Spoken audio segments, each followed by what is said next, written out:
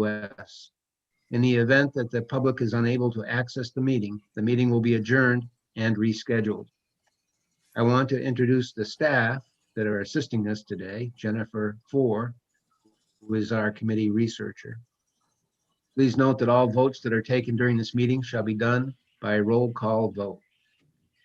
And we'll start the meeting by taking roll call attendance. When each member states their presence, please also state whether there's anyone in the room with them during the meeting, which is required by the right to know law. And Mr. Clerk, would you be willing to call the roll? I will. So roll call. I'll see Representative Gordon. Here, and I'm Here.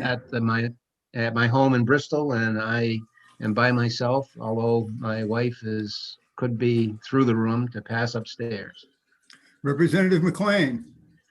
Here, and I'm at my home and nobody's with me.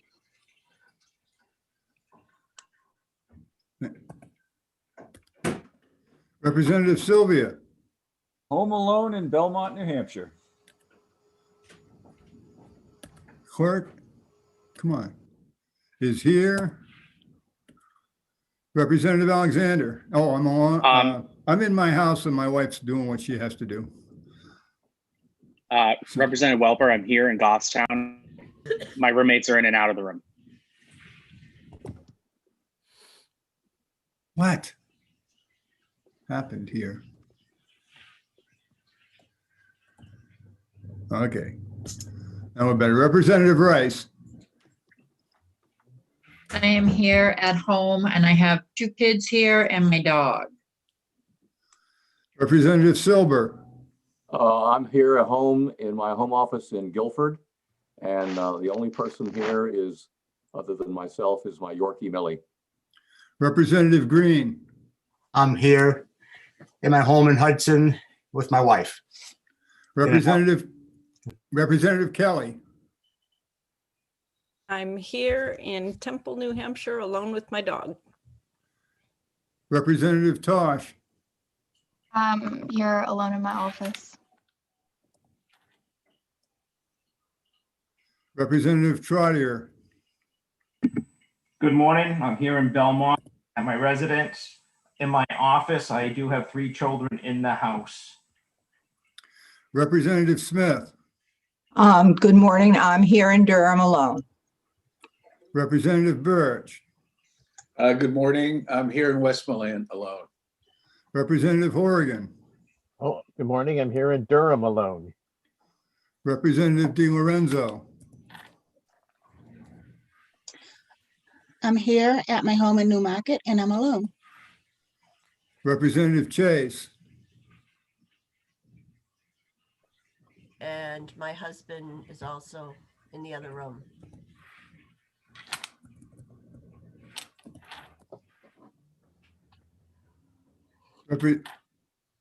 Where am I?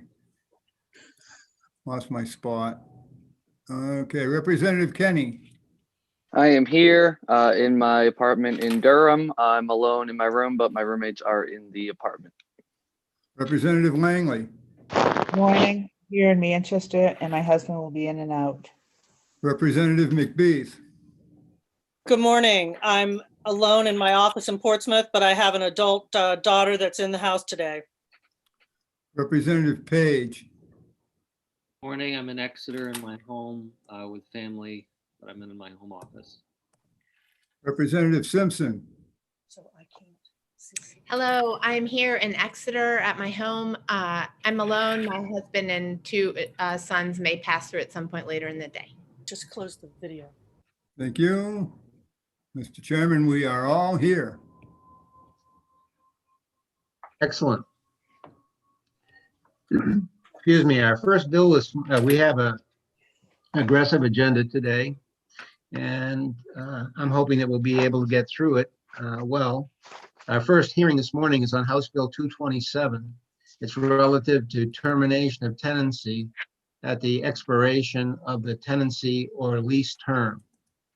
The prime sponsor is former Chief Justice Lynn, now Representative Lynn. And Representative Lynn, are you available to speak? I am. Can you hear me? We can. Great. Thank you very much, Mr. Chairman and members of the committee.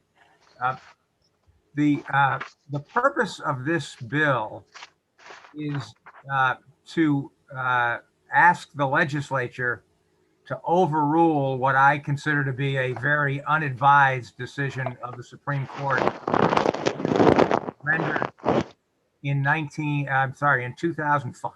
In 2005. At that time, the issue before the court was whether the expiration of the term of a lease with respect to restricted property, and by restricted property, that means property that is residential property that is leased by a landlord who, for lack of a better term, is in the business of leasing real estate. It wouldn't apply, for example, to someone who, if you owned a duplex or a 3 or 4 family house and you were an occupant yourself, that would not be considered restricted property. If you lease less than, even if you don't live in a property, if you own less than, I believe it is 4 rental units, rental properties other than the property you live in, then that's not considered restricted property. So it's basically the kind of property we're talking about are rental units that are rented by a landlord who, for lack of a better term, is in the business of renting property. That's they have a substantial number of properties. At any rate, the issue in this Supreme Court case was the landlord and tenant entered into a lease for a term of 1 year. And at the end of the term, the landlord notified the tenant that he was not going to renew the lease. And the issue before the court was whether under RSA 540:2, the termination of the end of the lease term constituted good cause for evicting the tenant. And the Supreme Court, in a 4-1 decision, held that it did not. That the mere fact that the lease term was up was not a good reason to evict the tenant. And the rationale for the case was, frankly, hard for me to understand. It was based on the idea that the tenant, the landlord in this circumstance is really only interested in profit, has no interest beyond that, and if there wasn't some other reason, misconduct by the tenant or not paying the rent or something like that, then the landlord shouldn't be able to evict the tenant just because the lease term had ended. Justice Netto concurred in the result only. He concurred in the judgment because on some other grounds, but with respect to that rationale, he essentially said, look, this ruling by the majority essentially says that if a landlord enters into a lease with a tenant, the term of the lease doesn't really matter. The lease potentially is a perpetual lease.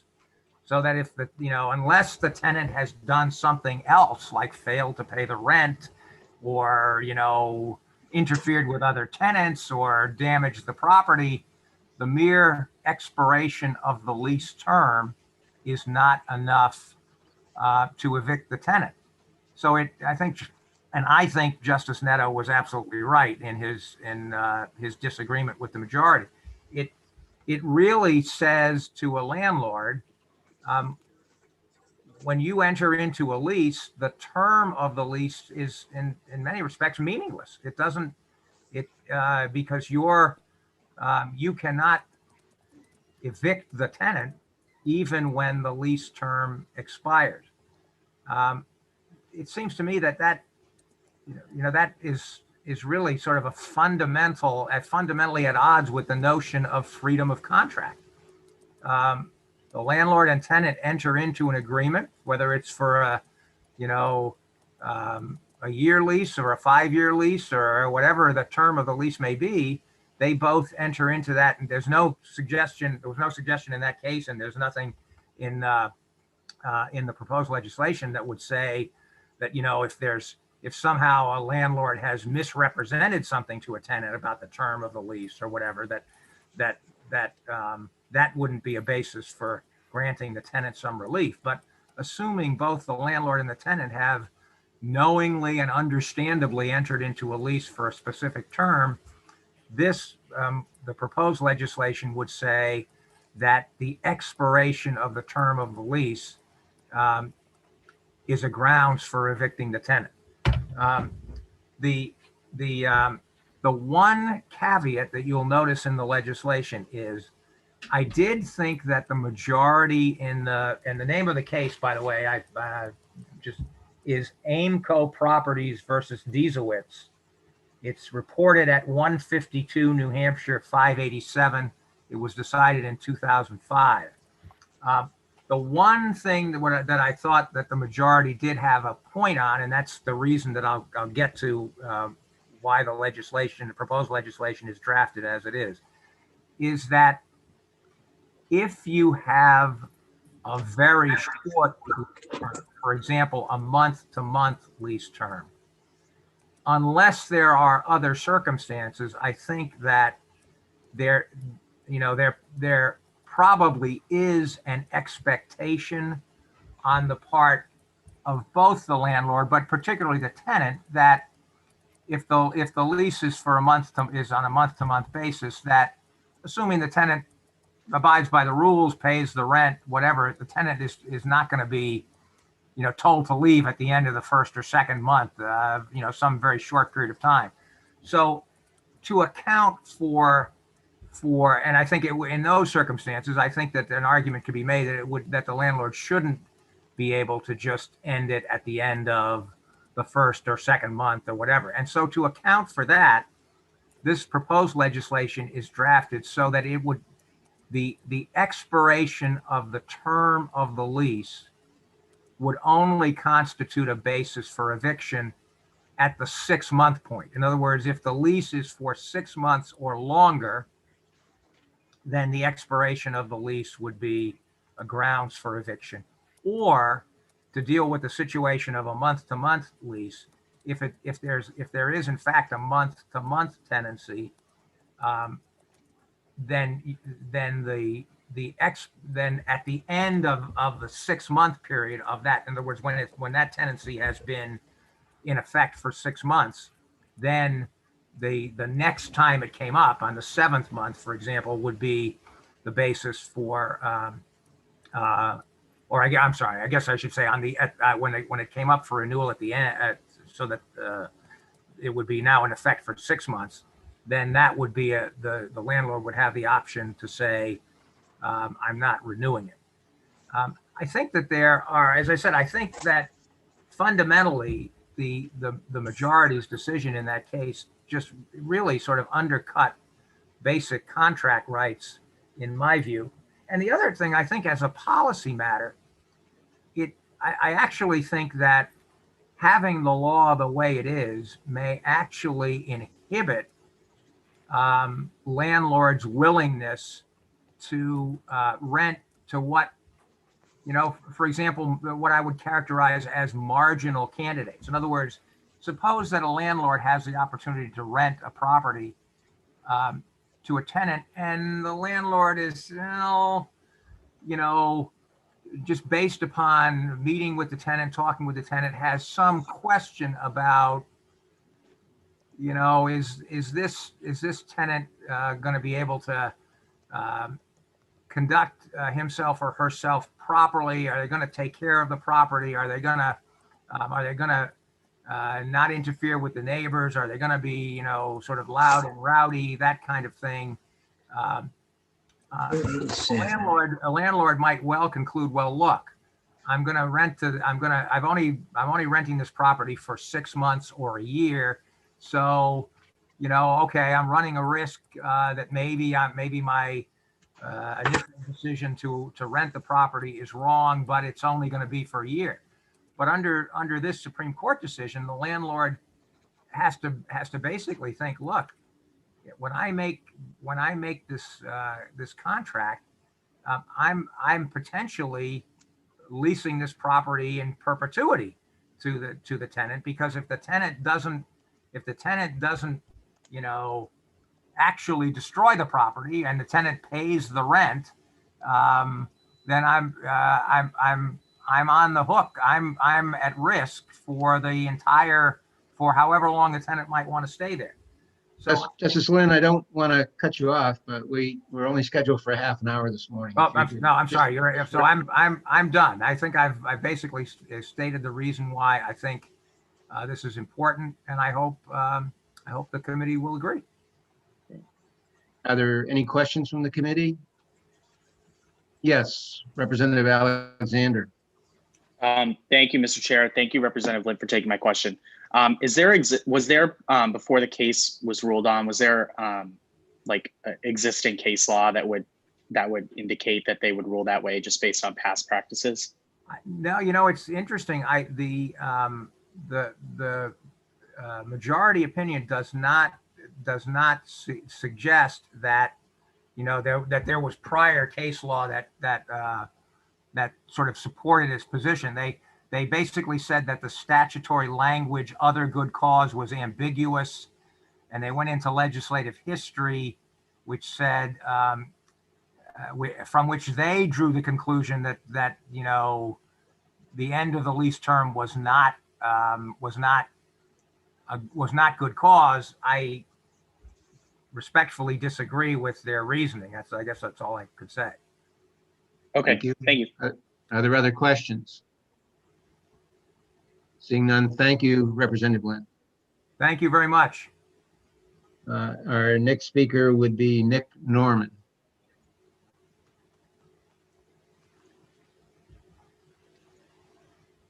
I think if he's available, let me see. Yes, he's on the attendee list.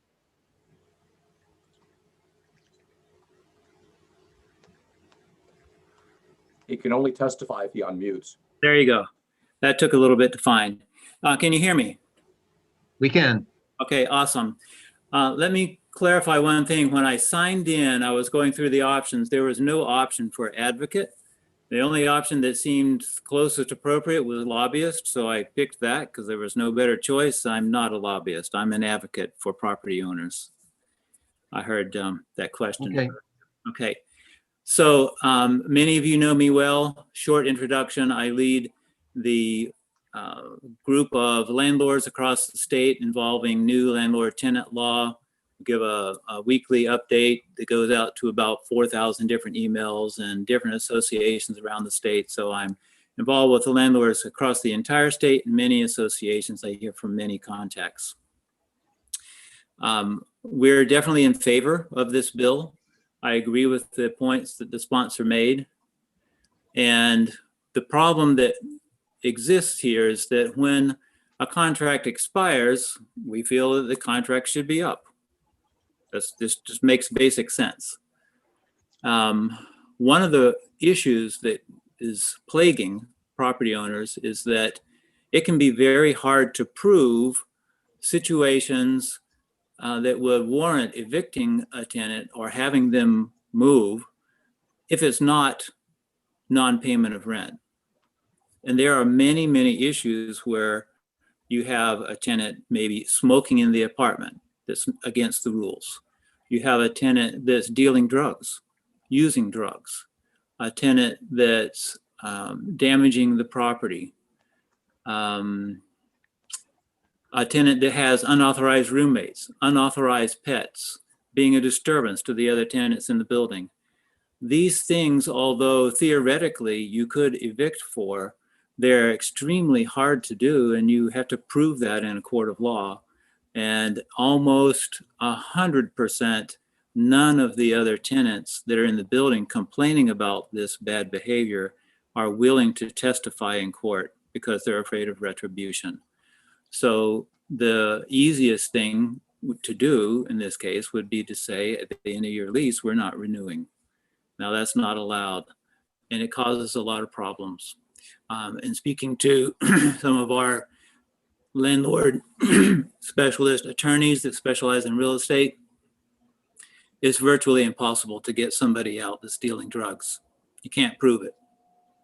So there are many instances that for the protection of all the tenants and the property and the building, we'd like to be able to simply have a tenant move when it's the end of the lease.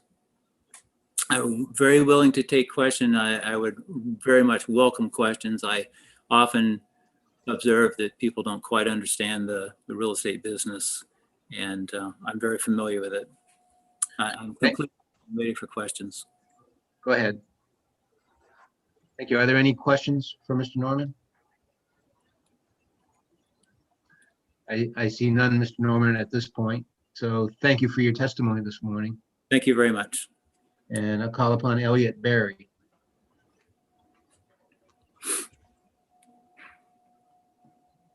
Can you hear me, Mr. Chairman? We can hear you, Elliot. Thank you. Again, thank you. My name is Elliot Berry. I'm the Director of Housing Justice at New Hampshire Legal Assistance. I have been involved with the statute since its initially good cause eviction statute, since its enactment in 1985. I actually had the chance to, the privilege to argue the Jevitz case before the New Hampshire Supreme Court. I want to start by saying that I have great respect for former Chief Justice Lynn, and I understand his position. Under normal circumstances, that position would make perfect sense if you had a reasonable supply and demand situation. But the problem is that only twice in my 40+ years as an attorney in New Hampshire, only twice has there been a reasonable supply and demand equation. That one was during the savings and loan crash, and then of course the 2007-2008 real estate disaster and economic disaster. Today we have a vacancy rate of 1.8% in Belknap County. It's 1%, less than 1% in Rockingham County. The statewide median rent for a 2-bedroom apartment, $1,413. That we have more than 30,000 households in New Hampshire who pay over half of their income for rent. Now, just by way of background, former Chief Justice Lynn said correctly that for very small-time landlords, the good cause requirement does not apply. But for all other landlords in New Hampshire, it does and has been ever since 1985, which means that that a landlord has to have a good reason to evict somebody. Now, and this is really important, it is not a perpetual lease. The landlord can evict not only for something the tenant did wrong, but the landlord can evict for other good cause. And the statute specifically says that other good cause includes any legitimate business or economic reason. If you need to increase the rent and the tenant chooses not to or can't afford to pay the higher rent, that is specifically other good cause for eviction. If the landlord wants to renovate the property, that's other good cause for eviction. If he wants to sell the property, in most cases, that will be other good cause for eviction. The manufactured housing law, the eviction law, which has existed since the 70s, says in a mobile home park, in a manufactured housing park, the only evictions that are permitted are for tenant fault. And in that situation, the industry has been thriving, notwithstanding a much tighter good cause requirement. Now, if a landlord who doesn't have a lease has to prove good cause, why shouldn't a professional landlord have to prove good cause? In the Aimco case, the Aimco versus Jevitz that the justice referred to, that landlord was a mega corporation owning Aimco Properties, operates all over the country. And what they want to do is have what is essentially a probationary tenancy. And in HB 227, that's a 6-month probationary tenancy, after which time you can just say, no, thank you. I don't want you here anymore. The court's decision in Jevitz, and I'm just going to read briefly from it, but I think they got it just right. It says, were the mere expiration of the lease to constitute good cause for eviction, it could enable landlords to evict when the true reason for eviction is ill motive. The data with you, sir. It was enacted to prevent landlords from evicting tenants for ill-motivated reason. If the mere expiration of the lease were good cause, a landlord who did not wish to continue to renting to a tenant for any reason, for example, because the tenant became disabled during the course of the tenancy, he could evict the tenant at the end of the lease. Let me just ask you this. I assume that most of you are homeowners. So what would you think if the bank that holds your mortgage every 6 months could come along and say, you know what, I'll give you back your money, but I want you to move? Forceful eviction can lead you at often leads to the fact that kids have to go to a different school, people have to go to a different city or town, that they can lose mental health providers, they can lose their doctor, they lose their community, and all too often in the market we have, it leads to absolute homelessness. I urge you, I know there's so many things I could talk to about here, but I won't. Let me just say 2 things. Number 1, our neighbors in Vermont, I'm sorry. Let me just go that there was a letter written to the committee by Paul Stewart of Stewart Property Management. They manage 3,000 units across New Hampshire. And the question is, they are opposed to this because they understand the dangers involved in and the lack of rationality for allowing people to be evicted from one of life's most basic necessities. To lose that without establishing good cause doesn't make sense in a market like this. And I'll say one final thing. One of the things that does happen more often than not, in my experience, is when you have a lease expiration and a subsequent eviction, the result most of the time is a negotiated settlement in which the tenant gets the time to maximize their chance to find another place. That's the practical on the ground. So, okay, if you could just wrap up, Mr. Berry. I'm done, and I'd be happy to answer any questions. Representative Sylvia, do you have a question? Yes, just a brief one.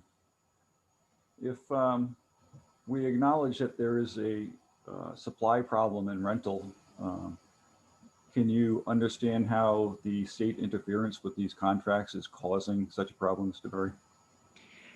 I can, except for one thing, Representative Sylvia. There are countless developers out there who are dying to create multifamily housing and are creating an enormous demand for rental housing that they complain is being thwarted by municipal regulations. I don't see any lack of interest in becoming landlord. Thank you. Okay. Any other questions for Mr. Berry? Thank you very much.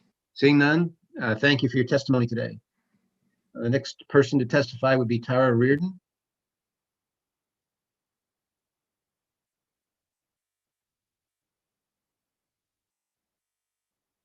Ms. Reardon, are you there?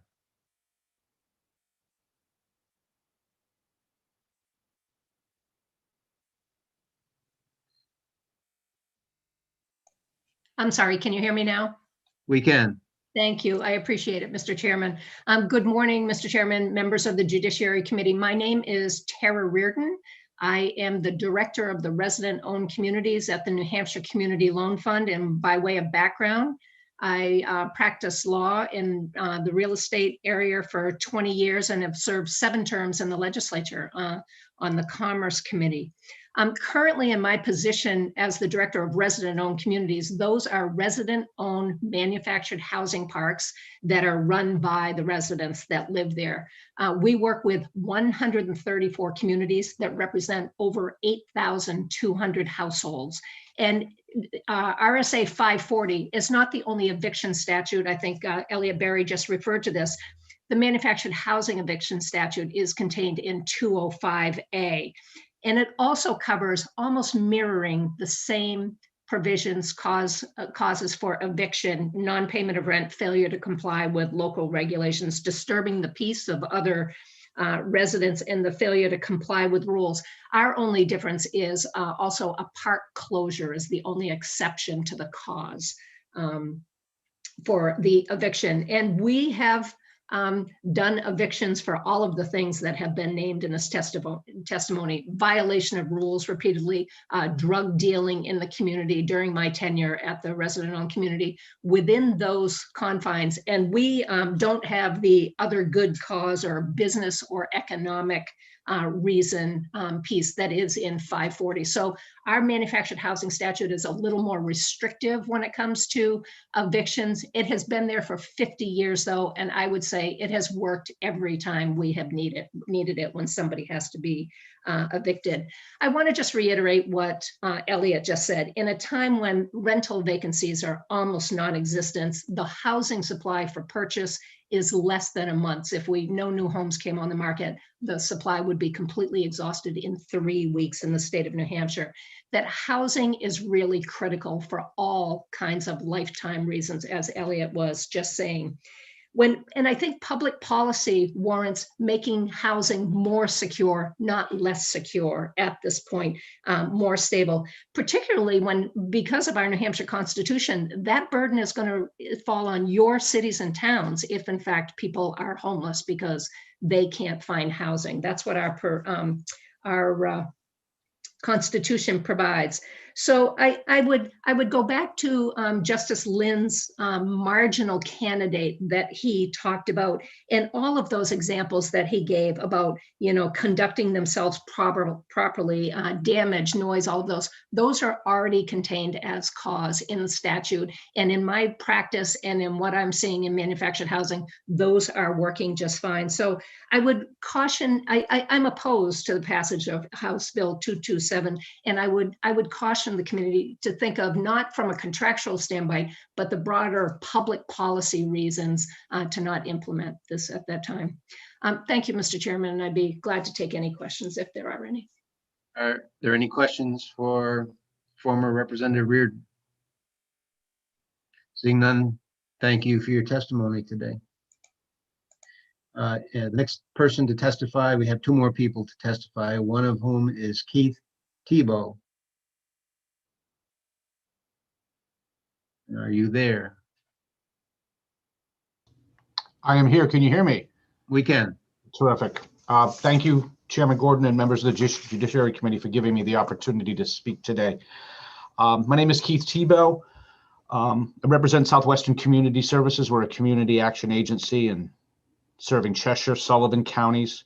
Formed in 1965, we provide a myriad of human and social service programs throughout southwestern New Hampshire. And in addition, we have developed, we own and operate nearly 500 apartment units in southwestern New Hampshire between Cheshire and Sullivan counties, and I think 13 different communities.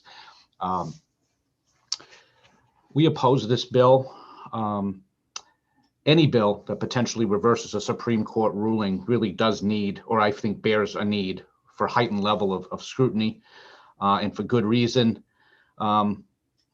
As we know, this bill would allow most landlords who utilize leases to evict a tenant upon the termination date of a lease with no cause beyond the fact that there's a date in that lease. We find this problematic on two primary counts. First, this would give unilateral control of an eviction to any landlord who utilizes a lease. In effect, this gives a landlord powers that were formerly only allocated to a judge. The power to evict is, in our opinion, not to be taken lightly. The power to put an individual, a family, a child out of their home needs to be wielded by an objective third party who can weigh the reasons and justifications for such a powerful decision. The second consideration that we feel is we need to be considered is what a lease means to both the landlord and a tenant. There are benefits and responsibilities within a lease for both parties. It's meant to protect a landlord against a tenant who negatively affects the development they live in. It also allows the family to, within a certain set of behaviors, allows them to keep their home. For the resident, the lease is a security instrument. It ensures that if certain behaviors and responsibilities are fulfilled, they remain in control of an asset. Because truly, a lease for a person who's renting is an asset, whether they realize it or not, and it's an important asset. A safe and secure home with a right to live there, secured by a lease. The lease, which outlines acceptable behavior and reasonable expectations, is a powerful and a real asset to a family. Allowing the landlord to strip a family of this asset for really no good cause is not acceptable. A good lease works both ways. It's not just there to protect the landlord from a resident, it's vice versa. We have had to evict people for drug possession, for unauthorized people living there, for smoking. We have managed to secure an eviction on every one of those causes. They're all lease violations, and if you do your job as a landlord, you will be able to evict a resident if indeed they've broken their rules. So should an eviction action become necessary, it absolutely needs to be adjudicated by a judge, not unilaterally by one party or the other. And this is only exacerbated, as other speakers have mentioned today, given our current housing situation in New Hampshire. The ability to find a home is incredibly difficult. And once you secure that home and you follow the rules by which you've agreed to, and the landlord has agreed to, again, this lease is when it's put into place, it is to benefit both parties. So as an advocate for people who rent housing and as a local landlord, Southwestern opposes House Bill 227. I certainly can take any questions, and I really appreciate your time today. Thank you very much. Are there any questions for Mr. Tebow? Seeing none, thank you for your testimony today. And the last person who's signed up to speak today is Ben Mortel.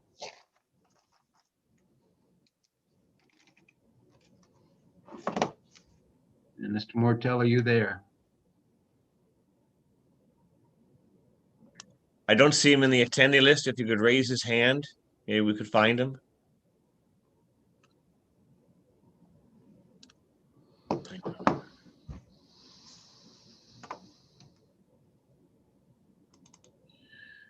I do not see him, and so we will not hear from him. There is I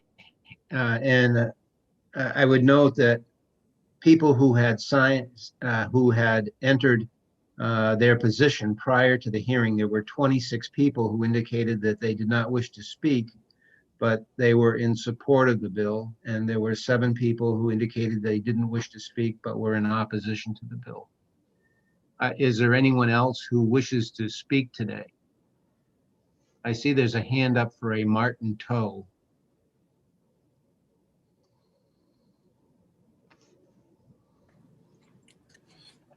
Hello, my name is Martin Toe. Yes. I think Do you wish to speak today? Yes, I do. Yes. Okay. I want to thank every rep and everyone who's working on this and on this hearing. My name is Martin Toe. I'm a Hooksett resident. I wanted to share my testimony. And first of all, I want to say that I'm in support of this bill. I used to live in Concord. I moved to Manchester 2 years ago with my mother in hopes of a new start. While in Manchester, we faced multiple difficulties. One of them being that in the house that we were living in, we're renting, during the wintertime, the heat went off, and we weren't able to, you know, we spoke to the landlord about the situation and asked if he could, you know, fix it, since it was winter, and the landlord, you know, didn't do that, and so we had to seek help outside of communicating with our landlord. And so we actually got code involved, and code came and checked out the place and said, yeah, the heat's not working. The pipe that brings the heat to your unit is broken. And, you know, having that knowledge that our landlord still didn't fix the place up, didn't fix the heat, which was crucial during the winter. I'm bringing this up because, you know, I would say I'm a reasonable person, and as a Christian and a believer, I think that fairness is something that we should all strive for in in our community here in New Hampshire. That means fairness for renters and landlords. I believe that right now, you know, with the soul of America at stake and people struggling to make ends meet, especially for renters, communication is super important. In a situation where, you know, a renter may not, you know, necessarily have no control over what, you know, a circumstance, maybe they lost their job, or maybe their employer cut their hours that they're working. I think it's important to seek fairness in that situation and give people a fair chance. If the landlord wants, I'm gonna wrap up. If the landlord wants, you know, the tenant to, you know, get out or leave, I think the tenant should at least have a fair chance of finding another place. Where in our situation, you know, we left not because we weren't able to pay our rent. We had to leave because it was unsafe for us. No heat, you know, is, you know, heat is an essential thing. So I think if you can give people a fairness to stay housed and not be thrown in the streets, and right now with our overwhelming population of homelessness, it would do us good to not add on to that. Thank you so much. Thank you for your testimony. Are there any questions for Mr. Toe? Seeing none, thank you for your testimony today, Mr. Toe. Thank you. I see Representative Lynn has his hand up. Representative Lynn, do you have something to add today? You know, there's just one point, and I realized. Can you do it very briefly, because we're way over time? I will, and I realize, thank you for permitting me. I realize that you've got a very busy day. There was only one point that was mentioned by one of the witnesses that I think it's important to address, particularly for those members of the committee who are not lawyers. The suggestion was made that because this legislation would overrule a Supreme Court decision, that somehow there needs to be some special reason to do that. I think the lawyers in the room will understand that that is absolutely not the case. If this were a case before the Supreme Court of New Hampshire, and the question was, should that decision, the Aimco decision, be overruled? Yes, it's very true that the doctrine of stare decisis would require that there be some special reason, not just that the case was wrongly decided, but some special reason to overrule it. But that absolutely does not apply to you as a legislator. You are the representative of the people. Yep. There's no special rule that applies. You just have to decide what is the right decision to make. And that's really all I have. That's all I have to say. Thank you very much. And I'm sorry. I know you're over the time limit.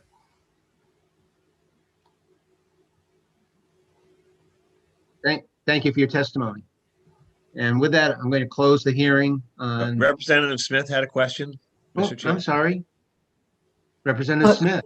A very quick question for Representative Lynn, and I'm sorry, Mr. Chairman, I know your time is short, but does Representative Lynn believe that in the New Hampshire House of Representatives, it is only lawyers who can understand the implications of the relationship between law and actions of the judicial branch? No, I don't, but I do think that lawyers are apt to be more familiar with the doctrine of stare decisis than non-lawyers. As a non-lawyer, if you may very well be aware of that, but I suspect that there may be many non-lawyers who are not. Thank you.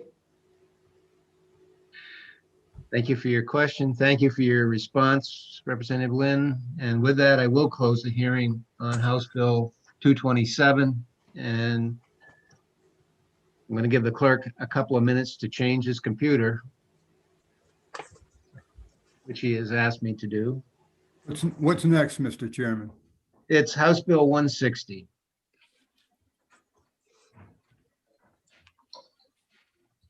I'd note on House Bill 160 that there are 8 people who have signed up to speak. So, and we are behind. Wow. We are behind right now, and so I am going to ask those people if they would keep their testimony concise and to the point. The prime sponsor of that bill is Representative Conley, and I don't see Representative Conley having signed up. But I see that Representative Conley is on the attendee list. So I will call upon Representative Conley to introduce the bill. Thank you, Mr. Chairman, committee members. Just want to make sure you guys can hear me loud and clear. We can. Okay. So yes, Casey Conley, State Representative from Dover, here to introduce HB 160. This bill would require advance notice for rent increases that exceed 5%. As many on this committee know, and have already heard this morning, we have a real housing crisis in the state. And as we heard, the median cost of a 2-bedroom apartment now exceeds $1,400 a month. That increased by 5% over 2019, despite the COVID-19 pandemic. The vacancy rates have remained quite low, despite the pandemic. You know, over the last 5 years, rents in Stratford County, where I live, have grown by 26%. Same in Hillsborough. It's even higher in Rockingham, 28%. Double-digit increases in Sullivan, Grafton, Cowas counties. So we know that there's a real affordability challenge in the state. And this is not sort of an abstract data set. You know, we heard earlier this year, the governor's office for emergency relief and recovery, Gopher, heard testimony just highlighting the hardships faced by our state's tenants. We heard from a prominent economist that half of renters in the state are paying more than 30% of their income for rent.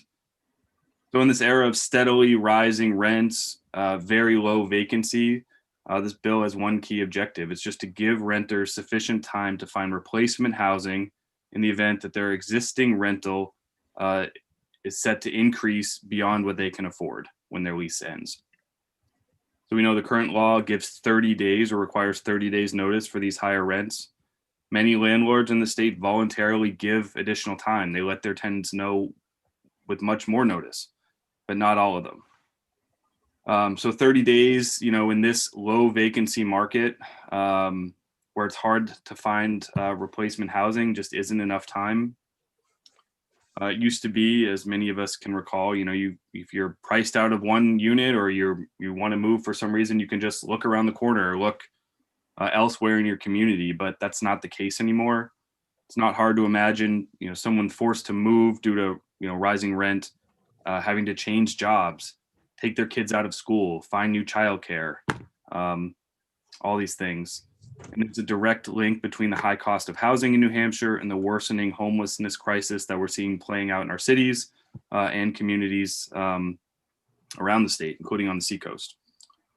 Members of this committee might remember an earlier version of this bill last year passed the committee and the House with bipartisan support. It died in the Senate in the COVID shortened session. It's worth making very clear that this bill would not in any way restrict how much any landlord could charge any tenant for rent at any time. This is strictly about requiring notice for higher rents and only rents that exceed a certain threshold. So I ask this committee to recommend passage to small but important protection for New Hampshire renters. So with that, I'm happy to take any questions. Thank you, Representative. Are there any questions for Representative Conley? Seeing none, thank you for your testimony today. Mr. Chair, I have a question. Oh, I'm sorry. Thank you, Someone Mr. had a Chair. question? Yes, I do. Yep. Thank you, Representative Conley, for taking my question. I'm looking at lines 21 to 25 on page 1. I believe it's page 1. It says, like, if a landlord increases more than one notice or issues more than one notice of rent increase in a 6-day period, basically says that, like, it's after the last 60 days after the last notice of rent increase. I guess my question is, could a landlord issue a notice of rent increase for 5 days, like every day for 5 days of like 5%, and that still works under this bill? Thank you, Representative. The intent of that is to prevent a landlord from using smaller increment increases over an extended period to sort of bypass the limits outlined in the bill. I don't believe the scenario you describe would be possible under the terms of this bill. That's certainly not the intent.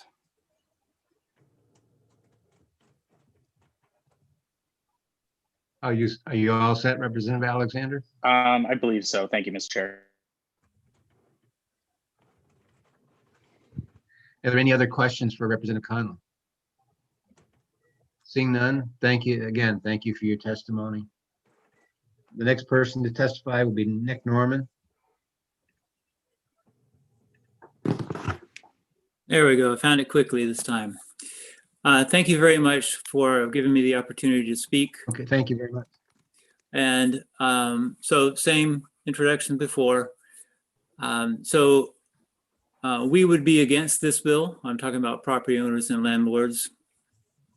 Anytime that you are controlling rents, then you're starting rent control. This is the beginnings of rent control. Rent control is a failed policy proven over and over again across the entire country.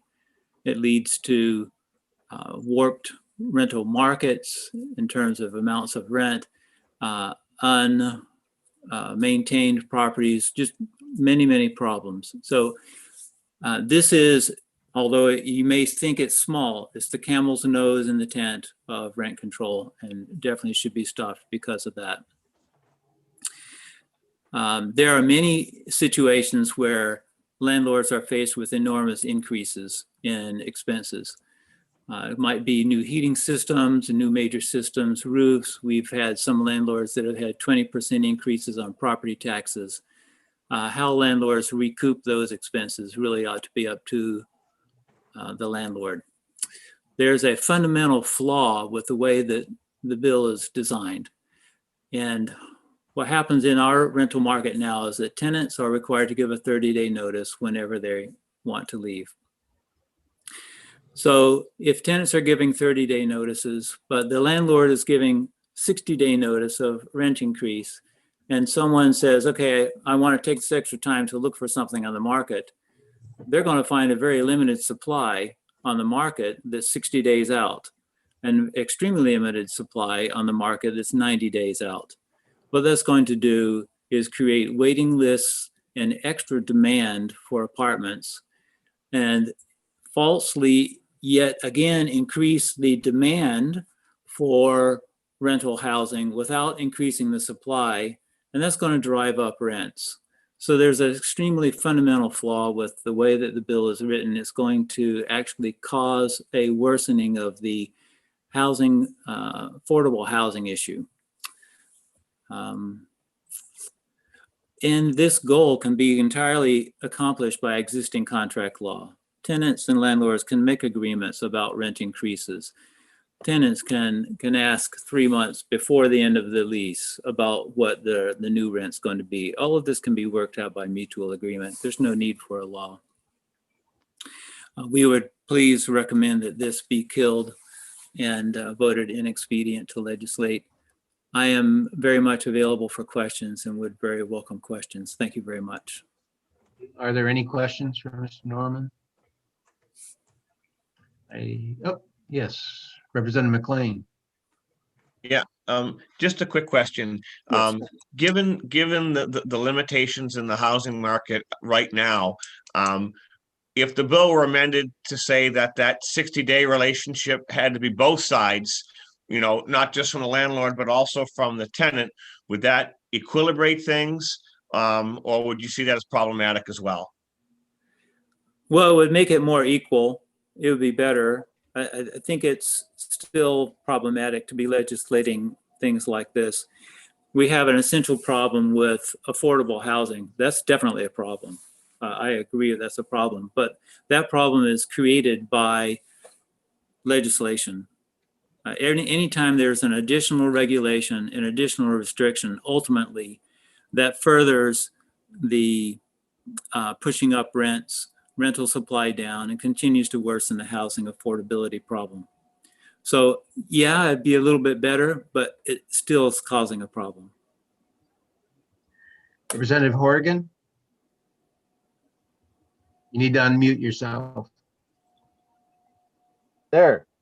Thank you very much, Mr. Chair. Thank you very much, Mr. Norman. You mentioned the replacing the heating system, and your email, you mentioned other capital expenses.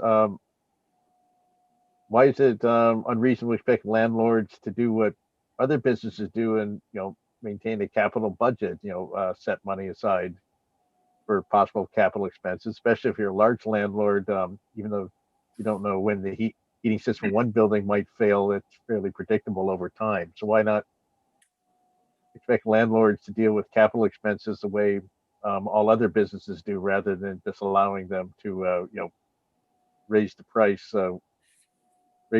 with no notice when their customers can't easily move to another apartment. So, and I understand the part of the tax increases, even though tax rates don't go up pretty predictably, sometimes the assessments go up. So like, why can't landlords do capital expenditures, handle them the same way every other business does? Thank you. Thank you for the question, Representative. So it's just not always possible. We do the best that we can. You'd be surprised. The margins on real estate are much smaller than you realize.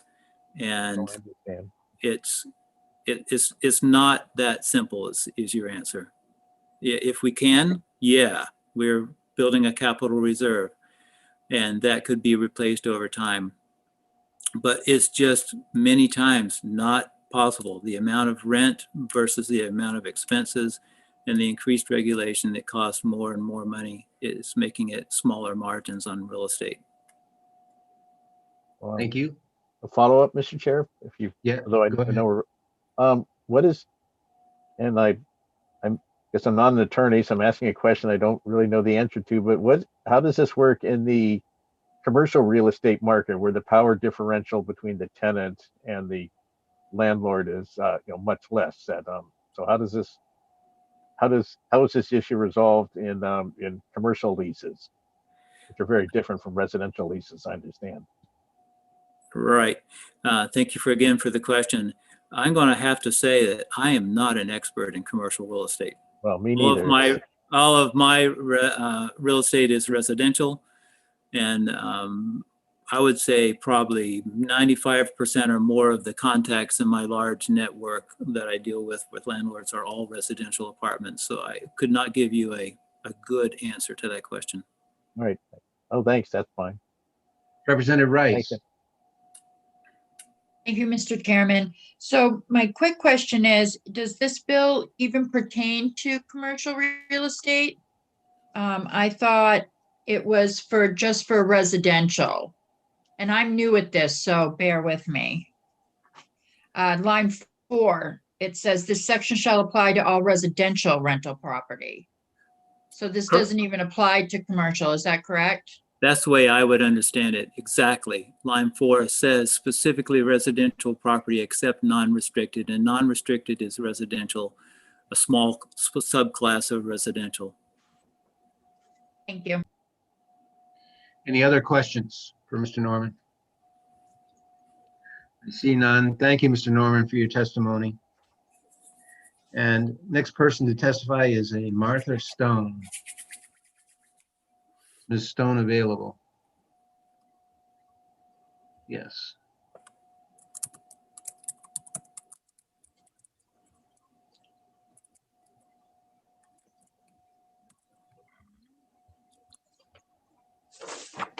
Hello, can you hear me?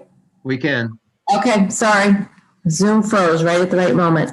Sorry about that. Good morning, I'm Martha Stone. I'm the Executive Director of Crossroads House, one of the state's largest emergency shelters. And I'm also a landlord in that we own some residential rental units for people who have experienced homelessness and are ready to move out to permanent housing. Thank you for allowing me the time. I know you're running behind, so I'll be concise. I just wanted to speak in support of House Bill 160 this morning and let you know that large increases to rent can and has caused in the past people to become homeless.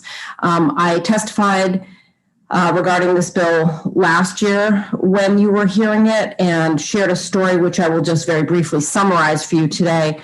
We had a 70-year-old resident come to us who was living on his Social Security payments. He was living in an apartment that he was paying $770 for rent.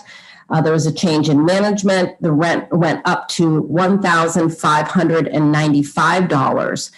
And he gave his notice to the property manager, but there was a change in staffing and a miscommunication. And so his notice was not received by the new company, and therefore on their records he owed this new, even though he tried to leave because he couldn't afford it, he was being held accountable for this new rent of almost $1,600 a month, which then prevented him from applying for and getting a new apartment. So it's a little bit of a complicated situation, but the bottom line is large rental increases where people do not have enough time to find a new place to live can cause people to become homeless.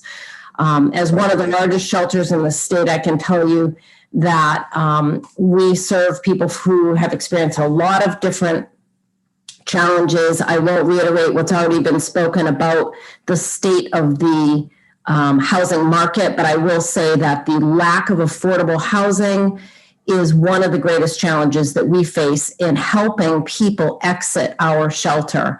Our lengths of stay, how long people stay in our shelter, has been steadily increasing over the past 5 years. And I really believe a part of that is the fact that there's just so few places for people to go. So once people are housed, I think it's critically important that we do everything we can to keep them stably housed, and having opportunities and time to move should a rent increase happen. Is just one factor I think that would help. So again, I appreciate your time this morning, and I'd be happy to answer any questions that you may have. Any questions for Ms. Stone? Seeing none, thank you for your testimony, Ms. Stone. Great, thank you. And Elliot Berry.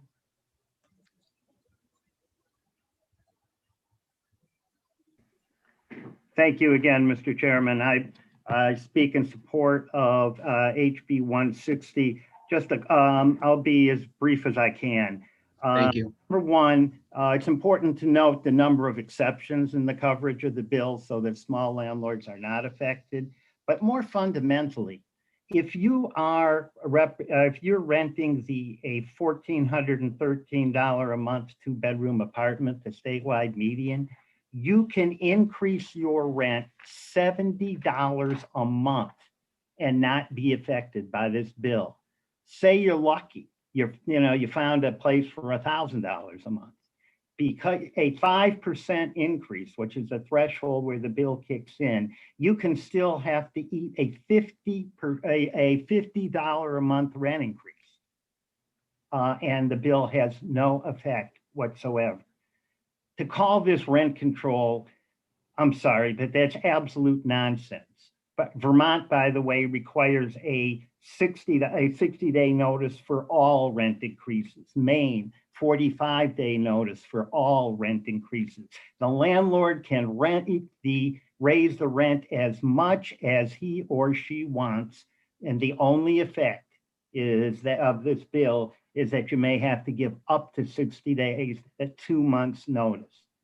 I don't think that's asking very much. And if they're worried about a rent control bill, I'm sure they'll be back big time to oppose the rent control bill. And quite frankly, I can't imagine that you all would pass it.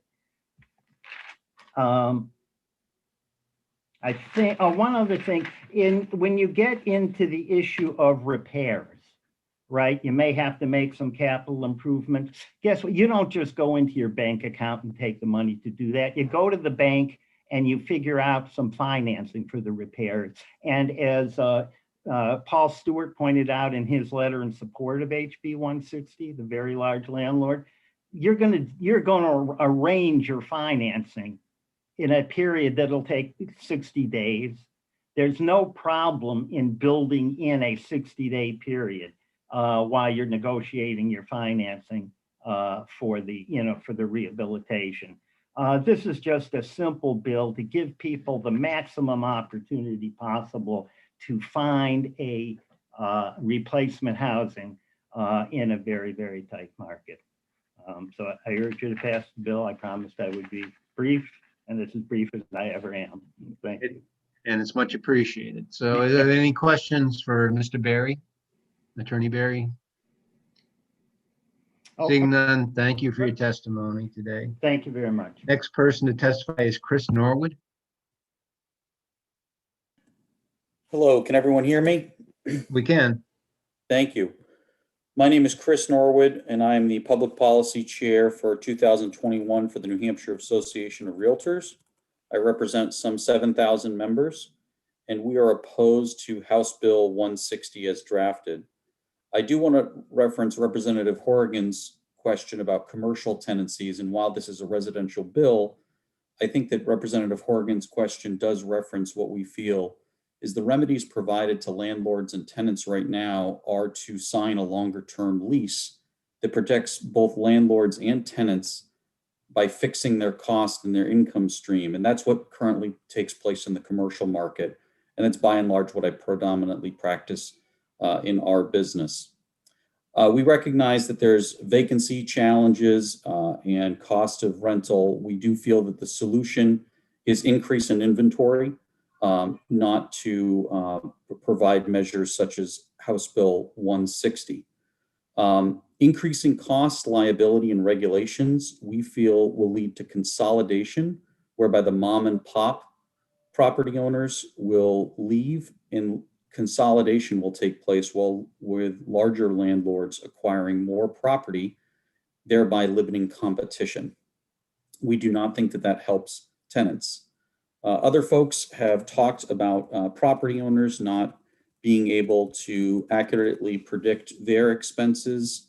There's other expenses in here that change. Sometimes utility costs are included within rent. So not just the capital costs of putting in a new boiler, let's say, but the actual fuel costs are included in the rent. So in the end, I'll just try and be brief. We feel that the bigger answer to the rent problem is simple. We think we need more apartments. We need to make housing more available. We do not think that this is the solution. We think that this will create more consolidation. And we do think that there are remedies presently available, which again are locking in longer term leases for both parties.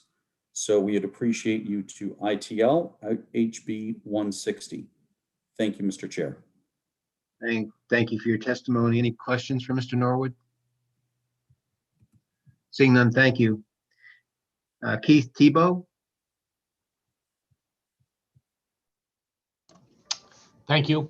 I will be brief. I will not go through my introduction again. Thank you. The last one. You're welcome. Except to remind folks that we do own, operate, manage, and maintain over 500 units of housing in southwestern New Hampshire as a landlord. We are in support of this bill. A 60 to 90 day notice for 5% and 8% rent increases is reasonable, certainly fair in this housing market. Speaking as both a landlord as well as an advocate, the effect of such an increase is exponentially larger for any individual or family that lives paycheck to paycheck. Proper notice is a term widely used and respected in this industry and rental housing industry. Given our housing market, this sort of minimal tenant protection, we're not saying they can't do a 5 or an 8% increase, is they have to wait an extra 30 or 60 days to allow the family or the household to either find another place, which is a high bar, or rearrange financing so they can deal with the rent increase. Proper notice from large increases in housing costs appear prudent, equitable, proper. So we are in support of 160. Thank you very much. Thank you. Any questions for Mr. Tebow? Again, thank you for your testimony today. You're welcome. We have 3 more people who have signed up to speak, all indicating that they're in support of the legislation. And hopefully they can be brief. The first one is Harrison Kanzler. Yes, thank you so much for having me. My name is Harrison Kanzler. I'm the Executive Director of the Mount Washington Valley Housing Coalition. We are in support of this bill. Several of my points have already been brought up, so I will go straight to the economic situation in the Mount Washington Valley right now. A part of the reason we support this bill is that far too often our employers who are already closing their shops and their locations more often than is typical are having to shut their doors even more frequently because they are losing their employees. Rent increases are definitely something that we are familiar with here in the Valley as more folks are buying up property here and raising rents. But the problem is in Carroll County, we actually have about a 0% vacancy rate. So even if you had 90 days, it would be very hard. We see the 90 days more, the 60 or 90 days more as an opportunity to readjust your budget, potentially approach your employer and figure out how you can afford that increase, which would go a huge way for our employers to be able to keep their doors open. You know, if an employee should lose their housing, it is likely that they will have to leave the area because they just will not have any other opportunity to find housing in the area. So for that reason, we support the bill. I did send a more in-depth written testimony, and I would ask that you please read that. Thank you. Thank you very much for your testimony. Any questions for Mr. Kanzler? Seeing none, again, thank you. Josie Pinto.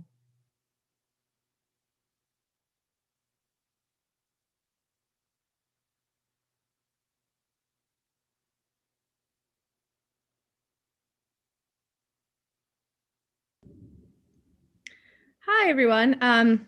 Erica Perez is actually going to speak on behalf of New Hampshire Youth Movement here. She should be up next, but I'm just here in full support of this bill. I really believe that people deserve notice before rent increases in case they need to find another place to live.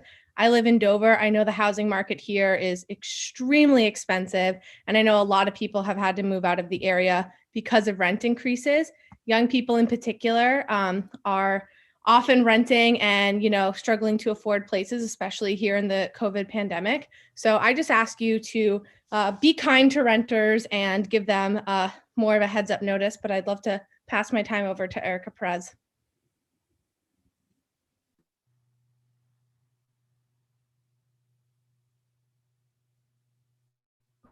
Okay, Erica Perez did not sign up to speak, although I see she's an attendee. Hi, thank you for allowing me to speak. My name's Erica Perez. I'm with New Hampshire Youth Movement and I'm from Manchester, New Hampshire. So it may seem reasonable to raise rent if a landlord sees fit, but to allow the whims of someone who makes their living from someone else's need for a home isn't reasonable. Notice is the very least that New Hampshire renters deserve. Even 60 days is not enough notice, but it's something that we could settle for. New Hampshire has a minimum wage of $7.25, which I'm sure you're all aware, but we do have high rents. Lower rent areas may not be the safest or the best place to live, and landlords take advantage of the fact that there is no better place to go economically. Representative Horgan made a great point earlier. If renters are indeed a business, they should take responsibility for their properties and the upkeep so that they don't need multiple occupants to fork over more money that they may not have, especially in a pandemic where many people have had their hours cut and seen their savings dwindle. Once you have a strike against your renter's history, it is incredibly hard to find housing because people refuse to rent to you despite your circumstances, no matter the circumstance. And landlords already have protections in their contracts that they write up. Renters deserve protections too. And with all due respect to someone who has lived off of $8 an hour with a rent of $400 at the time, even a 20% increase in my rent would have crushed me, seeing as I was already struggling to pay for things like gas and rent and new clothing. So frankly, any opposition to this bill is frankly a sign of greed. And thank you for listening and for your time. Thank you. Any questions for Ms. Perez? Seeing none, thank you for your testimony, Ms. Perez. And the last person who signed up to speak is Ben Mortel. Mr. Mortel available?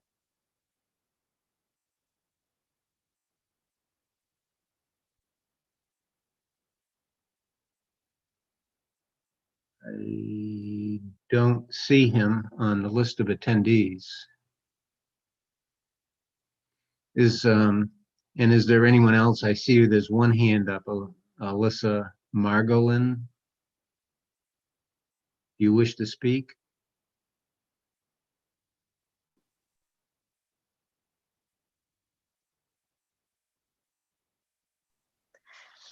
Good morning, Mr. Chairman, members of the committee. Thank you for the opportunity to testify in support of House Bill 160. My name is Alyssa Margolin. I serve as Director of Housing Action New Hampshire.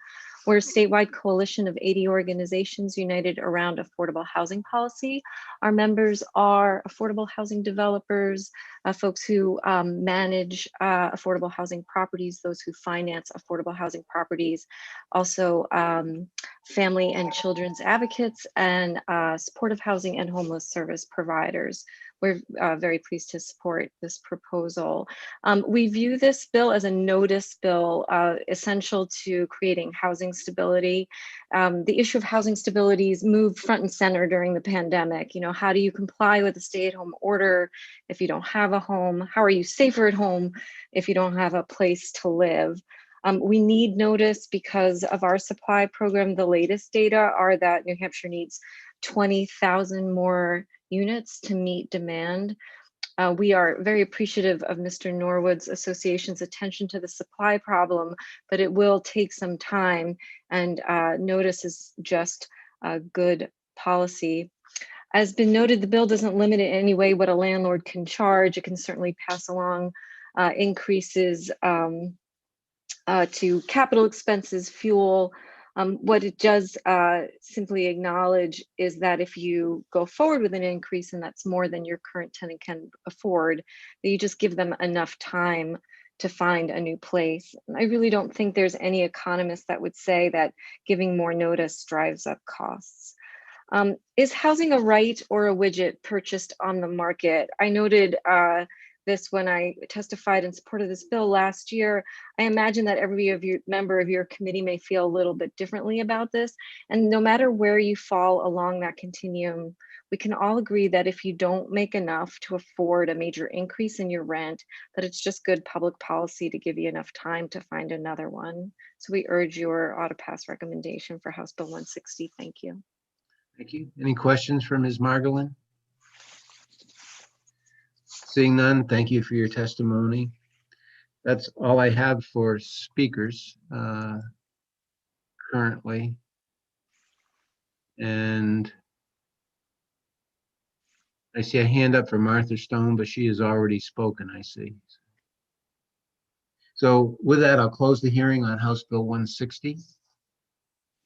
I'd note that there were numbers of people who signed up either in support or opposition. There were 36 people who signed up in support of the bill and 18 who signed up in opposition to the bill, who indicated they did not wish to speak. Our next bill is House Bill 550. After we hear House Bill 550, we'll take a break. 550, House Bill 550 is relative to the non-payment of rent during the state of emergency. Again, the primary sponsor of that bill is Representative Conley. And I see Representative Conley is on our list of attendees. And Representative Conley, would you like to introduce the bill? Thank you, Mr. Chairman, committee members. Again, Casey Conley, state representative from Dover, and HB 550 does one critically important thing. It would halt the eviction process for non-payment of rent for no more than 30 days if and only if the tenant can show they've applied for assistance through one of the housing assistance programs now available in our state. That period is intended to give the tenant and the landlord potentially time to pursue that funding that we know will be available now under the stimulus program approved by Congress, or the relief program, excuse me. These provisions would be temporary. They would expire when the COVID-19 state of emergency ends. As we know, the pandemic has caused a lot of uncertainty, a lot of job loss, a lot of reduced hours. A number of federal programs have emerged to expand our safety net. But despite these programs, we know from the time in which the eviction ban expired this summer to the end of the year, we know there were hundreds of evictions. So the circumstances for each aren't obviously available, but it's safe to presume that a number of those people who lost their homes due to non-payment would have qualified for assistance. And it's also safe to presume that many people did not know these programs existed. They had difficulty accessing them, or any number of other challenges might have arisen. So again, this 30-day period just gives people facing eviction this narrow window to pursue this support before they lose their home. It does not in any way sort of allow them to not pay rent or otherwise violate the lease.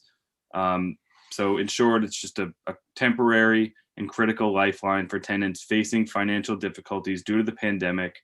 The governor, to his credit, really worked hard to try to address this issue last year.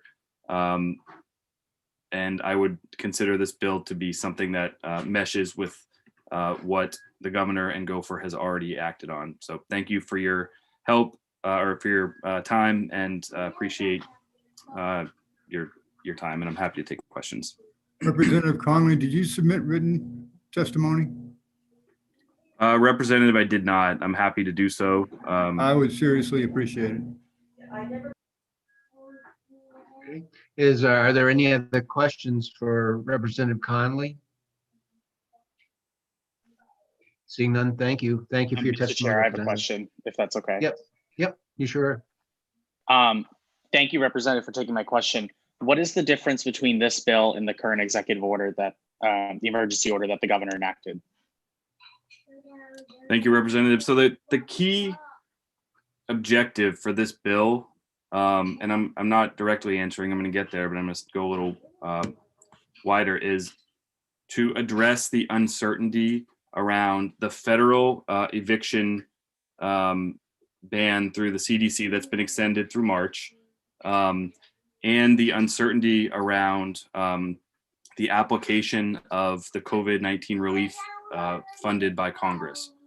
So we've got a number of different programs that are intended to keep people in their homes who have been affected by COVID-19, and they don't always mesh particularly well, or there's uncertainty. And the whole point here is just to give people the time and the wherewithal to use these programs that are there specifically for this purpose.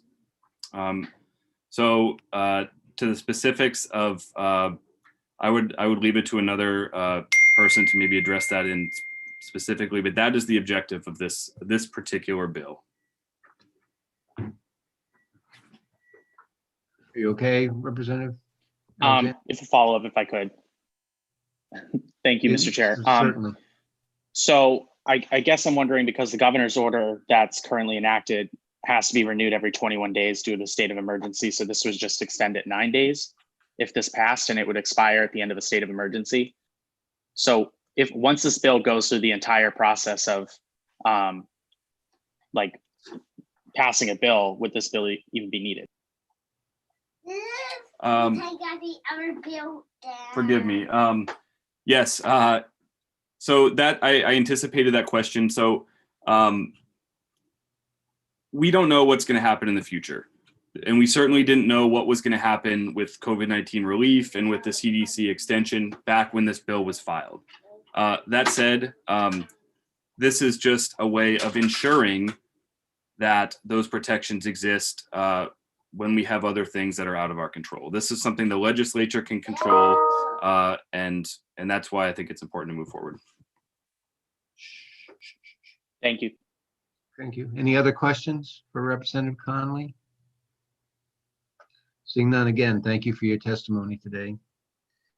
The next person to testify, we only have 3 other people who have signed up to testify, and I'll call upon Elliot Berry.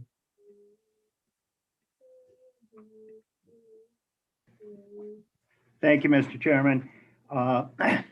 So very, very briefly, and I'm not sure I understood, if I may have misunderstood Representative Alexander's question, but right now, as to evictions, there is no more any moratorium or any relevant governor's order. What we have is the CDC moratorium on evictions for non-payment of rent that expires on March 31st. After March 31st, we may have very big trouble. But let me just tell you where the law is right now. Right now, if a tenant gets an eviction notice for non-payment of rent, their right to pay and stay expires after the expiration of the notice to quit. There is no possible way that somebody can apply to for the federal funds within the 7-day period to cure the non-payment. I want to be clear, a landlord can accept it after that, but they don't have to. What's being proposed here is right, and I'm sorry, let me also make clear the current status of the relief fund. The CARES Act funds that were available to help tenants pay rental arrearages due to COVID, that has expired. As of December 18th, 2020, tenants could not apply. The new federal program, which is going to bring a lot of money for this purpose into New Hampshire, $200 million for this and utilities. But that is not close to up and running right now. I'm not even sure the state has received it. They haven't decided who's going to be the administrator, and it's going to have more requirements than the CARES program did. And in the CARES program, it took generally around 45 days for the applications to be processed and payment to be made. So that extra time that you need, that this bill provides for the tenants to pay. It doesn't stop the landlord from filing the eviction. It just provides more time for the tenant to go through the process and have a reasonable chance of getting a grant that will solve the problem for the tenant. It's a win-win situation. And I hope due to the, one last point. It's true that the emergency period only lasts for 21 days. I think that's right. But the governor obviously has been renewing these time and time again. Given the status of COVID right now, I could see the emergency orders going well into the fall. And if this moves through the legislature quickly, it could certainly provide a lot of relief for a lot of people. And that's what I got to say. Thank you. Any questions for Mr. Berry? Seeing none, thank you for your testimony again this morning. And Nick Norman will be our next testifier. Very good. Thank you so much for the opportunity to speak once again. I'll bypass introductions. I know time is short. The landlord position on this bill would be to be against the bill and to vote to kill the bill. There are an enormous amount of programs that have come out in support of tenants getting assistance. And there's been many, seems to be never-ending eviction moratoriums. There's an overlapping of federal and state moratoriums and CDC moratoriums. It's getting very, very confusing. We don't think that there needs to be anything else to confuse the whole eviction process. This is very late to the party. Vaccines are coming out. The 200 million is coming out. There's just lots of benefits. We have landlords that are suffering from tenants that have not paid rent since February of last year. It's just ridiculous. So we would be opposed for it. And I should make something clear that maybe is confused by what Elliot may have just presented. There is a CDC eviction moratorium presently, and the only thing a tenant has to do to get protection on that is to present a CDC declaration, just present a piece of paper to the landlord, and by the ruling of the New Hampshire courts, the entire eviction process has to immediately stop. So I don't think that we need to create extra delays in time. Okay. And I'm happy to take any questions. Thank you. Any questions for Mr. Norman? If not, thank you for your testimony, Mr. Norman.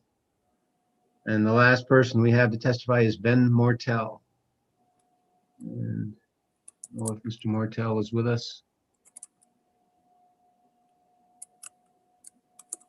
We don't see him on the attendee list. But again, Alyssa Margolin, although didn't sign up, but has her hand up. Do you wish to testify?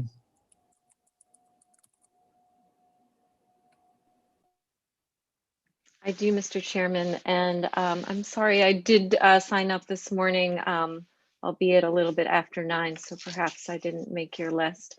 Thank you for hearing Housing Action New Hampshire's testimony. We are in support of House Bill 550.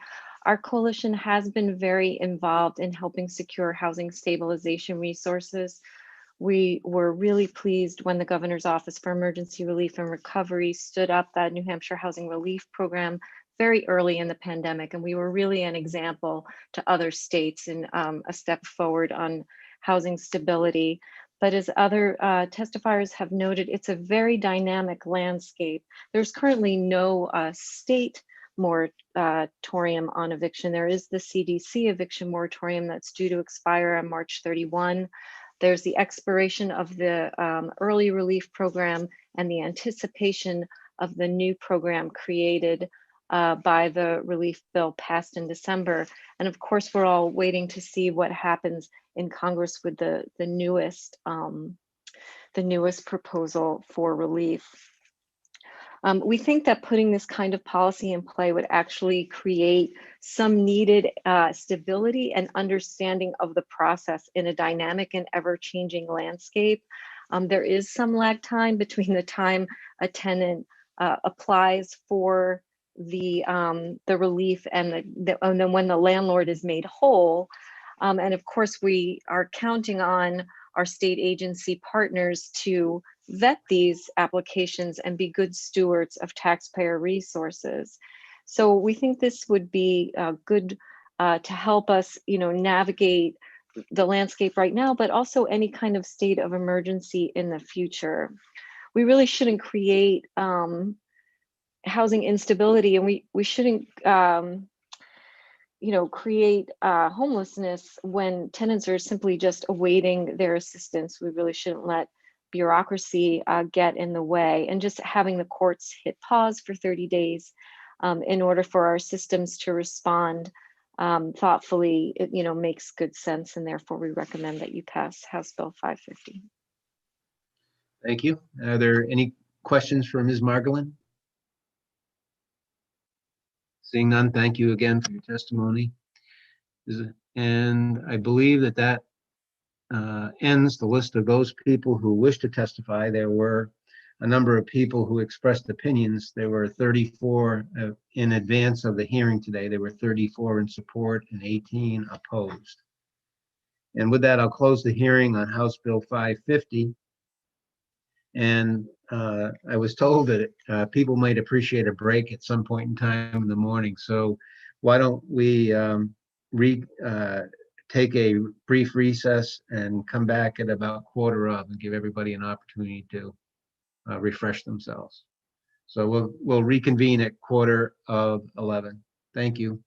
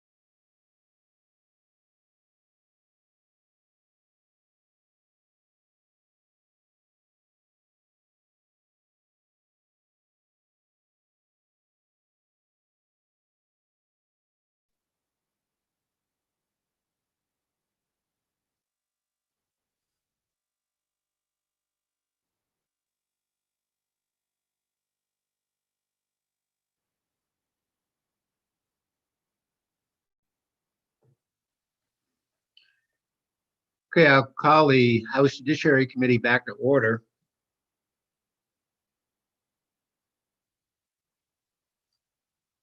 Our next bill to be heard this morning is House Bill 360.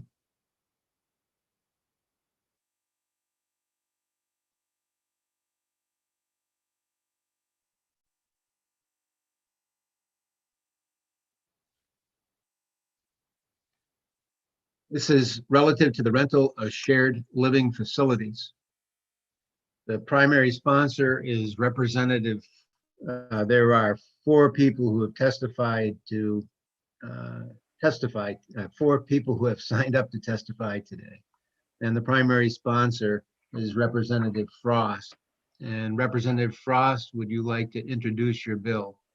Thank you, Mr. Chairman, members of the committee. My name is Sherry Frost. I represent Dover's Ward 4, Stratford 16. Being mindful of the heavy workload that the committee has this day, I would introduce the bill, and with the chair's permission, will read into the record the testimony of the community member on whose behalf I submitted this bill. I understand that there are a couple of attorneys who signed up to speak after me who can clarify any questions that you may have.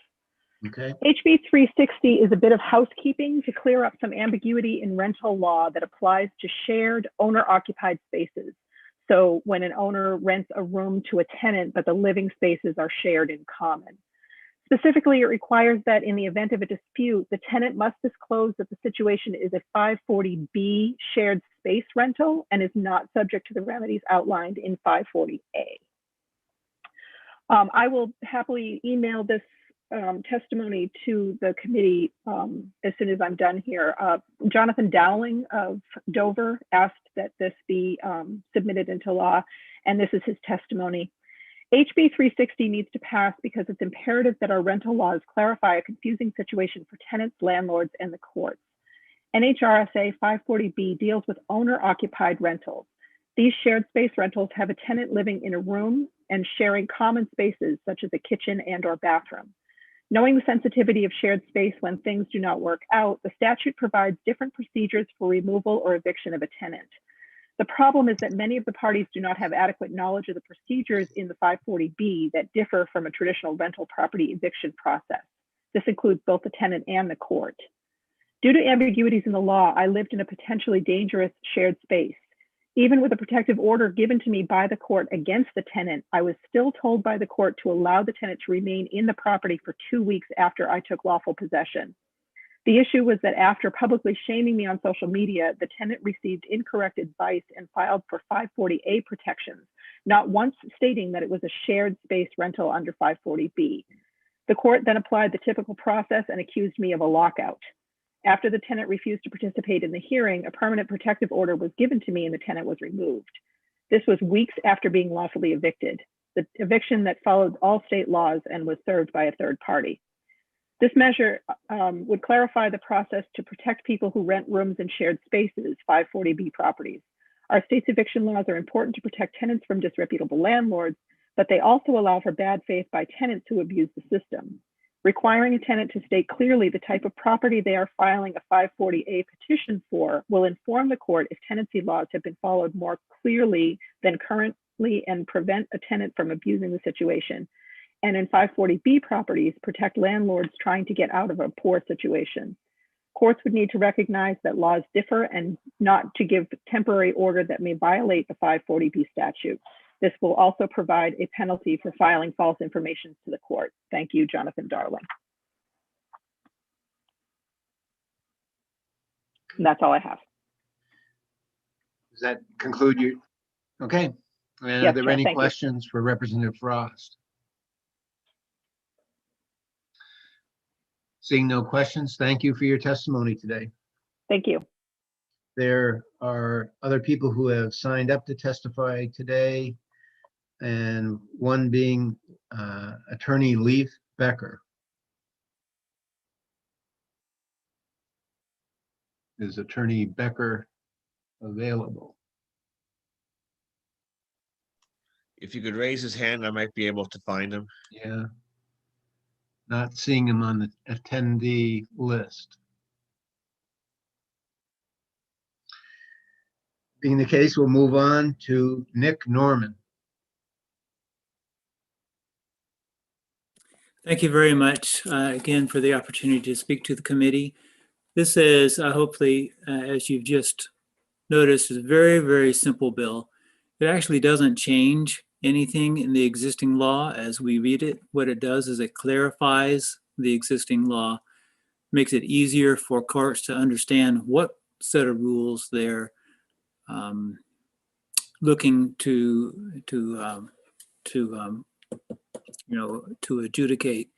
We think that it would make things simpler. It would reduce actions that should not even be litigated, reduce caseloads, facilitate quicker comprehension of the issues before a judge.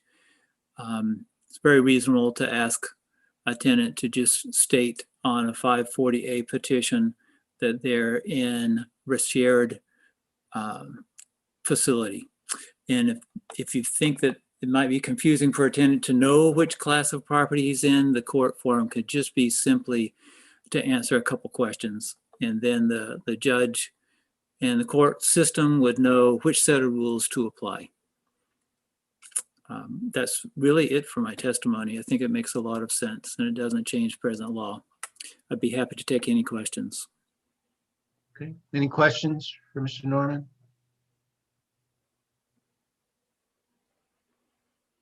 Seeing none, thank you for your testimony. The next person who signed up to testify is Elliot Berry.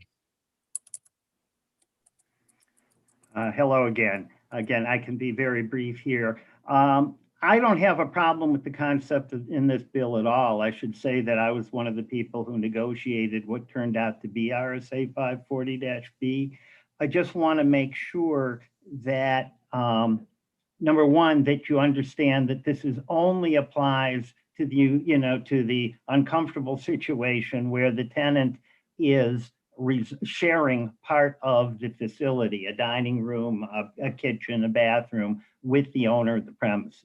In that case, under the current law right now, the tenant, the landlord merely needs to give 3, 7, or 30 days notice by just posting it on the primary door to the rented premises.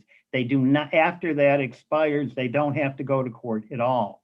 But the current law says if the landlord doesn't do that, the tenant can bring an action under RSA 540A4 in order to get back in until the notice requirement is met.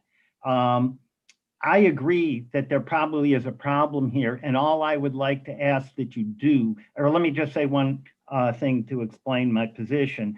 It is very rare for the tenant to have any idea whether his or her occupancy is regulated by RSA 540B. They probably don't even know what a shared facility is under the law. So all I would ask, and I've already, in order to try to help this along, I emailed with David King, the chief judge of the circuit court, who did indicate to me that he didn't see why the 540A form could not be modified to create the simple question that would notify the judge and the tenant if they're a 540B situation. So all I would ask is that maybe you insert something in there that says upon forms created or created by the court system. But otherwise, the tenant who was locked out without notice will have no idea that he's supposed to put down RSA 540B on the petition, and therefore will not get the relief that the current statute requires. But with a simple amendment directing the court to modify the form, I don't have any problem. And again, Justice King told me I could share with the committee that he doesn't see why that can't be done. I'd be happy to answer any questions. Thank you. Are there any questions for Mr. Berry? Yes, Representative Smith. Thank you very much, Mr. Chairman. I'm not sure if this is for Mr. Berry or for you, but we have been given a proposed amendment by Representative Frost. It's 2021-0201H. And Representative Frost did not submit the amendment before the committee. All we have is a printed copy. And before this hearing ended, I wanted to make sure that if this should have been submitted to us officially, that happened. Thank you. I guess we could, well, I'll call upon Representative Frost to address that. But before I do that, I'll just ask if there are any other questions for Mr. Barry. Seeing none, thank you, Mr. Oh, no, Representative Rice. Sorry, I wasn't fast enough. So according to Mr. Barry, then, if a different amendment was put in, it would eliminate the confusion by saying there was a simple form. Is someone going to give us any language for that said amendment, or? Yeah, I could, I mean, I'll offer. Yeah, it's a very simple amendment, but if you would like me to do so, I can provide it to the chairman or whoever I'm supposed to provide it to within 24 hours for sure. I just want to make sure that I'm straight on this because I was a little confused. Thank you. Sure. Thank you. Mr. Chair, if I might, this is Representative Frost. Yes. I was approached by Attorney Barry and asked about this. So we submitted I submitted the amendment, but then it was decided that the problem that the amendment addresses can be taken care of by that change in the form. So just a tick box on the form needs to be fixed. So that we can throw the amendment that you have in your hand out and put a new one in that addresses the form that the tenants fill out. Okay.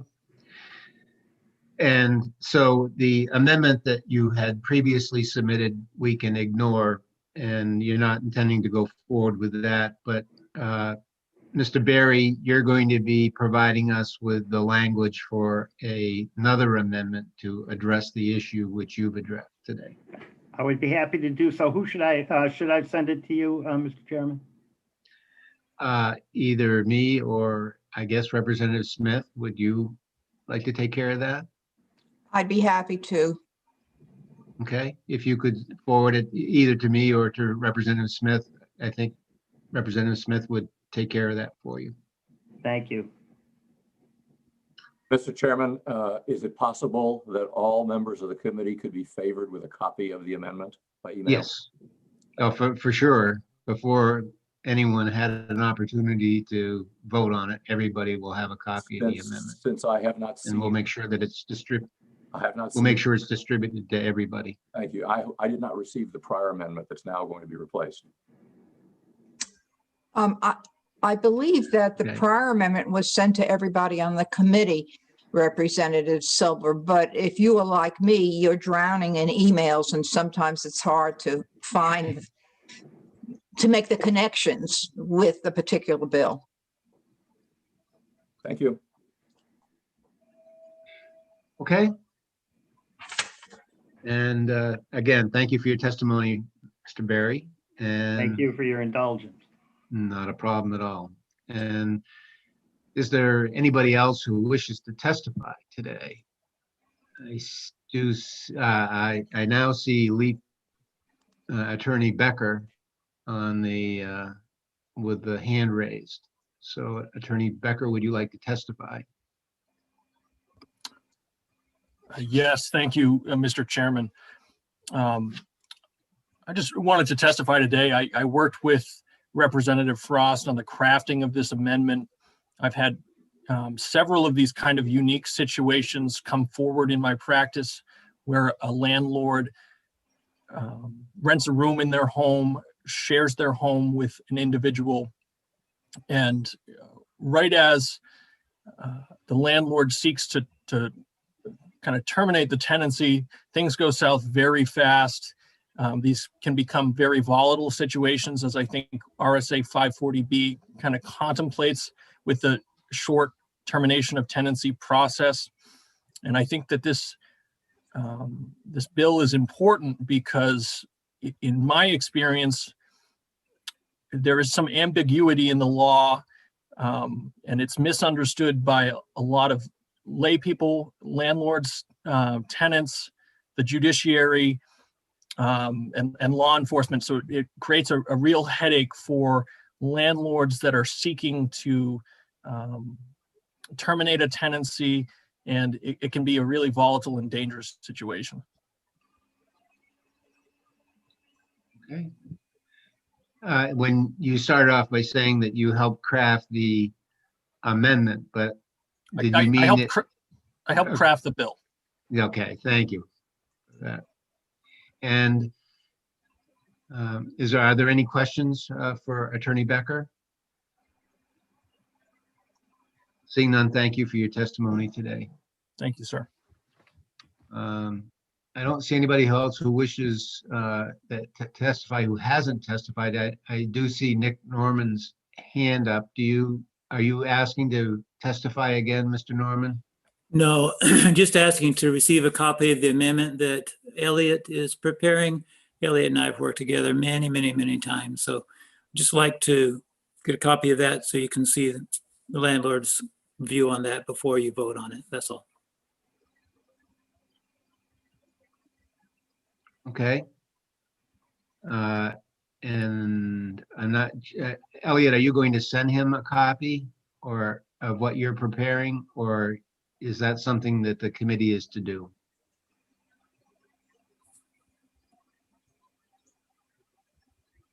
Or Elliot, I don't know if you're still there. Yes, I'd be very happy to send it to Nick at the same time I send it to you all. That'd be great. Thank you very much. Sure. Okay, I don't see anybody else with a hand up here, so I'm going to close the hearing on House Bill 360, and which, believe it or not, gives us time until our next hearing is scheduled. So everybody realizes that we are going to apparently have session on February 24th and 25th. I did send out an email yesterday. Hopefully you've all received that email, just explaining what we're doing for the next couple of weeks. And we do have a lot of bills. I think we have more bills than any other committee to get through. We're going to be busy, and I'm sure we're going to be doubling up on weeks in the future.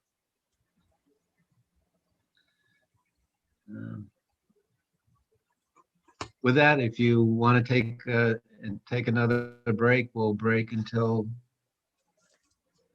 11:15. Thank you. We'll recess till 11. Reconvene at 11:15.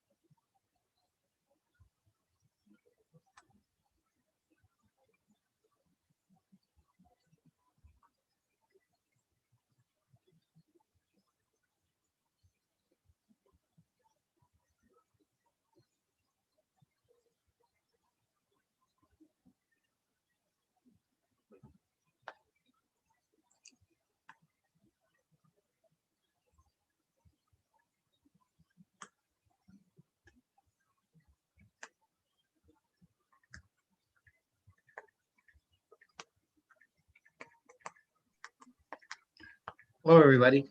And we'll reconvene the House Judiciary Committee. Our next bill to be heard this morning is House Bill 395 FN, relative to consideration of home share income and exempting rentals of shared facilities from requirements under the Real Estate Practice Act. Prime sponsor is Representative Burrows. And Representative Burrows, would you like to introduce your bill today?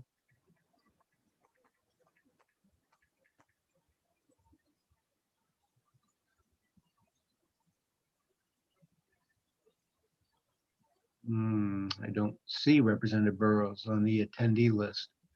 I know she was there earlier. She has an old version of Zoom, so I had to promote her to a panelist. She should be able to speak, Mr. Chair. Okay.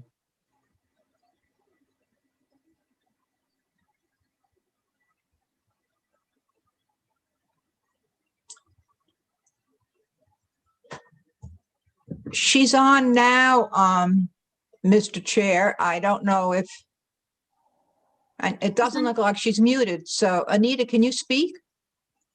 I think the problem is that Representative Burrows has a video feed, but it doesn't appear that she's connected to audio.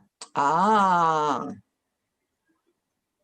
So I don't see a microphone for you, Representative Burrows. And you would need to look at your audio settings in the lower left. But you could also access the meeting by telephone, Representative Burrows, using the instructions in the calendar.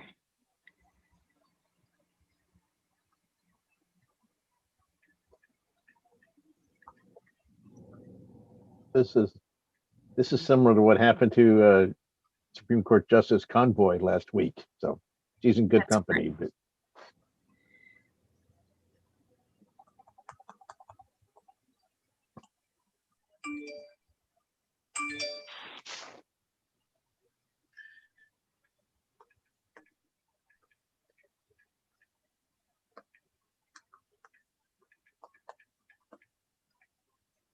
Perhaps what we could do is call upon other speakers and then come back to Representative Burrows.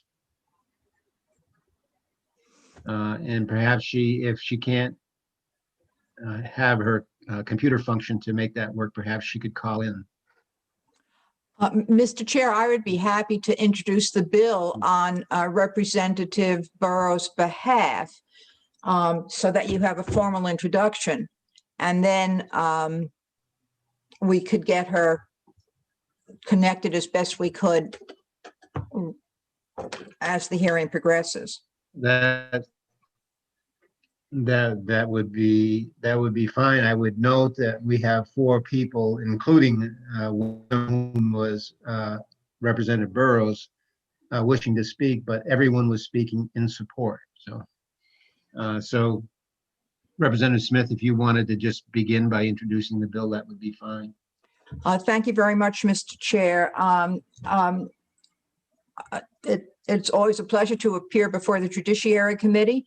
On behalf of the prime sponsor, Representative Anita Burrows from Carroll County District 1, and a former member of this committee, I am pleased to introduce 395 FN, relative to consideration of home share income and exempting rentals of shared facilities from requirements under the Real Estate Practice Act.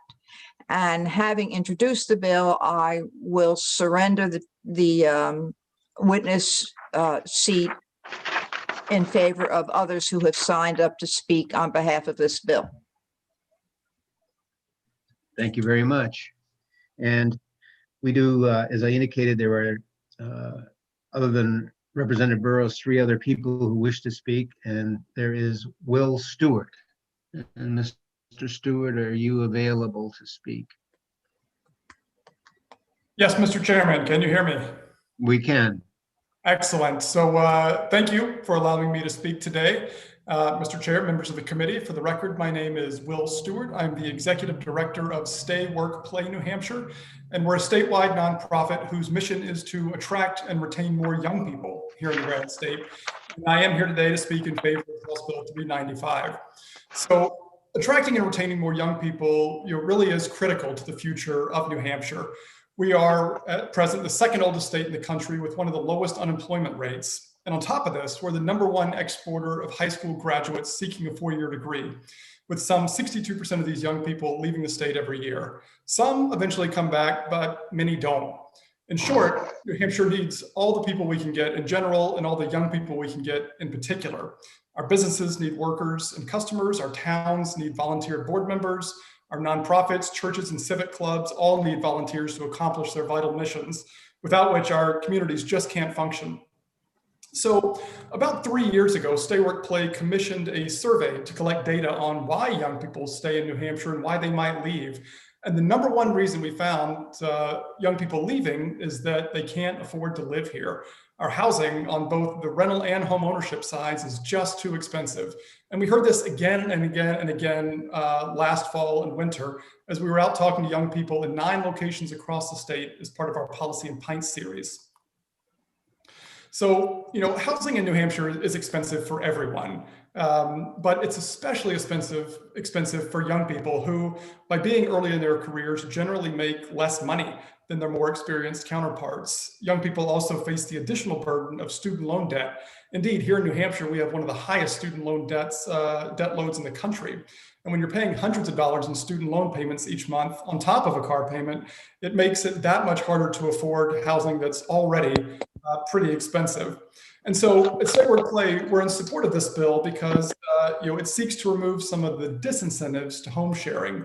And this is a way we can continue to try to make housing in New Hampshire just a little bit more affordable for young people and everyone for that matter. Home sharing is just a small part of the overall housing affordability solution but one that can be implemented immediately and really at no cost to anyone, as it doesn't require new housing to be designed, sited, approved, or constructed. So for these reasons, we are in support. Stay Work Play is in support of House Bill 395, and we appreciate your consideration of the bill as well. Thank you. Thank you for your testimony. Are there questions for Mr. Stewart? Seeing none. Thank you for your testimony. Representative Gordon? Yes. Representative Burrows has connected by telephone. Okay. Representative Burrows, can you hear us? Representative Burrows, you'll just have to unmute by pressing *6. Can you hear me now? Yes. We can, Representative Burrows. Welcome back to I'm so sorry. Yes, So sorry, okay. I actually signed in an hour early so I wouldn't have any problems, and there you have it. So thank you for affording me this opportunity to testify in this bill, and I apologize because I missed what the previous speaker was saying, so I hope I don't repeat myself. I'm not going to reiterate my written testimony. Just to give you a little bit background about how this came to be. The home share actually started up in the Mount Washington Valley because we have a lot of people, particularly seniors, who may have a large home or plenty of space, and despite having a big home, may need additional income, or may simply want company, or want roommates who might be able to help with snow plowing and even food shopping and preparing meals. So that's how this came about. The program was modeled on a similar program in Vermont, and it is applicable not just to the Mount Washington Valley, but to across the state.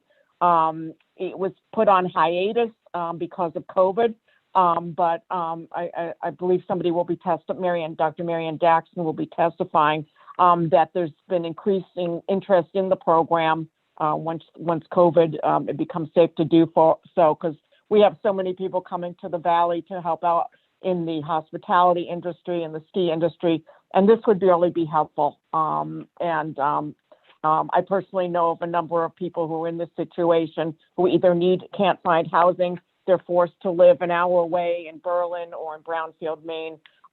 Even nurses can't find housing here, so it will be very helpful, although it's not going to solve the housing shortage.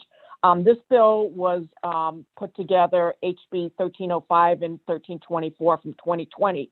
Both those bills passed through committee unanimously, and because of COVID got waylaid. So the two bills were put together.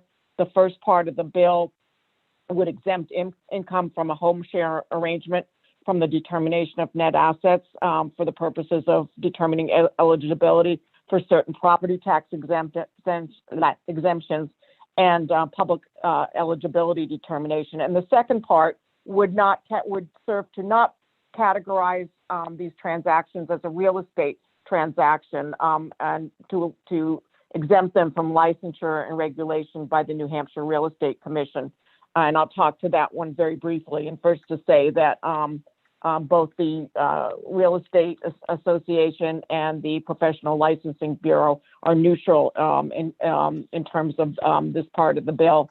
And the reason it's to be exempt is because the home share actually takes over a lot of the functions of that the realtors previously did. The people are screened by the home share program. They're then brought together and they do their own form of a lease. They put that together themselves. So that's taking it out of the hands of the realtors, and it's really unnecessary because again the parties involved are the ones who make it come to the agreement. In reading the bill for the 100th time, I saw something that I think actually probably should be changed, and just the wording. It talks about that some of the home share folks may receive or reduce rent in exchange for chores, and I'm not sure that that needs to be in the bill because not everybody has that type of arrangement. Some people just come in and they rent the space, and the owner does not need or want chores or that kind of thing. So it's a nice to have, but not everybody who is involved in this practice will do so. So again, I've already given testimony in the. I know I have till 1:15 to speak, but I will ease your minds, and I will not be doing that, and I will stop and ask questions. Okay, Representative Sylvia, did you have a question? Thank you, Mr. Chairman. Thank you for taking my question. I see the term in here, home share, but I don't see it defined anywhere in the statutes. Is that defined somewhere else?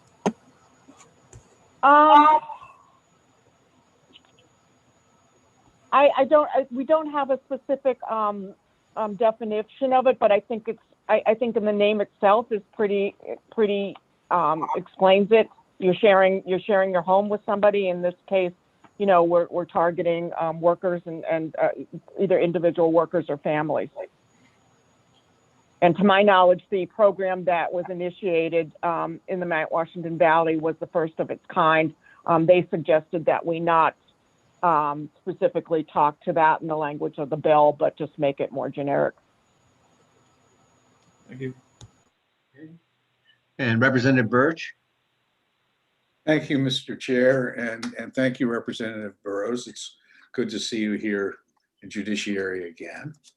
For those of us who are not sophisticated about these issues, I wanted to follow up your answer that you just gave, because I'm wondering about the target of this legislation. I hear affordable housing, I hear seniors, but I'm wondering whether the target of this legislation is really because the Valley is a big ski area, and these are people perhaps, would this allow people who want to have other skiers come and have 14 people in their homes renting and exempt them from any kind of state regulation?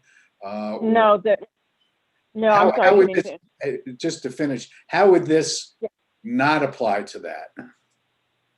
It doesn't at all, Representative Birch. This is not for, first of all, there is an agreement involved that is a longer term rental. So it's not for a week or 6 months. It is specifically for people to have a home. So no, it is not targeting skiers, and this would not be applicable to them. And the home share program, the one that is set up in the Mount Washington Valley, would not entertain those types of agreements at all. They do the matchmaking, and they would not entertain that. Do you have a follow-up, Yeah, Representative if I Burke? could follow up, I'm just wondering if there's anything in the bill that would keep this from happening. No, there isn't, but I think we'd be open to adding a clause if you feel that that would be important to do so. Thank you. Representative Alexander. Thank you, Mr. Chair, and thank you to my former colleague on Judiciary for taking my question. My question is, or my question / concern is around not defining the term home share, because we've heard a lot of testimony today about landlord right, tenant rights, all that jazz. And I guess, are we going to run into the trouble that we're running in right now with the other bills that we're discussing by not actually defining what home share is in statute? I think that, you know, frankly, I think that would be for the committee to discern. I personally think that you know, the home share is clear, but you know, again, would be happy to entertain putting a definition of that into the bill. Thank you, Representative. Okay, Representative Rice. Thank you, Mr. Chairman. I had lowered my hand because Representative Alexander had kind of covered it, but speaking to Representative Birch's point, I think his point is again why we need a definition of home share. Also. No, I appreciate that. I actually appreciate your point. Representative Chase.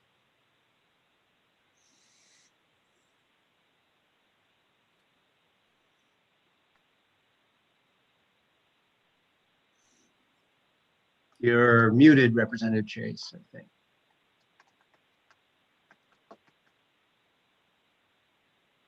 Hello? Hello, Can you hear me? we can hear you now. Okay, sorry, I'm having difficulties with this new computer. Thank you again. And Representative Burrows, what exactly is the criteria for long-term? Did you state that? Is it a year? Is it 3 years, 6 months? That's a good question, Representative Chase. That actually will depend on the two parties and what a lot of people do, like in the Vermont, in the scenario of the Vermont agency that this is modeled on. Oftentimes people will do a trial run, maybe 30, 60 days. And then they decide that the beauty of this program is that the two parties decide what they want to do and what kind of arrangement they want to make. Again, the agency, again, in this case is the Gibson Center, will not entertain scenarios where their skiers are looking for a place to stay for a couple of weeks to get a cheap rent, that kind of thing. Could I follow up with that? You may. Thank you very much. And okay, so then that makes me wonder about those people. What if they go in there with the pretense that they're just going to rent for the winter season or for a couple of months and it's on a trial basis? How are there going to be regulations for that? So it's not the, I hate to keep picking on skiers, but people that are just going up there to recreate. Well, they're going to have to go through this screening process. So it would be a lot of work for them to go through this pretense to get that. And it's not like they're going to get cheap digs, you know. So there is a again, some people say, well, why don't you just do this on Craigslist? Well, Craigslist doesn't go through screening. It doesn't do criminal background check, which is one of the things the program does. So they'd have to go through a heck of a lot of work just to get lodging. And I don't think it would be worth their while to do it. All right. Thank you very much. Thank you. Representative Di Lorenzo.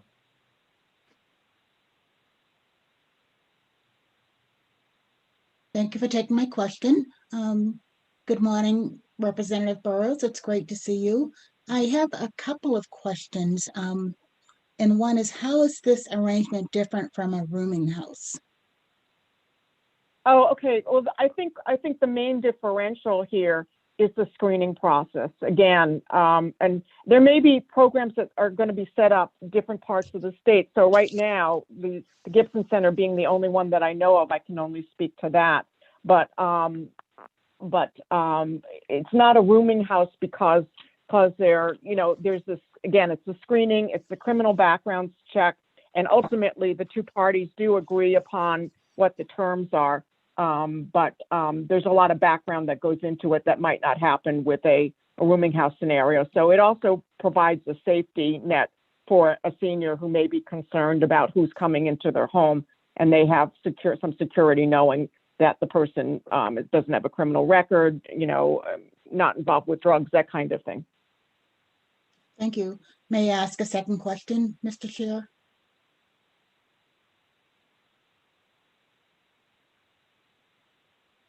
May I ask a second question, Mr. Chair? You certainly may. Okay, thank you. Representative Burrows, my question is around fitness for human habitability and housing code regulations. Is our home share exempt from housing code regulations? That is an excellent question. And I don't know, I'm going to leave, if you don't mind, Dr. Jackson, I believe, will be on the call, and she could better answer that in terms of what they do, if there's any inspection and what they do in terms of that. So I would like to defer that question to her, if you don't mind. Thank you very much. Any other questions for Representative Burrows? Yes, Representative Rice. Thank you, Mr. Chairman. Sorry, bear with me because again, this is all new to me. So I'm curious, is there some sort of a certificate that comes along with this? What's to prevent people from having 10 people in their homes with these rooms? How do they prove that this was through the home share program and not that they just rented rooms? Am I missing something? I'm not sure. I'm not sure how to answer that question because, again, you've got a signed agreement between two parties. You know, let's just say Mary Smith wants to rent to you know, Donna, and they sign an agreement. And if Donna was to show up with 10 people, you would do what you would do in any other scenario. You would the agreement would not be being followed, and you would have cause to remove them from the home. Follow up, Mr. Chairman? You may. I'm sorry, I don't think I phrased my question correctly. So say my neighbor tells me they're in this home share thing and they have 5 rooms rented out that are actually going weekly, but they're telling me that it's through the home share program. How are we preventing this from being abused when there's not a formal agreement with the home share thing? Am I making any sense? Yeah, no, I understand what you're saying. And again, the home share, the agency would not in any way facilitate that type of arrangement. So let's just say Donna then, I mean, I'm sorry, I think I said Sue was the homeowner. If Sue goes out on her own and fills the rooms up, that is something outside the boundaries of the home share. And I don't think the agency could be liable for that or responsible for that.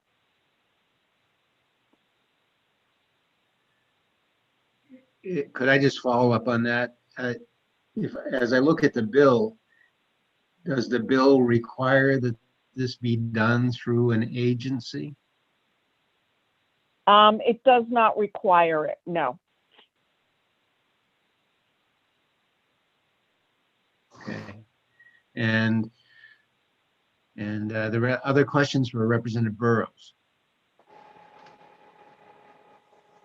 Seeing none, thank you for your testimony today. Can I come back to Judiciary? And I wish connection was, but we're always glad to have you back in Judiciary. Thank you. Thank you. Okay. Our next person, the next person to testify will be Mary Ann Jackson.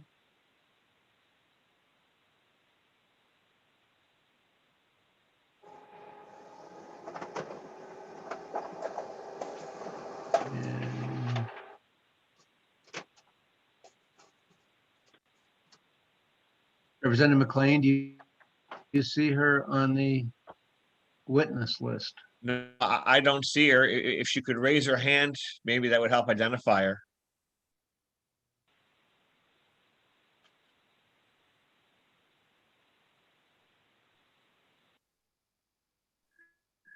Don't see her. No, I'm afraid I don't see her, sir. And okay, and the other person is Harrison Kanzler, who I do see on the list.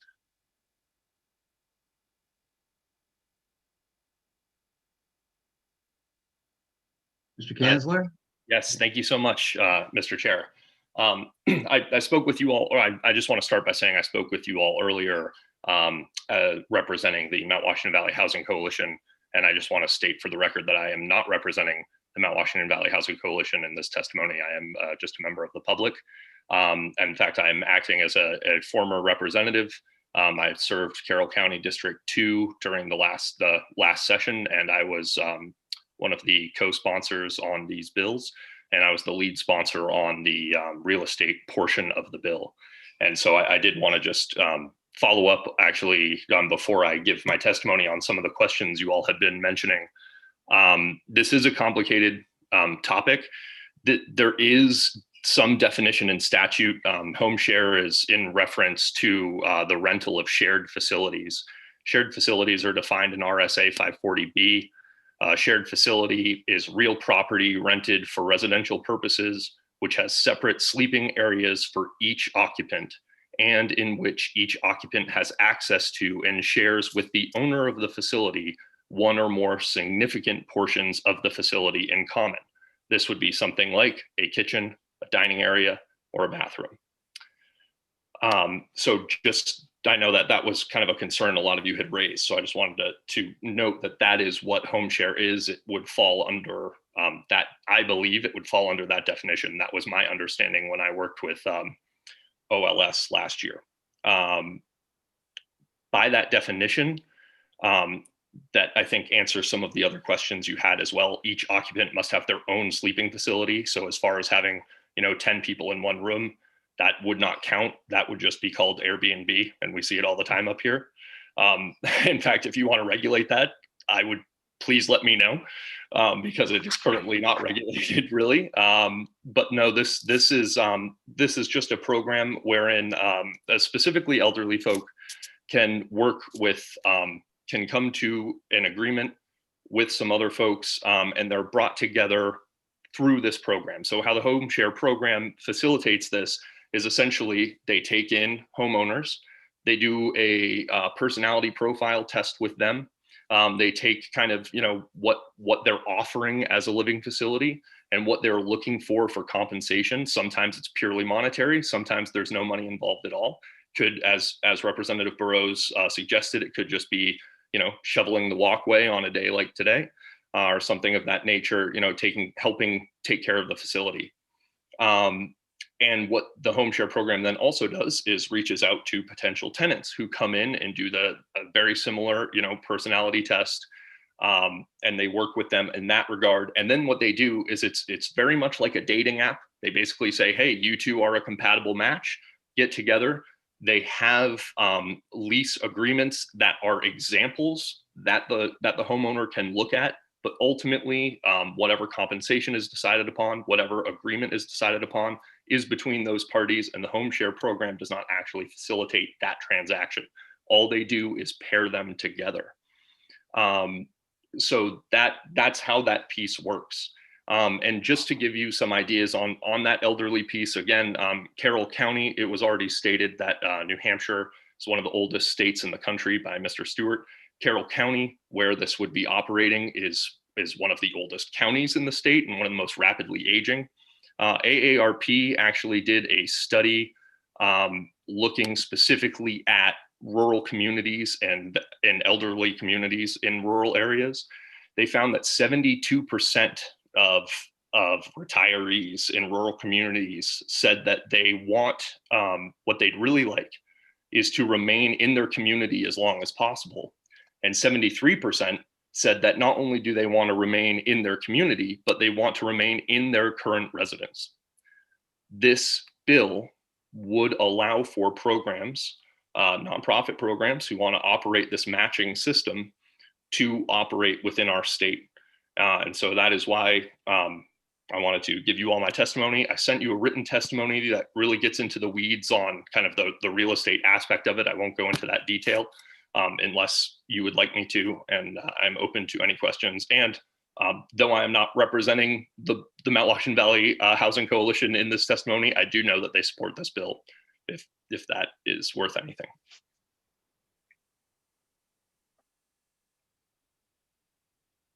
Okay, Representative Chase.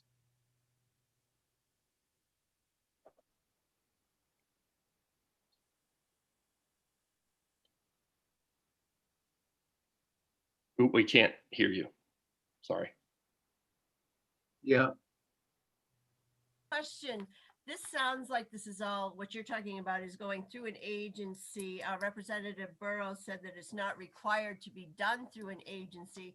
So how would that mean there would be no matching? And if someone did not go through an agency, they're doing it on their own. And how is that regulated? Would you still be aware that they're trying to use this this homeowners sharing arrangement? Well, so to the best of my understanding, I've got a spare room in my house, and as a homeowner, I'm perfectly within my legal rights to rent it out to whomsoever I choose for whatever compensation I deem necessary. So I mean, that is not regulated because it's my right as a homeowner to rent that space out. Again, what the focus here is on is what the program does. If I do that, if I decide to rent it out unilaterally without the assistance of any program, I am now having to do any sort of background checks. I'm having to hope that this person through a few meetings is someone who I'm going to become. I have 2 very young children in my house. I have to be comfortable with my children being around this person on a regular basis, right? So what the home share program does is it covers those bases, right? It acts as that kind of that personal liaison to ensure that this person is going to fit within your household and is going to fit with you on a social basis. So again, this doesn't have anything to do with regulating whether or not I can have someone in my home, because I can do that under state law as much as I want. It's what it is doing is saying that this program can function so that the elder people who have units available in their homes feel more comfortable opening their doors to allow young professionals, ideally in our areas, to stay in New Hampshire, work in New Hampshire. Thank you. Yep. Representative Rice. Thank you, Mr. Chairman. So is this home share program already in the works? So they have gone through the process of, there's, I believe, a website that has some documents on it that people can use. However, prior to it actually being enacted, it was put on hiatus due to the COVID pandemic. So the plan is that if we can get this legislation put into place, that would allow it to function on a regular basis, that once things ideally return to a place where you all can be in your big comfy committee chairs, then we can also look at, potentially having this functioning again within our community. Follow up, Mr. Chairman? Yes, you may. Yes. So the other part of this bill that we don't seem to be talking about is the property liable to taxation. Please explain this to me and how this is going to work, because I think this goes back to my question regarding the certificate. How do they prove to the town if they're looking for a tax break on their property taxes? Is that correct? Correct. Yeah. So you bring up an excellent point. So what this would be is, obviously, if they have done this if they've done this through the program, through the home share program, then the home share program has record that whatever income they are receiving, they are getting because of this program, because they are offering a lodging unit to someone in the area. I don't know as much about this potentially as Representative Burrows, but I will do my best in saying that essentially, again, the target audience for the home sharer, the person who's opening their door, is the retired community, is the elderly community. In our area, many of them are on fixed incomes, and there are quite a few who are looking for some sort of tax abatement or are on some sort of program that is keyed specifically to their income. So what we were trying to ensure is that them opening their doors and helping our community by making a rental unit available would not hinder their ability to have access to these programs or to that abatement that they need based on their fixed income. Thank you. Yeah. Representative Alexander? Thank you, Mr. Chair. Representative Rice asked kind of a question that I just want to follow up on. This specific home share program is not defined in statute, correct? Like the program that you're outlining? Correct. So the program itself is not defined. What it facilitates, which is the rental of a shared facility, is defined. The shared Follow up, facility Mr. Chair. aspect is defined. Follow up, okay? Mr. Chair? Yes. Yes, Okay. please follow Thank up. you.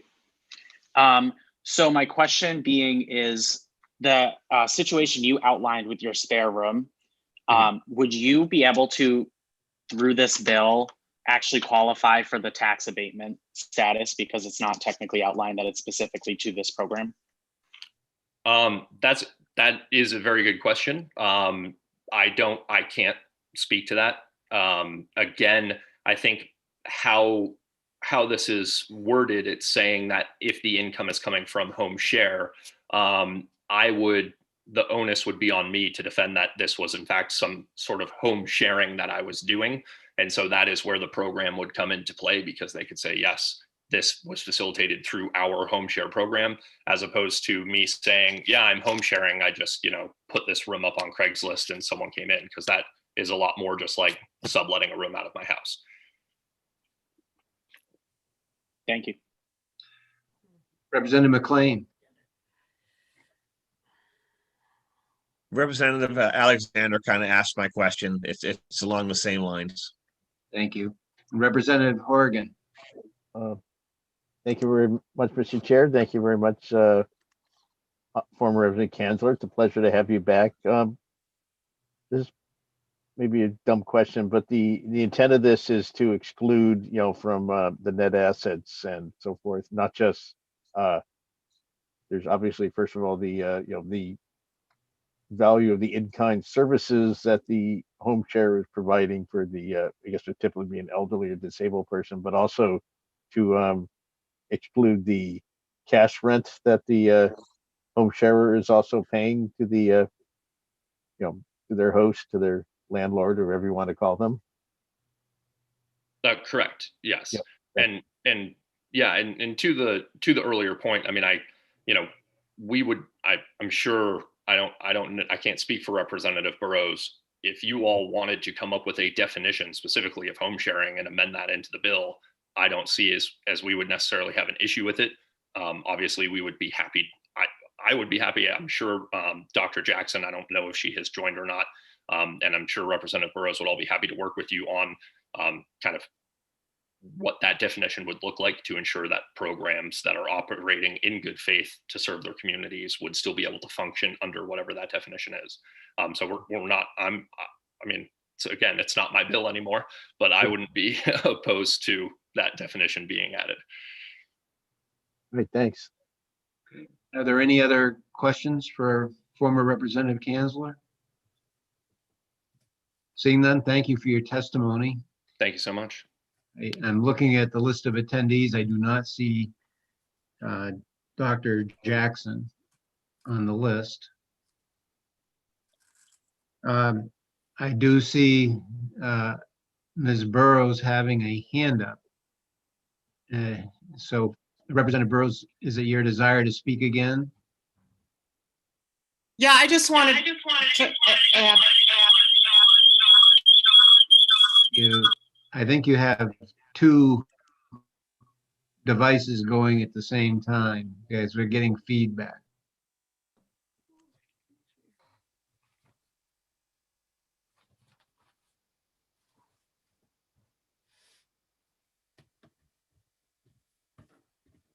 How about now?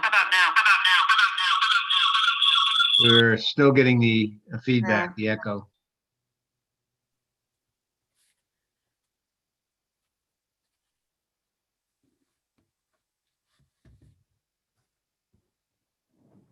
One more try.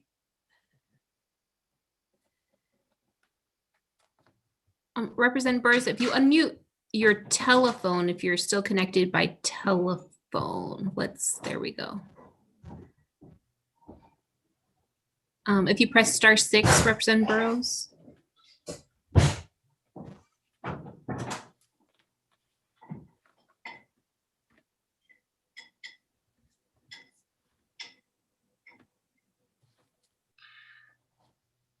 Okay.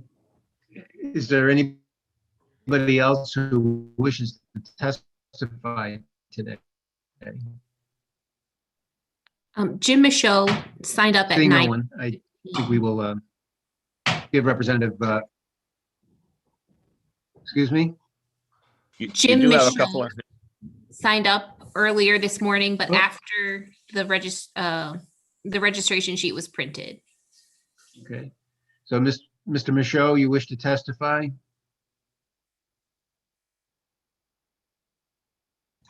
Yes, I would. Okay. Please go ahead. Sure. Thank you very much. Good morning, House Judiciary Committee members. Thank you for the opportunity to testify today. My name is Jim Michaud. I'm testifying in my capacity as Chief Assessor for the Town of Hudson, as a practitioner in New Hampshire Assessment Administration. Neither currently in favor nor against. I'm also chair of the New Hampshire Association of Assessing Officials Legislative Committee, but I'm not representing them on this either. I guess my first question is this bill going to municipal and county because it involves property tax exemptions? I do not believe that it is.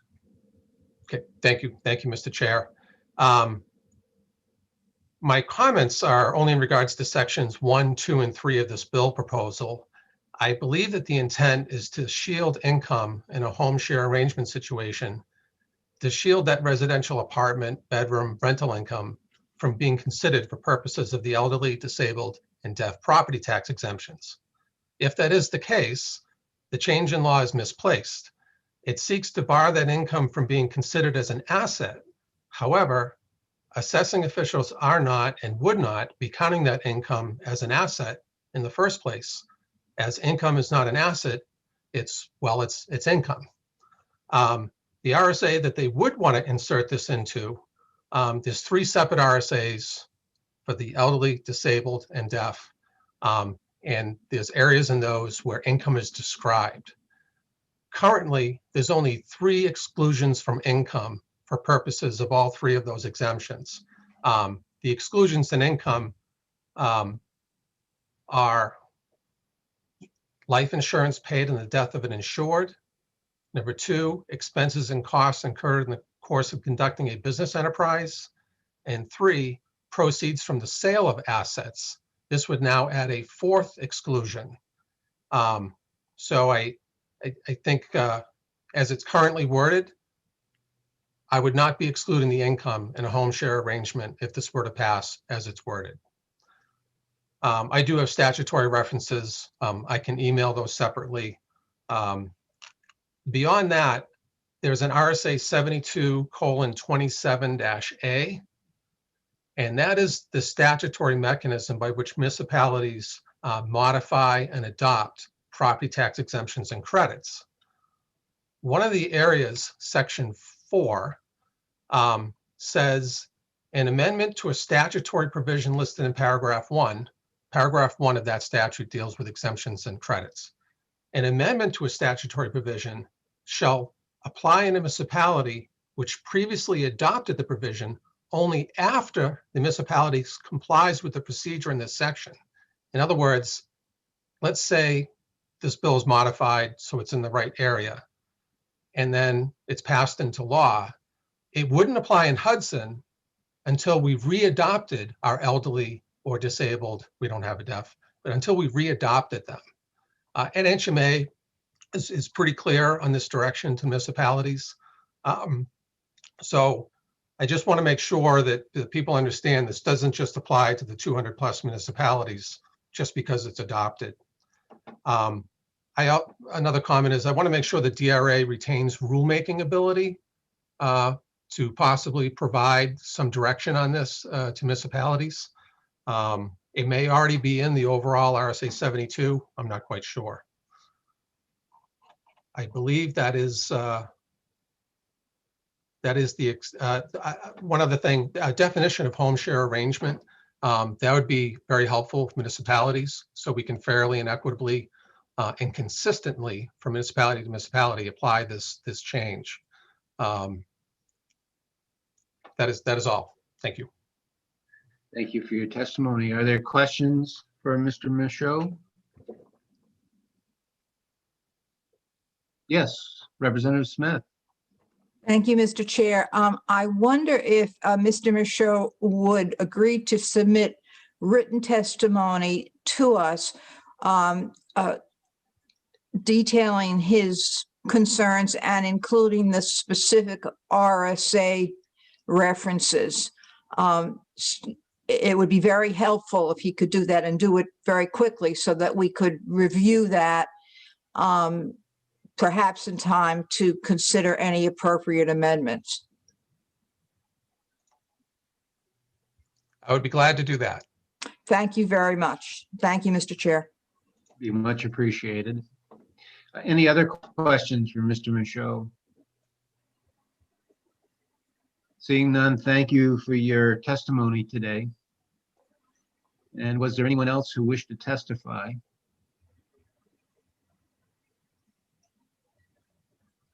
I don't see anyone. And so I'll declare the hearing on House Bill 395 closed. And that completes our morning agenda. And thank everybody for their cooperation. And we will recess and reconvene at 1 o'clock. Thank you, everyone. Thank you, Mr. Chair.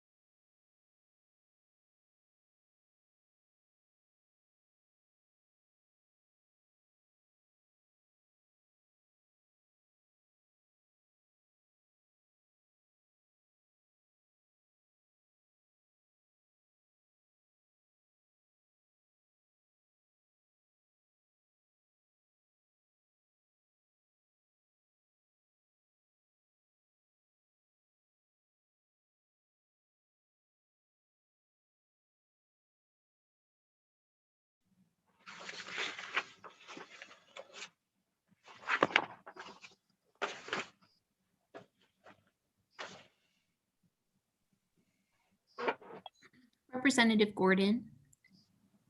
I'm just putting together an email updating the afternoon's lists. It looks like there's only one entry since this morning, and that's for HB 124. So that'll pop up in your inbox in just a moment.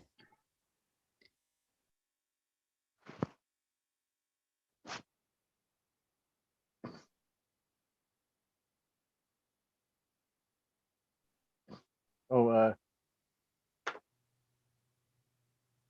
it's okay if I have a question. I don't know whether it's for the chair or the clerk or for Jen, but about we got written testimony in regard from the prime sponsor of CACR 10, but he sent it in an open office text format, which I can read, but I think probably many of the people members of the committee, probably most of them don't have open office. So like I did send him an email suggesting that he save it as a PDF file and send it to us again. So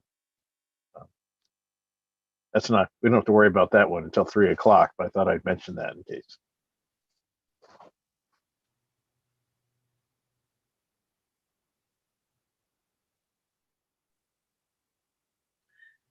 Sorry, can you hear me now?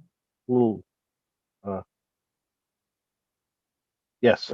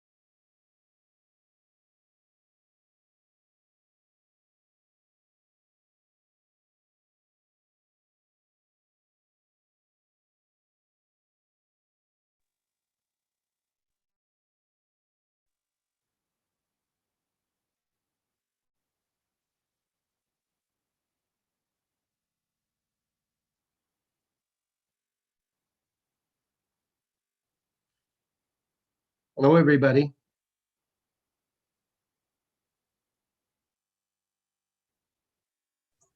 Hello, good afternoon.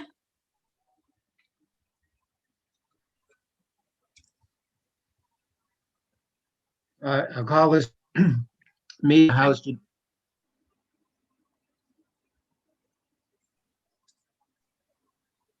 after. What Mr. happened to the Chairman, I chair? can't hear you. Did the chair abandon us? Did we do something wrong?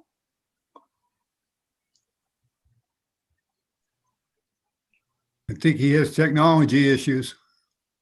Yes, I guess that's what happens when you live in a third world country. I'm Like the going to- United States, yeah. He's back now.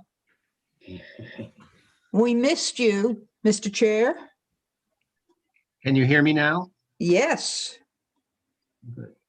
You can hear me. Good. Yes. Well, I'm going to call this meeting of the House Judiciary. I'm going to call this meeting of the House Judiciary Committee.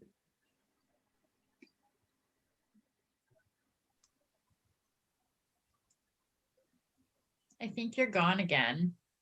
We find a gone dead spot again. in your house? No, it's the same dead spot I've had all morning. If you turn off your video, I'm gonna your leave. sound might come through better. Well, he's coming through fine now, and he did all morning. How's that? Good. Okay. It just doesn't like my picture, I guess. That can't be. This needs all the bandwidth for your voice. Okay. I think there's a computer going in the other room. I'm just going to shut that off and see if that makes a difference. Ah.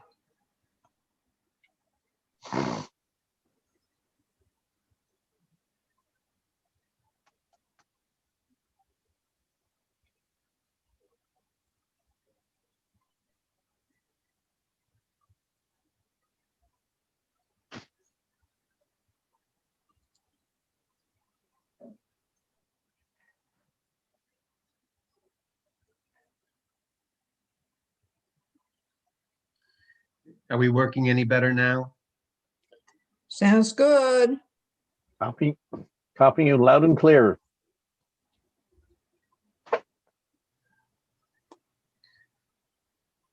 Okay, I'll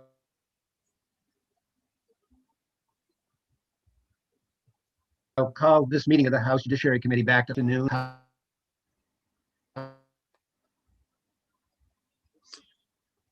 Lost you House again, Bill Ned. 124 on Death Act. And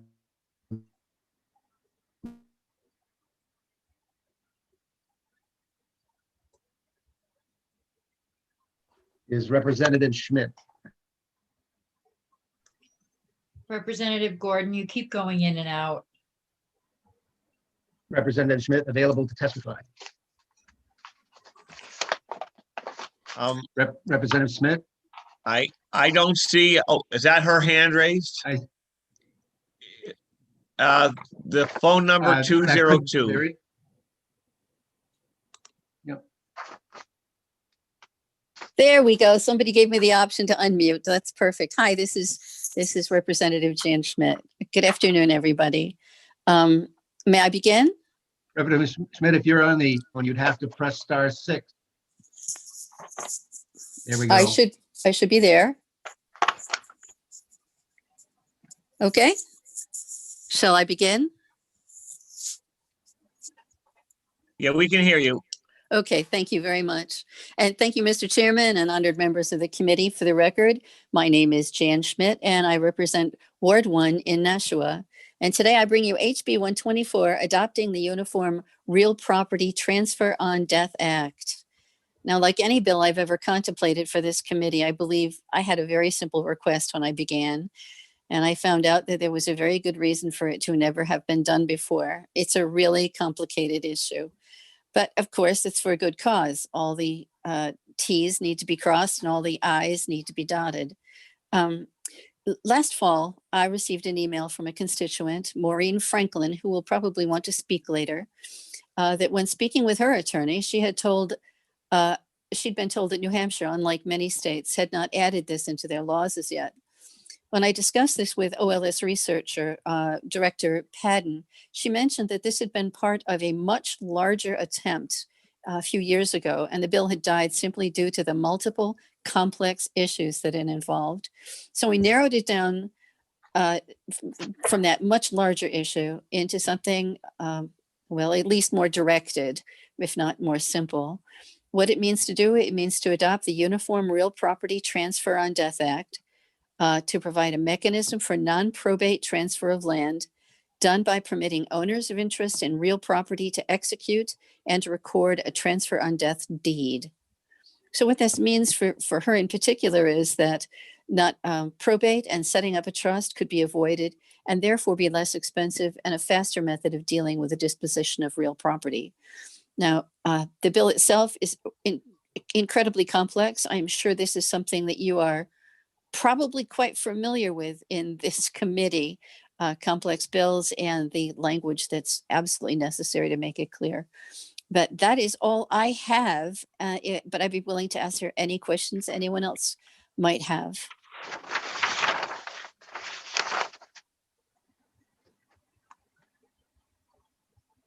Chair, I have a question.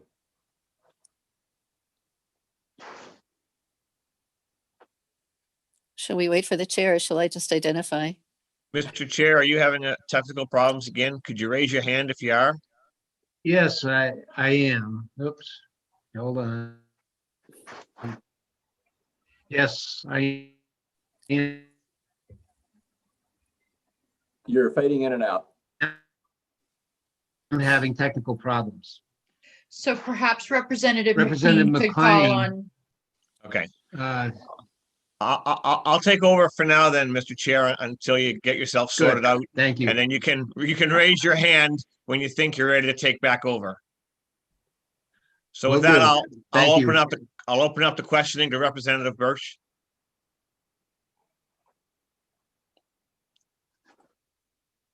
Thank you, Mr. Chair, and thank you, Representative, for taking my question.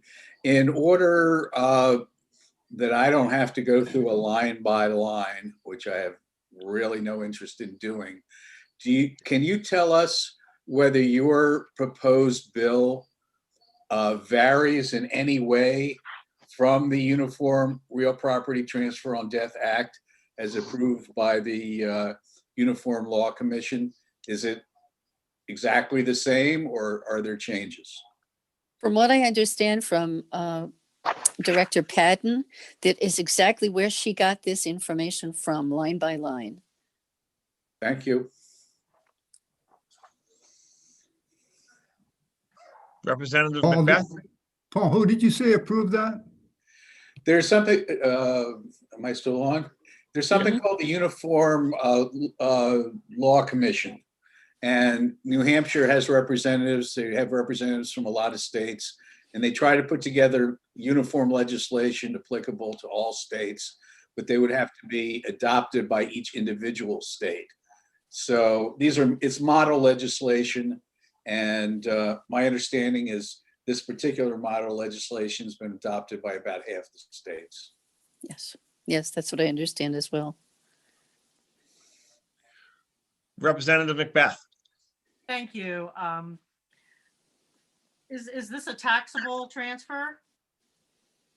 All the transfer is, what do you want to know about taxes? Hold on.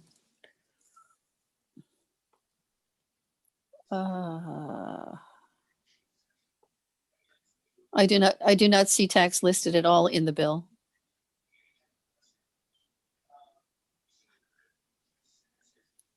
Representative Silber. Thank you, Mr. Chairman. I have a couple of questions.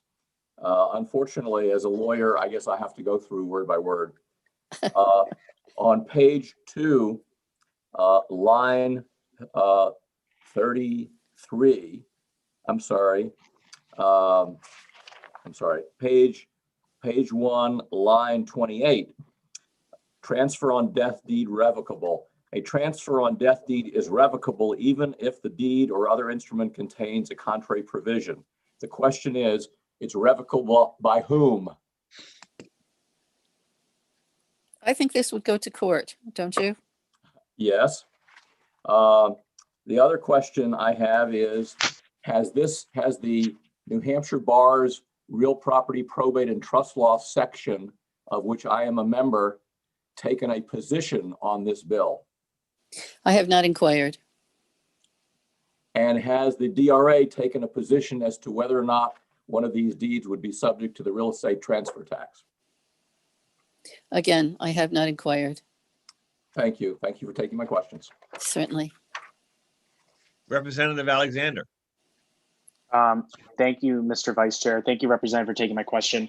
From what I understand, the federal death tax is properties over 11.2 million in value are subject to a federal death tax. Would this affect that at all on the federal, like coming from federal tax?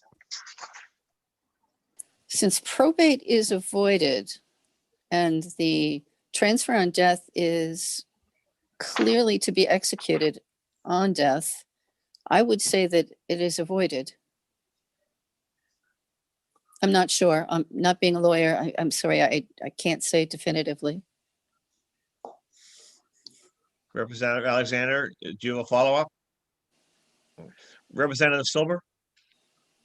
This is what's called a transfer with retained life interest. It does not get the property value out of the taxable estate, no matter what the title shows. It's still under federal estate tax law, part of gross estate. Well, thank you, Representative. I appreciate that. And I love your background. I've read every one of these books.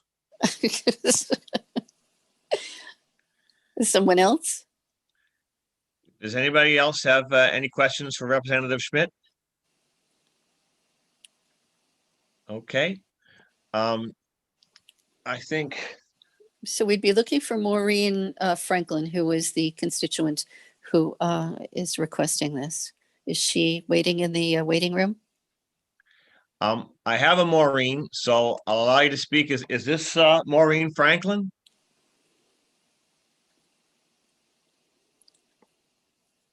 Yes, it is. Oh, good. Can you hear me okay? This is a new platform for me. Yeah, we can hear you. Perfect. Thank you.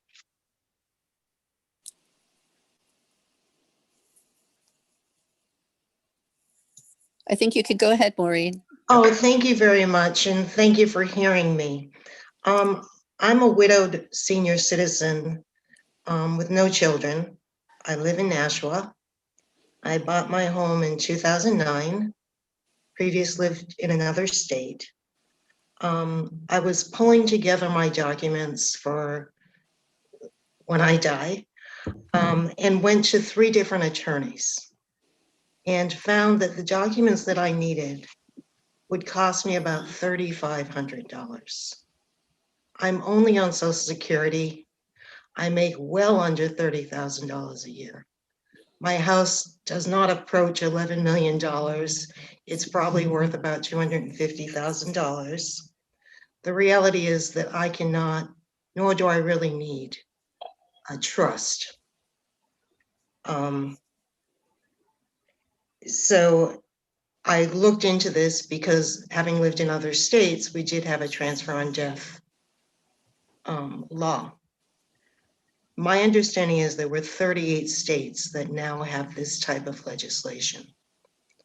And what I'm trying to do is pass my house along when I pass. I don't want extended relatives to go through probate. I know that it should make it simpler, but sometimes it doesn't. And it's not clear to me why I should have to pay for a probate, pay for a trust, when I have nothing except my house. And I do understand if you've got $11.9 million, yes, maybe your property is subject to a lot of different taxes. But I've been a school teacher my whole life. And basically, I can't understand, and I do know attorneys need to make money. So anybody that's an attorney, no insult to you at all. But I can't understand why I can't just pass my house along without going through this expensive process. So I look to you and I ask. I obviously don't know all of the laws. My understanding from my tax attorney, who's not an attorney, who's not a probate attorney, is that there's no ramifications in terms of my level of income for property tax or estate tax.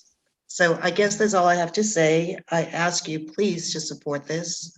And that's it. New Hampshire is live free or die. So I don't know why we have to have a trust here. Thank you very much, and you all have a good afternoon. Okay, thank you, Ms. Franklin, for your testimony. Did anybody have any questions?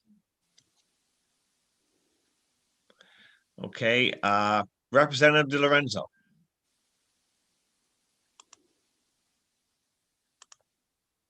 Thank you for taking my question, Mr. Vice Chair. And my question is addressed to Ms. Franklin. Yes, ma'am. Is your house, is there a mortgage on your house, or do you own it free and clear? I own it free and clear, and I'm very proud of that. I worked many, many years to do that. Good for you. Thank you. Okay, Thank you. are there any other questions for Ms. Franklin? That's the last person that I have on my list, but I think there was another person that was coming in on 124. Is there anybody else who would like to speak? Please raise your hand. Okay. So with that, I'll close the hearing on HB 124. And our next hearing doesn't start for 10 minutes. So we'll recess until 1:30, and then we'll take up HB 126. Thank you, everybody. Have a great afternoon. Thank you. Thanks. Thank you. You too, Jan. Thank you.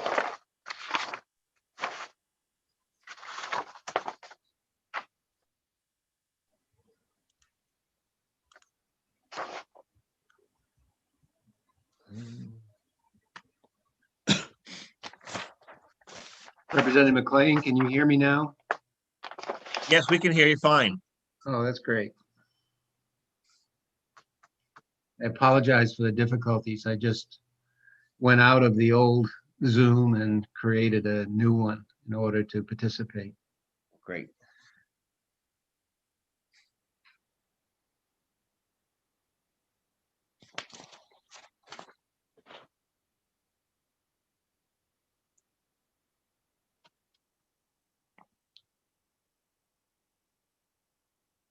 I've not heard back from the office yet with regard to February 17th.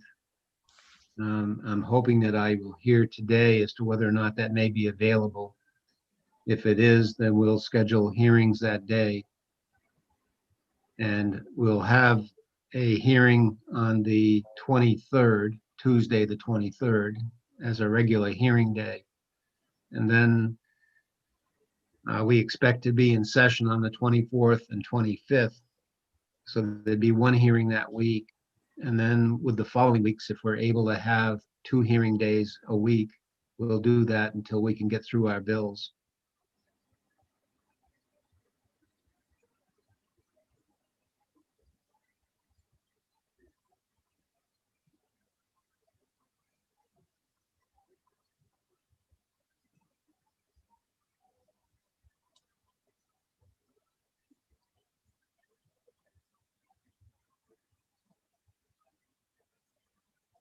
On the 16th, we will have an executive session. And as I said in my email yesterday, if you plan to bring amendments, you should have them prepared in advance and circulate them to the committee so that we'll be prepared to discuss them on that afternoon.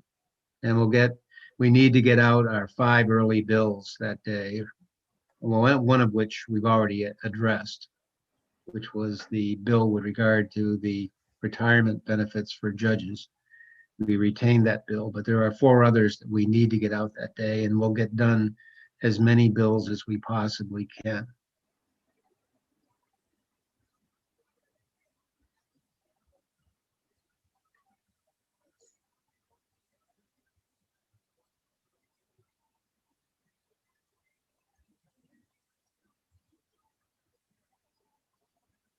And then I'd plan to schedule an executive session.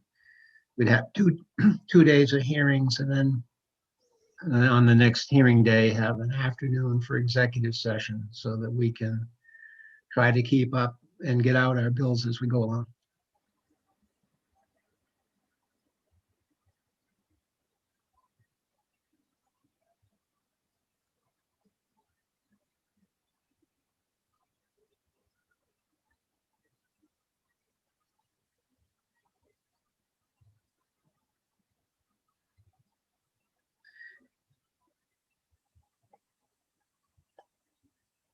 And next week, we do have all of the abortion, reproductive rights related bills. And I put them together with the 2 days so that we can address them. And early in the session, 2 of them are early bills anyway, but it seems that they all involve the same subject matter, and we should take care of them collectively, address them collectively.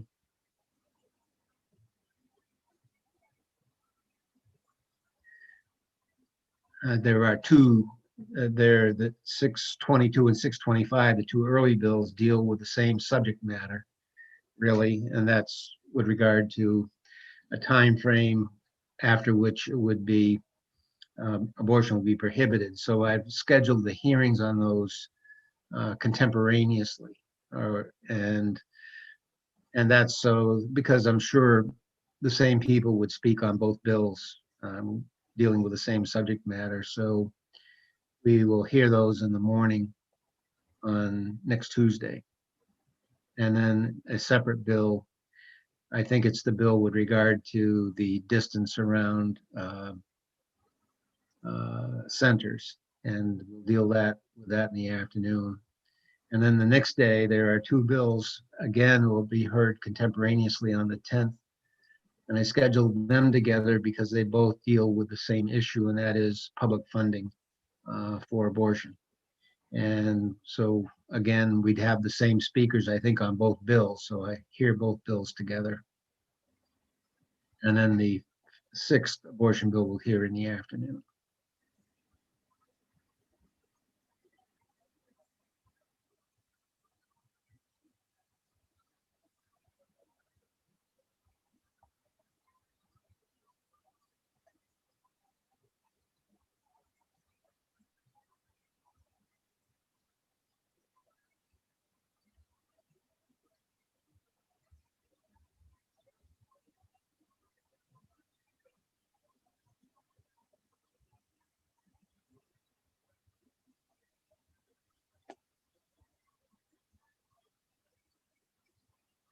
I have to say, I've been very pleased with the attendance at our hearings, and particularly the attendance today.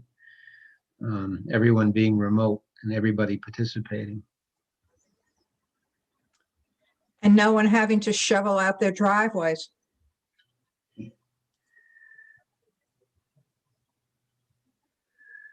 Well, when we're done here today, I'll be snowballing. Some of us did that earlier in the day. I wait for the snow to melt. Representative Smith, if you want me to drive to Durham to clear your driveway, I will do that. You let me know. Representative Alexander, that is so kind of you. I really appreciate it, but I don't think it's necessary. I don't go anyplace anyway. And since I know that Representative Alexander is not a sexist in the slightest, you're welcome to come to Westmoreland and do my driveway. Okay. A little bit of a further trip out there, though, Representative. Excuse me, Representative Alexander, but I'm not that far away. Representative Alexander, this goes to show you that no good deed goes unpunished. Joe, that could be a new fitness program. Certainly need a new one, not gonna lie.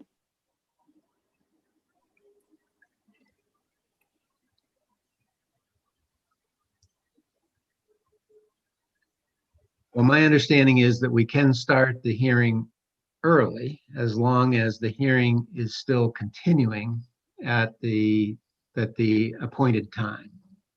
Really? And I don't, yes. Okay. So we do have House Bill 126, which is relative to notice of execution of tax lien to mortgagees. And is the prime sponsor here? Well, I'm looking. Prime sponsor is Representative Cahill. Yes, sir. I am here. And Representative Cahill is here. So why don't we call upon Representative Cahill to provide his testimony? Thank you very much, Mr. Chairman, members of the committee. Unlike the previous member of the Labor Committee, Jan Schmidt, I bring you a very simple bill. And we're going to change one line in HB1 in the legislation. It's at line 4. We're going to increase the number of days, the deadline from 45 to 60. Why would we want to do that, you may ask? There's not enough time now. There are only a couple of people that are doing this work with the 200 plus towns that need to have it done. And while I'm not proficient in this area, my constituent who asked me to sponsor this bill is waiting in the wings. That would be Jane Sanders, a former tax collector, and now she does this tax lien research. A co-sponsor on this bill, I'm not sure if she's able to testify today. Rep. DeSimone is a current tax collector, and I understand the bill has the support of the Municipal Association and the Tax Collectors Association. And I did have a call from the bankers, and they saw no objection to this. So this should be very, very simple. And with that, I conclude my testimony. Thank you, Representative. Are there questions for Representative Cahill? Uh-oh. Seeing none, thank you for your testimony. Thank you. And, Representative Silver had a question. Oh, Representative Silver. Am I correct in reading that the only change is in line 4, changing 45 to 60 days? That is correct, sir. Then this is a no-brainer. Thank you. Thank you. Any other questions? Seeing none, then I'll call upon Jane Sanders to testify.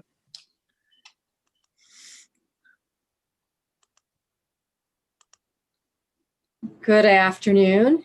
Can you hear me? We can. Very good. Thank you. I did written testimony. I can read that for you if that's acceptable. Spare us. Tell us what it is. You I don't. quote the former chair, we're all excellent readers. Okay. Yeah. Very good.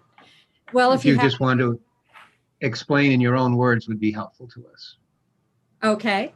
Well, this proposed change would buy time for both the tax collectors, many of whom are also town clerks and overwhelmed with duties, and make sure that the biggest problem, if these letters don't get postmarked on time, then the town loses their ability to go forward with further collection of the unpaid tax levy.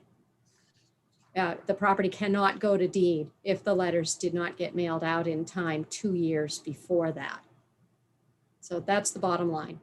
Keep everyone in compliance.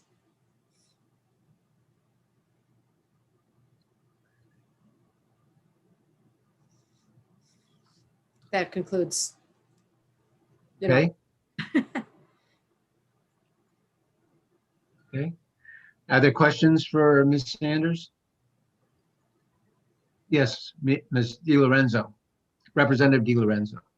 Thank you for taking my question. And thank you, Mr. Chair. Good afternoon, Ms. Sanders.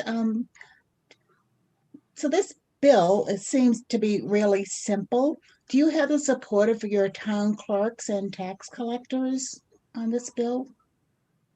I have probably spoken to 50 or 60 town clerks and tax collectors, and it's unanimous support. Well, thank you.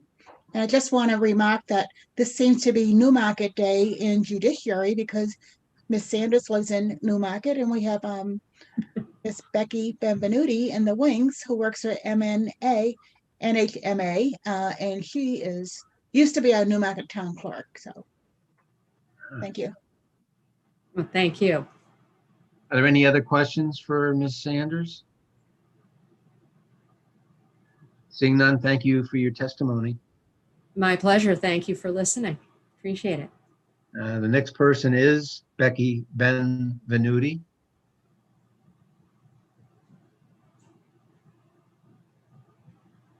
Can you hear me now?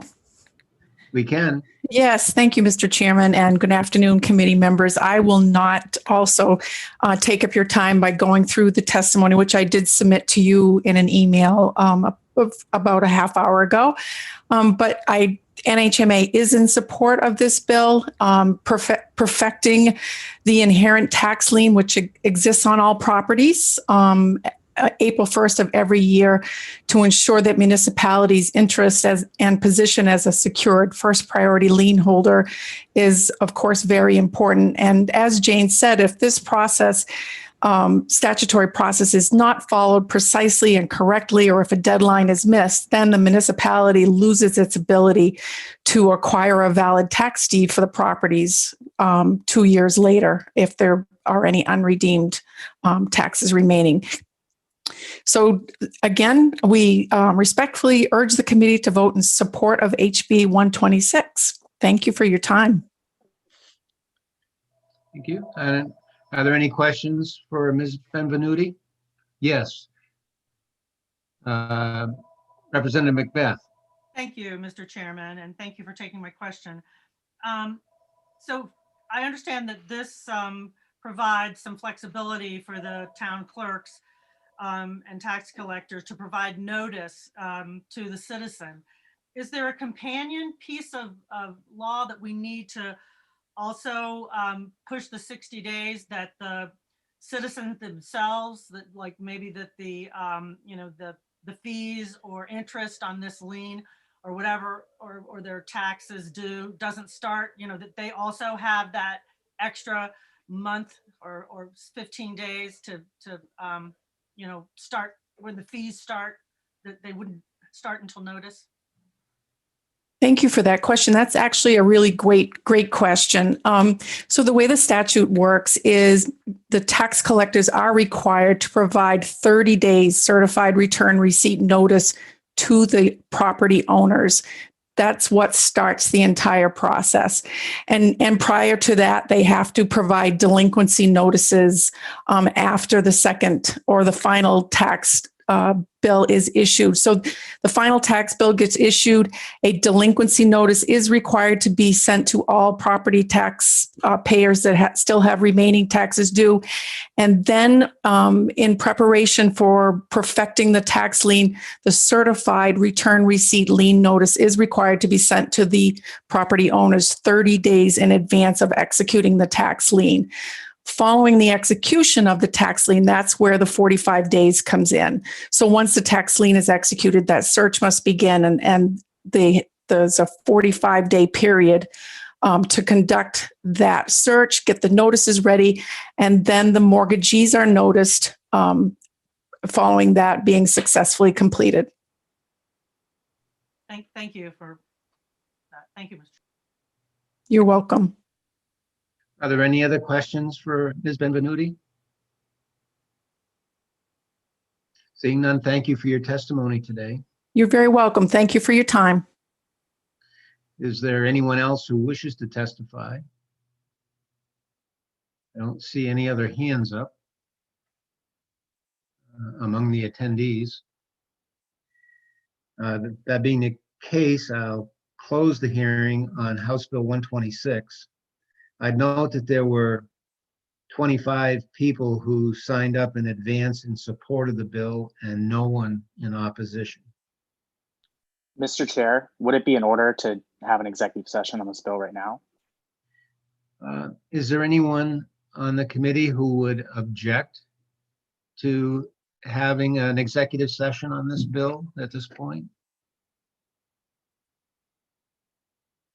I don't see anyone who would object. Then, and I understand that I was looking at procedures that I might be familiar with the town in terms of taking a roll call to go into executive session, but I understand that that isn't necessary to do so, and that we can, because we have noticed it, go into executive session by declaration. And so I'm going to indicate that we are now in executive session. And I will call upon Representative Alexander if he would like to make a motion. Thank you, Mr. Chair. I move HB 126 OTP. Okay, Representative Alexander has moved that House Bill 126 be ought to pass, and Representative Rice has seconded that motion. Is there any discussion? Mr. Chair, I just think this is a straightforward bill, and I think we heard reasons why. It just gives more flexibility to towns, and I think we should support it. Would anybody else like to weigh in? Are you ready to vote? It appears we are. So. I know we're not. Okay. I can't even open files this fast. Give me a break. Take 2 minutes here. I got to figure this out. Who Okay. seconded the motion? Representative Rice. Representative Rice. Where's my file right here? Oh, for goodness sakes. I have to And fix we that. need to, in order to take that vote, we need to be able to see everyone. So Representative Sylvia, do you want to make an appearance?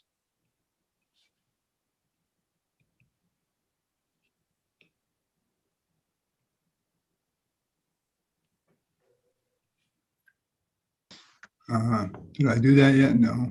I'll do that later. I gotta get a roll call With sheet. the-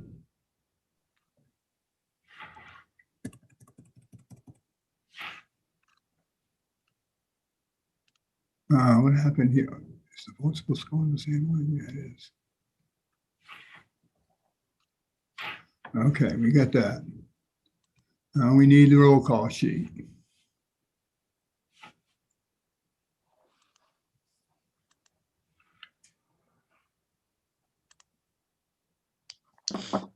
We always like to catch the clerk by surprise.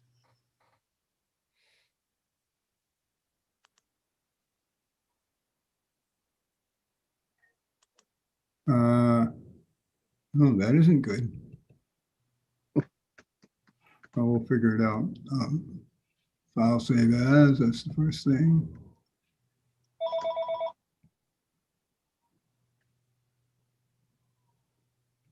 Mr. Chairman, Yes. while the clerk is getting things in order, is it possible for the clerk to be given the old-fashioned paper roll call sheets so that he could fill that out easily and then subsequently send it along to go into the electronic system? So let me answer that. Am I on? So Yes. I don't really think that's necessary. What's necessary is for me to correct this file and help it's to know ahead of time. So I've already made, like for today, I made files for the public hearing and I made files for the executive session, but I did not make roll call sheets. Right. And it still takes a little bit of time to manipulate the files. Right. So we're doing a lot better than we did the other day. And this one will go not as well, probably about the same as what the attendance did, which wasn't all that good, but cut it out. I would just like to add that observing a number of other committees in the last 10 days, I would say that we are at the top in terms of appropriate behavior, appropriate procedure, and that is a tribute to the clerk and to the chair. Thank you. Thank you, Madam Chair. Thank you. Where is it? It's up here in the layout. Oh, never mind. I'll fix that later. All right. So the motion is ought to pass on House. Am I on? Yep. Yes, you are. Oh, good. So the motion is, okay, fine. I know I can't minimize the window. The motion is ought to pass on House Bill 126.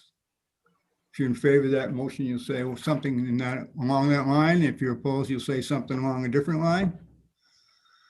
Representative McLean. Yes. Representative Sylvia. Oh, you're muted, Mike.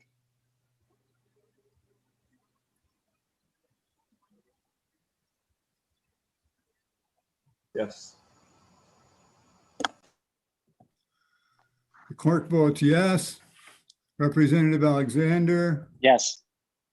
Representative Rice. Yes. Representative Silber. Yes. Representative Green.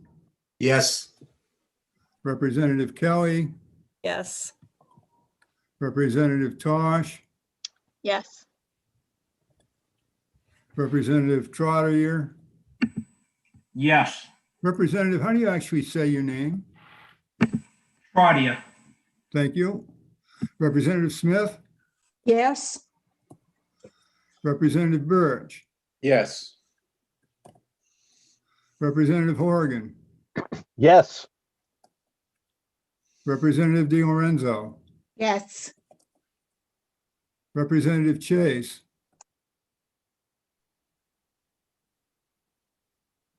Representative Chase,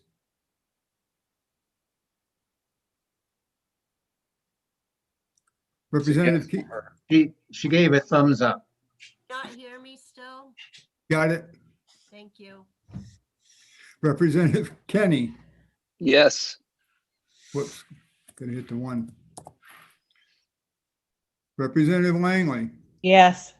where am I? Lost my space. 17. Oh, that one's right. Representative McBeath, Yes, thank you. Representative Page, Yes. Representative Simpson, Yes. Mr. Chairman, Yes, I have the vote at 21-0. now that is one that we could put on the consent calendar. I don't know if anybody would Mr. like Chair. to move to do so. So Move moved. consent. Move by yeah. Representative Alexander to put it on the consent calendar, and seconded by whom? I'll second it. Seconded by Representative Chase. Do I have to put that on? It has to go on here someplace. Oh, my goodness. Do we have to vote on this again after doing another roll call for this? Mr. Chair, I don't think so. I think don't you think could so have either. said, if there is no objection, we can put this on the consent calendar, and then that would fulfill our obligations. And Without then if objection. any one person objects, it doesn't go on consent. Okay. Well,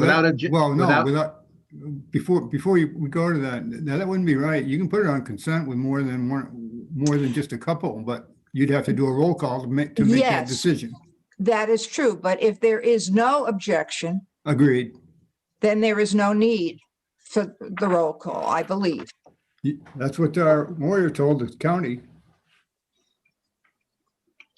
So that's why the chair would say, or Without say obj- is, if there is no objection, this will go on the consent calendar. And that leaves the rest of us free to say, no, no, no, no, no. But I Agreed. haven't heard any objections. Without objection, House Bill 126 will be placed on the consent calendar. Now is your time to object if you want to. Hearing none. Hearing none, it will be placed on the consent calendar. Mr. Chair, just a procedural question. I would have to write a committee report on this, correct? Yes, Where would I submit that?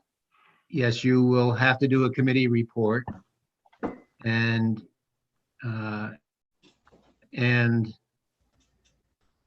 yes. You will. send it to the chair. I think you would And- send it to the chair as we did before, because the chair would have to agree with what you say, and then the chair can send it to the appropriate staff people. Right, and I can't do what Representative Smith did last year, and that's say you have to submit it before you leave the room. You can too, if you just. You could try. We're gonna close the room. But yes, and I guess if you could get that to me by the end of the week, that would be great. I will do that. Thank you, Mr. Chair. Is there a specific form that we need to use? And if so, where is that available? For the committee reports? Is Jen on the call? I don't know if she's on the call. Oh, yes, I do see her. You see her, So She- normally, when I would send in a committee report, because, you know, I didn't have it done by the end of the day, you just have to send it in, and I think the committee assistant can do the rest. You just kind of put on it, you know, OTP and all that, but there's no specific form. But Jen can tell us where to send, and I don't think we have the committee assistants that we usually have. Right, but he should know who our committee assistant is. I mean, I know who mine is for children and family. Right, it's, So, yeah, it's Rebecca. Okay. Rebecca Stewart. But if you send the report to me, I'll look it over and then I'll get it to Rebecca. Okay, is there any, Representative Macbeth, did you have a question? Or Representative Macbeth leave us?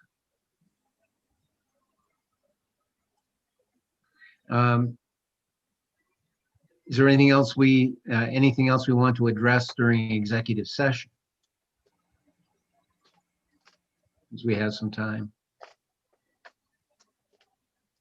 Mr. Chairman, Yep. would it be possible to discuss 395 about the possibility of retaining it? 395, that was the home share bill. Correct. Yep. Sure. I just really felt that this bill needed a lot of work. I like the concept of it and whatnot, but I think it needs some more work. So I'd like it if we could retain it and work on it over the summer. Do you want to make that a motion to? I retain? certainly do. Are we Oh. still in executive session, We Mr. are. Chair? We are. Now you're killing me. I'm so sorry. And is there a second to the motion, first of all? I'll second. Representative Di Lorenzo has seconded it. And What bill was that, 395? 395. And discussion on the bill. So. Well, I yeah, mean, like okay, I but said, I think this bill needs kind of a lot of work. So I'd like to see if we can work on it, because I understand the need of the North Country needing this, but I think that we need to work on it a little more. Okay. Representative Sylvia? Yes, I think this bill has a little bit more than a little work to do on it, and I think it would be better to ITL. And if it's retained, I will ask not to be on any study committee. I understand. And Representative Langley, did you have your hand up? Yes, I did. Thank you, Mr. Chair. I would agree with Representative Rice's comments. I think the bill needs more clarity and certainly more specific definitions. I thought it was really vague, although I love the concept and think it has lots of potential. I think the lack of clarity would cause lots of problems eventually, particularly for other regions if they tried to implement it. Thank you. I just say I thought that it's a concept that has value, but I think the questions that were raised as to whether it was in the appropriate statute and the lack of definition really made it something that I think is going to require some work if we're going to go forward with it. Other comments? Yeah, Representative Horrigan. I have a procedural question, and if we retain it, does that prevent the sponsors or some other alternative sponsor from putting together a bill during the next filing period this fall, or is this retained bill the only vehicle they would have in the House to work on it? So, I believe as long as we don't ITL it, someone Okay, can thank put you. in a new I think bill. Representative Green? What stuck out in my mind was the testimony of one of the folks saying that if the committee wants to define home share, I'm not opposed to it. That, to me, that was enough for me to seriously consider retaining the bill.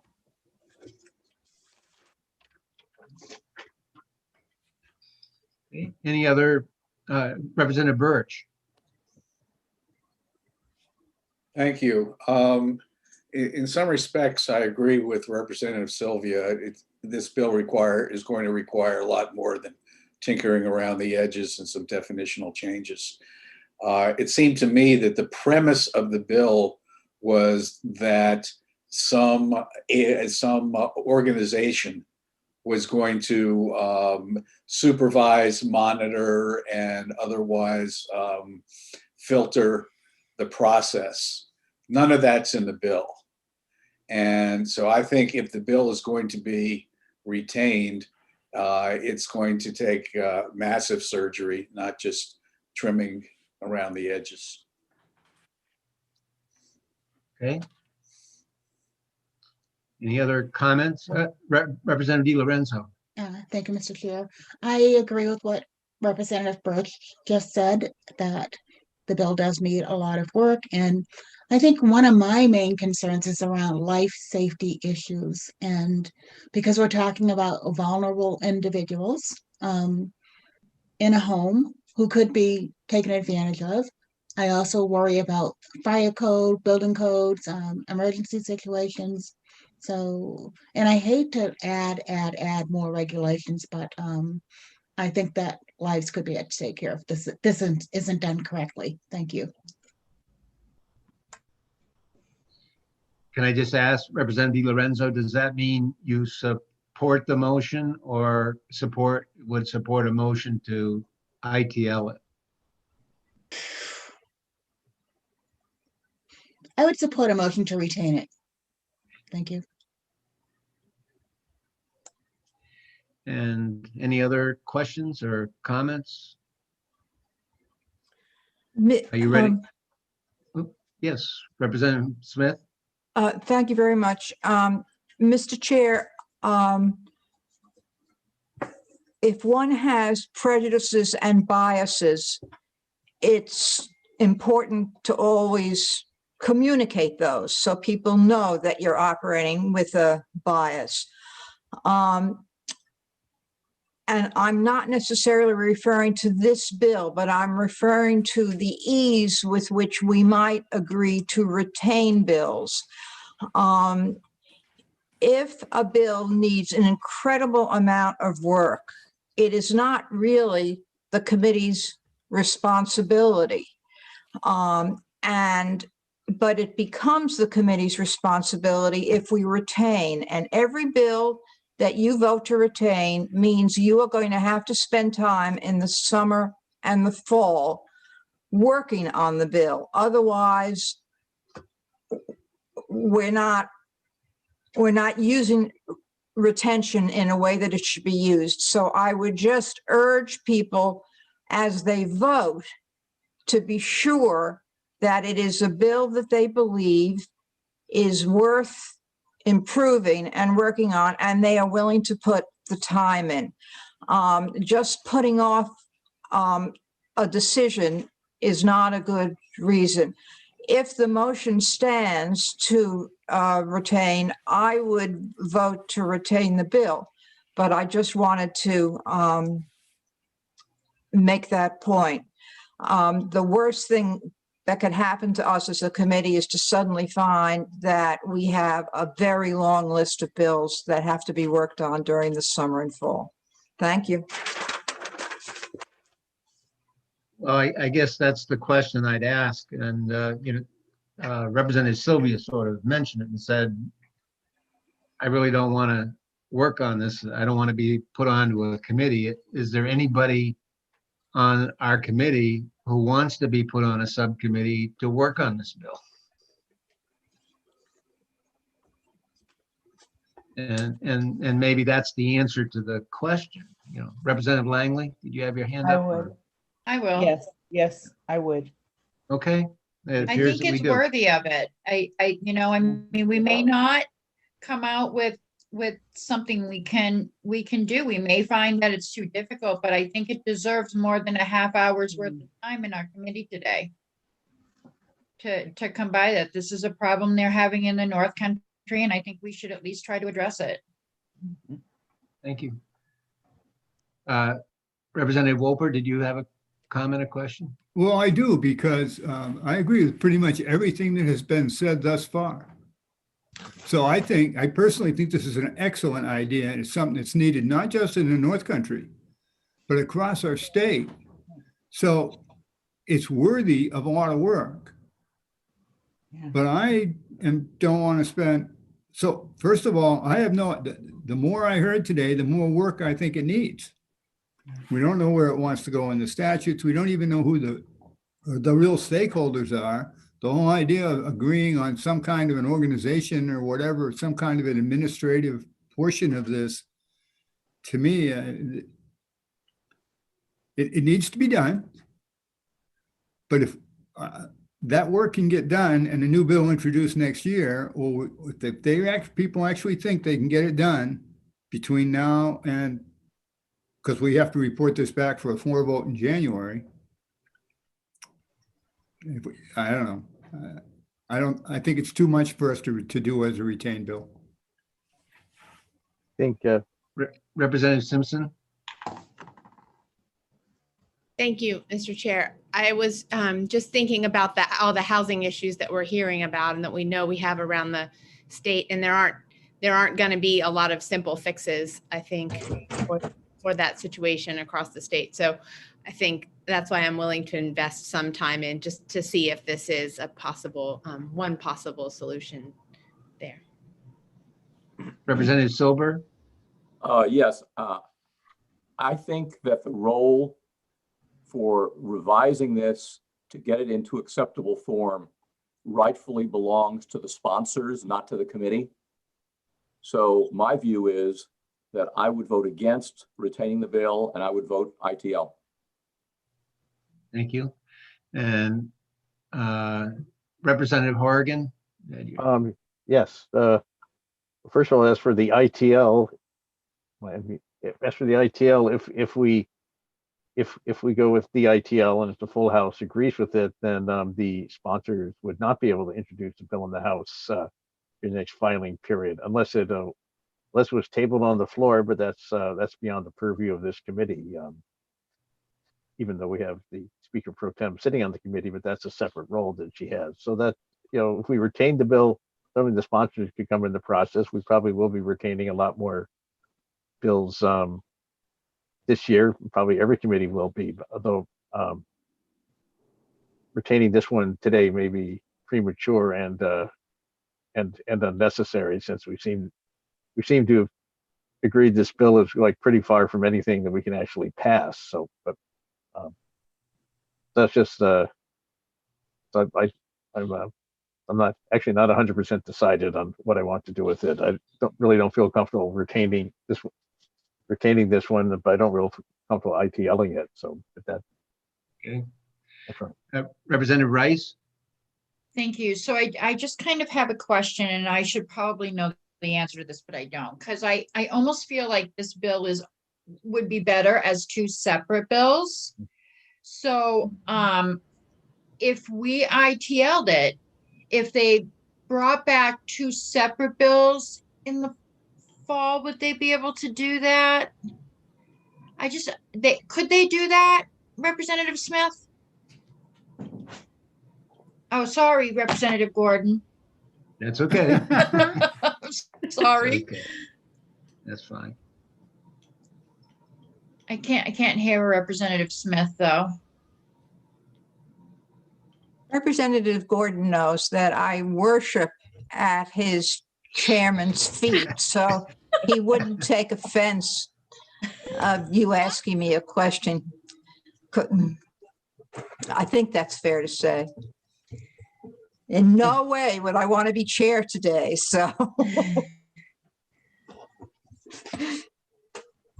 But are you going to answer my question? So Kim, I think you're right.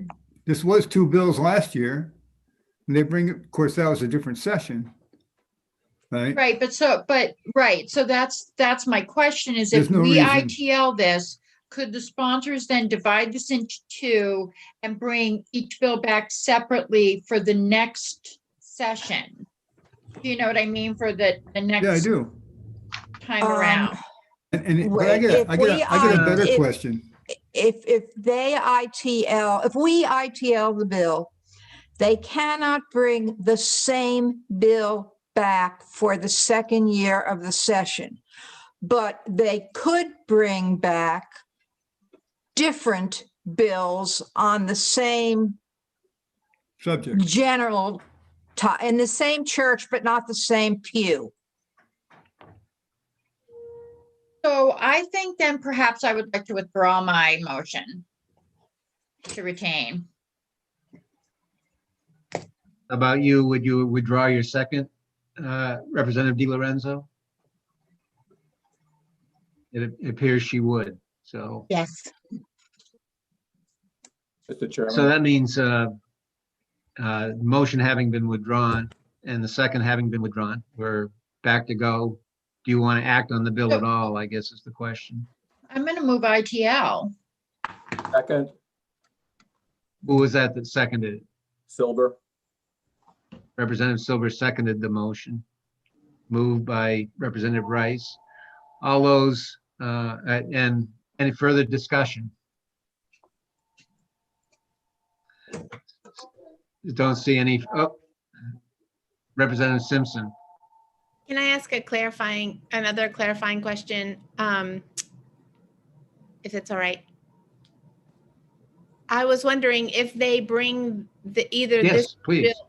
Thank you. If they bring this bill back as one bill or two bills, if they bring it under, as was suggested by someone, I think that they bring it under a different statute, does that count as a different bill? Like they do all the work and it comes under a different statute, that might also count as a different attempt, right? I think so. Frankly, the question is, who's going to object to it if Oh, they bring right. it back? And frankly, given the discussion we've had here today, I'm not sure that anybody would object if they brought it back. Thank you. Any other discussion? Are you ready to vote? Am I? Okay, the motion we have is to make House Bill 395 FN inexpedient to legislate. And the clerk can call the roll. The clerk can call the roll. Inexpedient to legislate on House Bill 395. Representative McLean. Yes. Representative Sylvia. Yes. Representative Welper, yes. Representative Alexander. No. Oh, now I gotta go over the other column. Woo. Representative, where am I at? Alexander Rice. Yes. How come I already have you in there?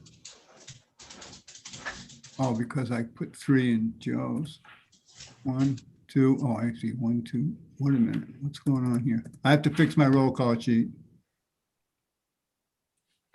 Okay, 3, 1, 2, 3, you're number 4. Representative Silver. Yes. Representative Green. Yes. Representative Kelly. Yes.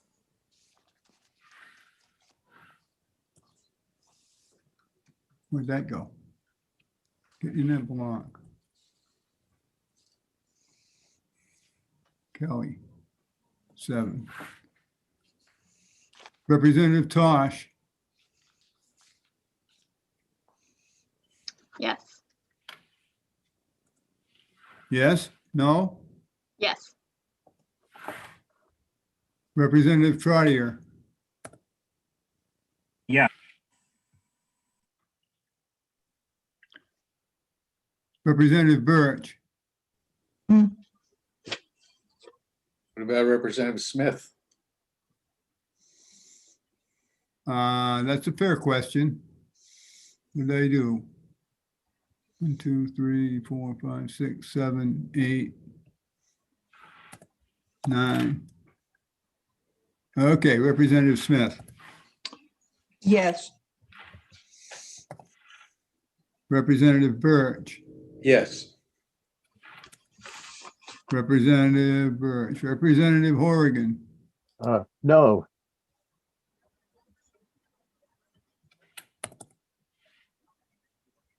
oh, I gotta go. Don't. Two. Representative DiLorenzo, Yes. Representative Chase,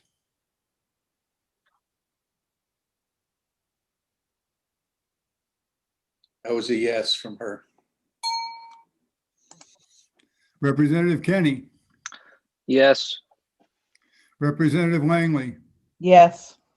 Representative McBeath, Representative Beth had to go to Commerce. Representative Page, Yes. 16. Representative Simpson, No. that would be 3. Mr. Chairman, Yes, that would be 17-3 Yes.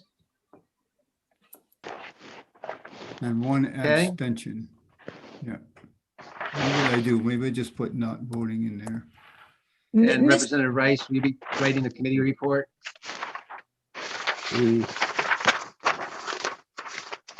Mr. Chair?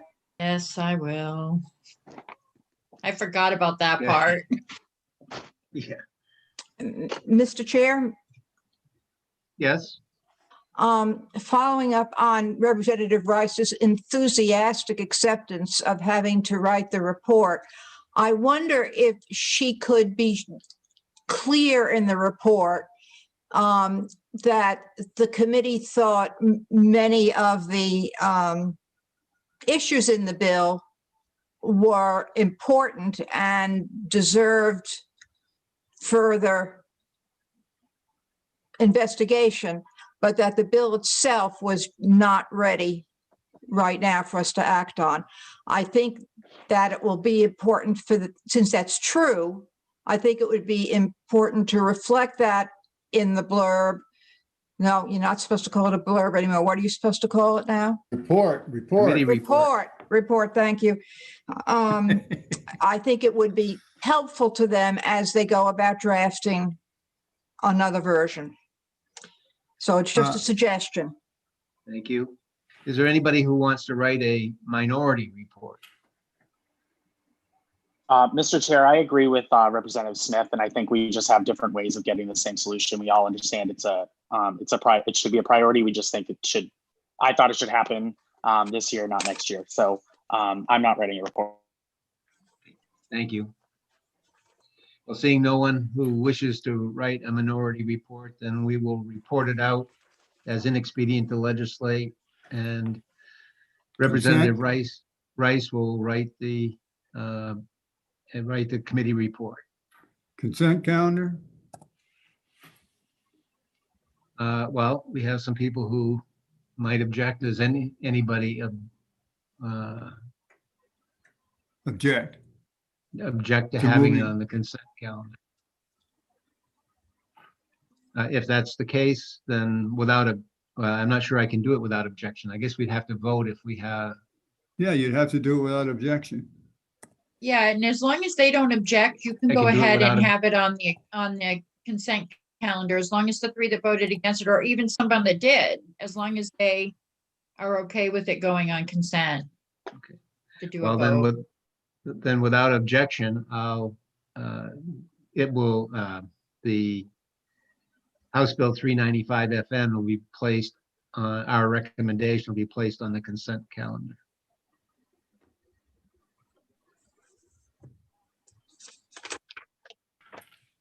Seeing no objection. So done. Okay, we need to move on. House Bill 287. Relative to remote notarization. We're out of executive session, excuse me. And we're now moving on to our next hearing, which is on House Bill 287 relative to remote notarization.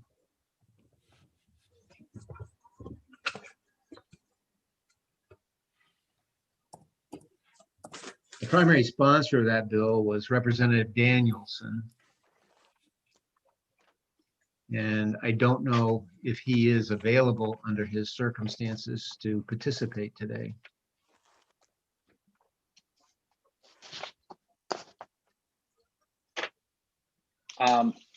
Mr. Chair, if nobody is able to introduce it, I can introduce it on his behalf and maybe we can recess it, or I don't know what you want to do with that. That would be fine. If you wouldn't mind doing so, it would be appreciated. Okay, Mr. Chair, for the record, my name is Representative Alexander. I represent the town of Goffstown, Hillsborough District 6. I am here to introduce HB 287 relative to remote notarization. Thank you to the committee for having me.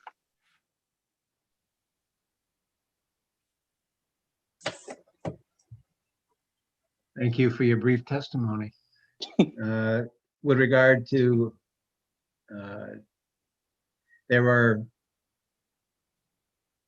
there's only one person who is actually signed up to testify. That's Tom Praisall from the Mortgage Bankers. And Mr. Praisall, are you available to testify? Yes, I was actually under the impression this was the number to call for snow removal services from Representative Alexander. In all seriousness, though, good afternoon, Chairman Gordon, members of the committee.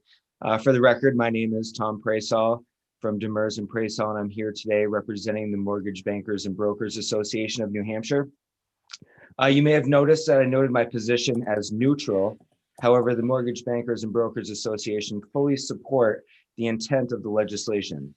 To provide a little background, in 2020, the Mortgage Bankers and Brokers asked Senator Kavanaugh to introduce legislation to establish a commission to study the implementation of remote online notarization in New Hampshire.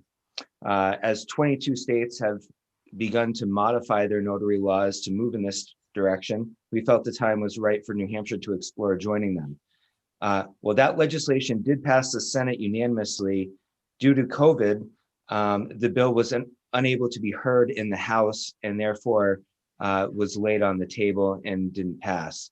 And I think we can all agree that the timing couldn't have been worse because we really needed remote online notarization during this crisis. Governor Sununu did issue an executive order number 11 to allow for a form of remote online notarization, which has been helpful to businesses and residents during these challenging times. Governor Sununu has indicated some of his priorities for the session would be addressing executive orders that could be put into statute. As a result, a group of stakeholders who otherwise would have been on the commission had met over the summer and fall to draft a more robust remote online notarization law with the input of all the stakeholders involved. That language was provided to Senator Kavanaugh to be introduced in the Senate, where it has currently been placed into an omnibus bill that has yet to be scheduled and the language is not yet available. I will note that Representative Danielson was a co-sponsor of that LSR from Senator Kavanaugh, and Senator Carson will be this prime sponsor of the omnibus bill.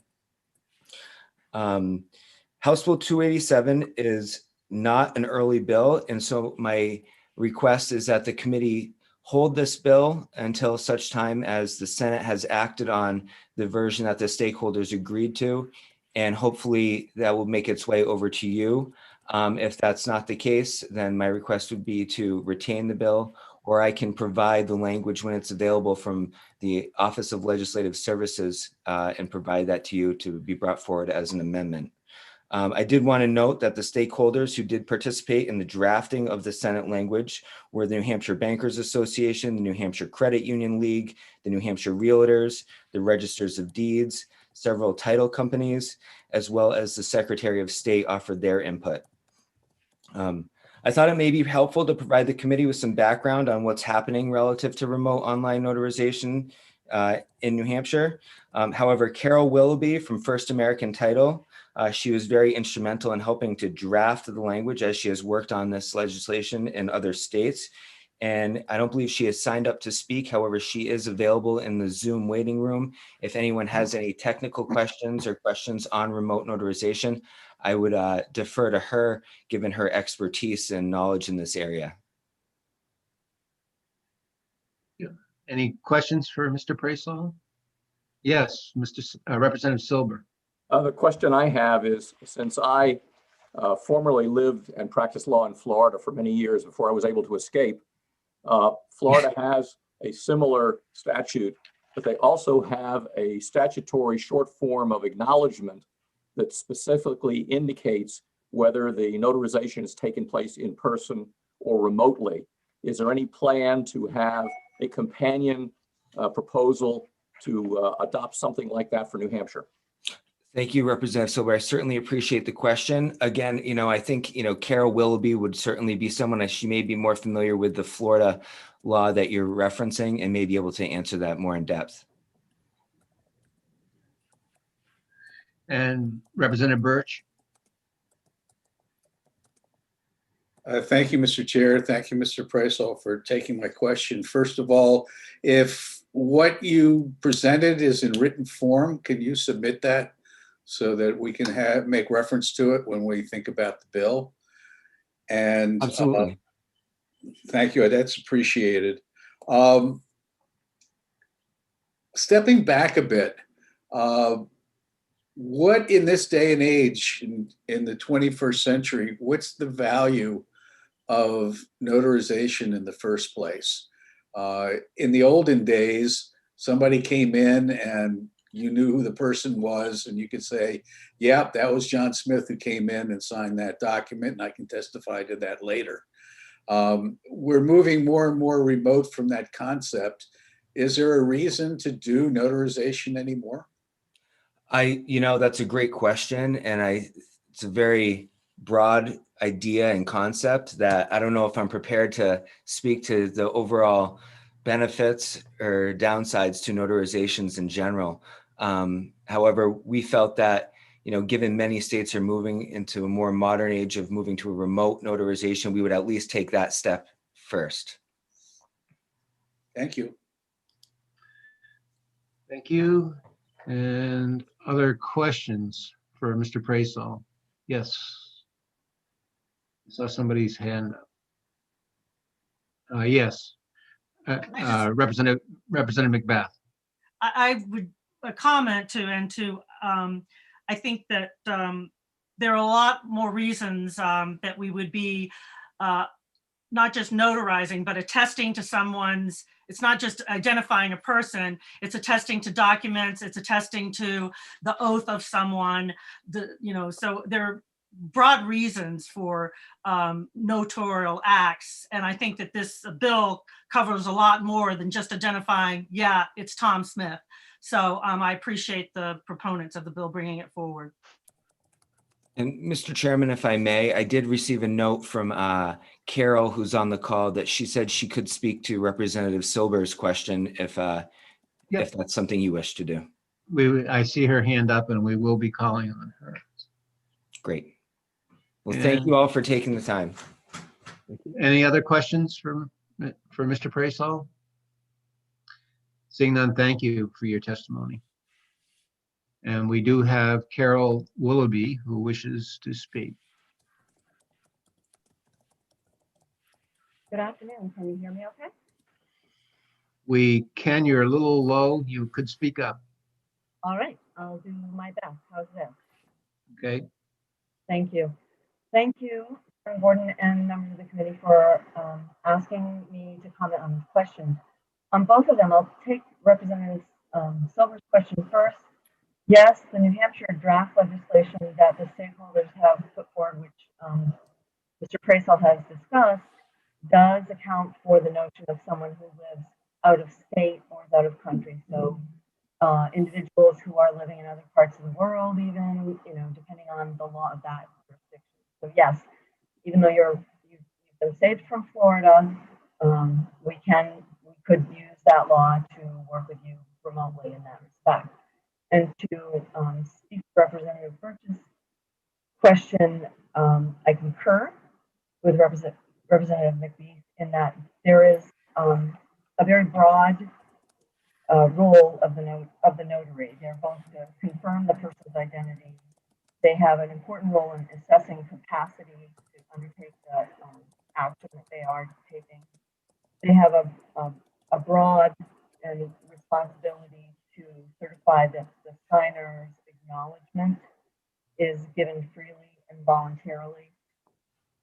And the notarial act really, as you can probably tell, I'm from the title insurance industry, and the notarial act underlies really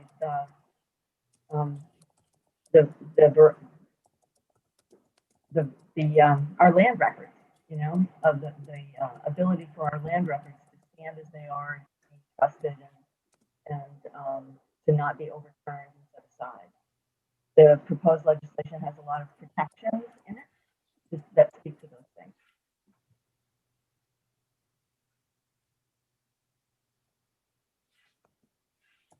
Which I'm happy to tell you about if you're interested. Okay. Are there questions for Ms. Willoughby?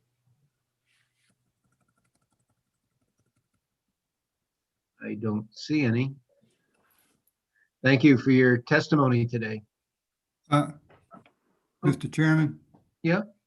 Could I, who is Carol Willoughby? Does she represent anybody, or what? Normally we put down who people represent and whether they support or oppose, and I don't have that information.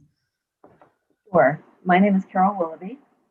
I am a Regional Underwriting Director for First American Title Insurance.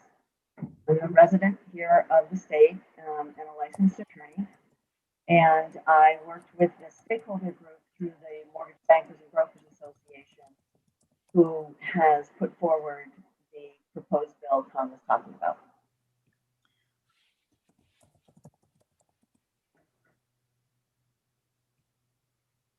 Did you get that, Representative Wolper? Close enough. Okay, she works for American Title Insurance. Yep. Oh, American Title. I put down she was a title insurance underwriter and supports the bill. And that's the key parts that I need for this. First American Title. First American. Whatever. Okay. And are there any other questions that people have for Ms. Willoughby? Again, thank you again for your testimony. You're welcome. Thank you. There were 4 people who registered in support of the bill. No one registered in opposition to the bill. And I don't have anybody else who's asked to speak. Is there, are there any attendees who wish to speak? Don't see any. So I'll close the hearing on House Bill 287. And I completely misjudged the length of that hearing. So. Is there anything else that you might consider execing today, or would you like to take a break for a half an hour before our next hearing begins? I can use a break. Why don't we plan to recess and reconvene at 3 o'clock for our last hearing on CACR 10. Thank you. Thank you.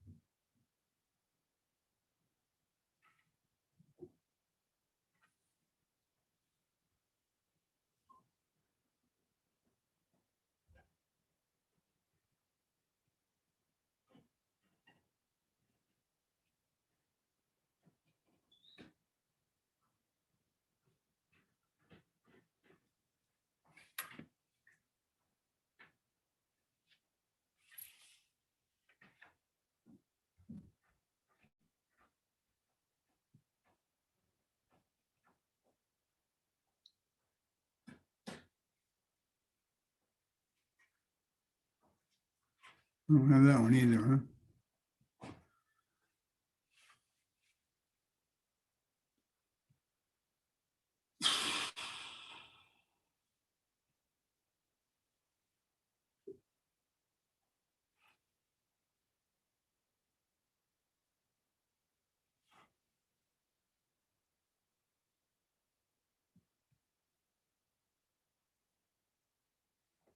It's going, sweetheart.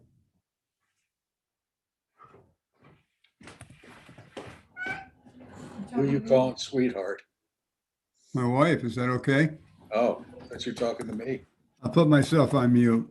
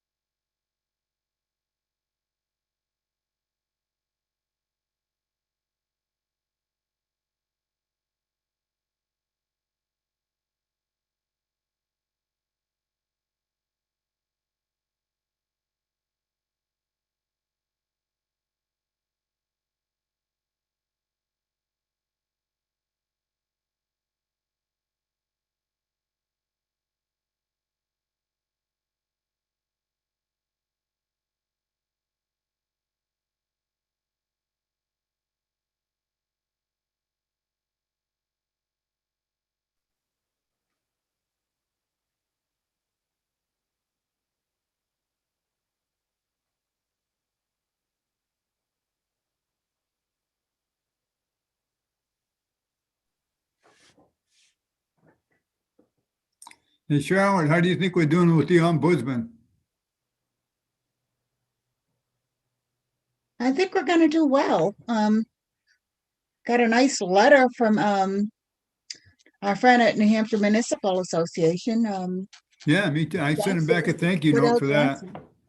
I couldn't get over it because he's always been sort of like, you know, prickly Out there. about the bill. Yeah, Yeah. it's amazing. So the HRA had a little fight over that the other night. Oh, really? I'm Oh, yeah, going to be well- honest, I don't think we can be discussing this because it hasn't been publicly noticed. Thank you. Sorry. I guess you're right. There's a lot of people here. But yeah, there's too many people. You're right. I'll go back to playing with my files. Well, for 1 minute, I guess not. Put my jacket back on.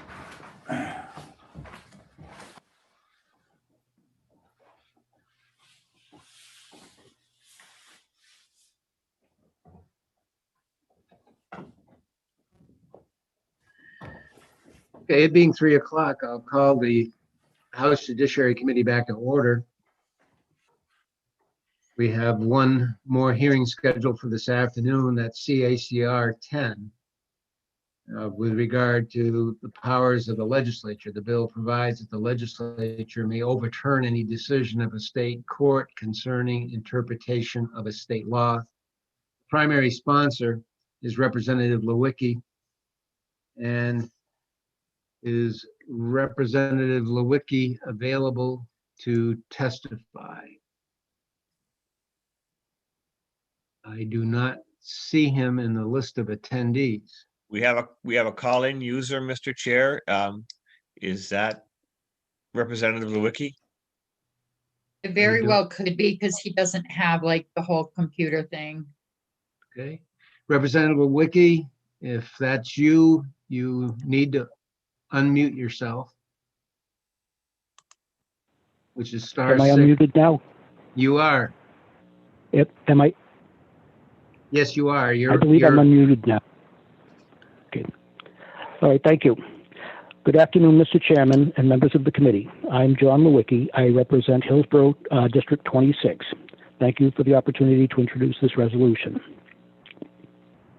Over the past 100 or so years, there has been a revolution in this state and federation. It hasn't been the sort of revolution that involves pitchforks and guns. It's more like a revolution of boiled frogs. When our constitutions were enacted in 1784 and 1789, we changed the world by creating constitutional republics responsible to the people of the states. However, we kept one relic of the British government, the legal system. Since at the time it was perceived to be fair and honest, there seemed to be little reason to change. The fatal flaw in our Constitution is that we allowed the courts to overturn Constitution and statute by setting precedents. As a result, our Constitution is now littered with amendments overturning wrong precedents. Here in the legislature, we frequently see bills, the only purpose of which is to restore a previous plainly written statute. When the courts found that they could make law by setting precedents, we started down a slippery slope. In many cases, the courts were encouraged by parties who were unable to get what they wanted from elected government. Presently, it has become common for people to make end runs around elected government by persuading the courts to become activists for them. It is appropriate in a case like this to return to the philosophers who established our constitutional government. Thomas Paine in The Rights of Man foresaw that a government by precedent would devolve to what we have today. The complete quotations in the testimony I emailed to the committee. There is a natural tendency for institutions and the people in them to take on powers beyond those granted to them by the people. When that occurs, it's always at the expense of the people's freedom. We're here today to talk about a provision that addresses the relationship between statutory law and precedents established by courts. For instance, may be better than another form of explanation. A few years ago, we passed a statute to make alimony uniform throughout the state. Previously, it had been at the discretion of the courts. Presently, a lower court might diverge from the statute. One of the involved parties might then appeal to the state Supreme Court. If the Supreme Court fails to act, the lower court has then set a precedent which effectively replaces the statute. A party affected by the precedent has no further ability to appeal. This CACR, if approved by the people, would allow appeal of a precedent concerning a statute to be appealed to the general court. The general court, by simple majority of both houses, could effectively remand the decision back to the courts, in effect saying, you got it wrong, the statute means what it says. This would be a much better solution than to essentially reiterate the law in a new statute, which would then have to be signed by the governor. Since this would only be a reaffirmation of an existing statute, there's no reason for the governor to be involved. The basic principle behind this is the laws belong to the legislature. They don't belong to the courts. This CACR would restore to our state the concept that the people should govern themselves through their constitutional elected government. It would end government by appointed courts in statutory matters. There's an inherent conflict between self-government and law by precedent. That's the fatal flaw which needs to be addressed in the people's constitution. Rule by precedent means the dead may rule the living. All of us here, whether we call ourselves a republic or a democracy, and regardless of what party label we wear, believe in government of the people by the people's elected representatives. I encourage you to send this CACR to the full legislature with a recommendation of ought to pass. That's all I have. Thank you. Thank you for your testimony. And are there questions for Representative Lewicki?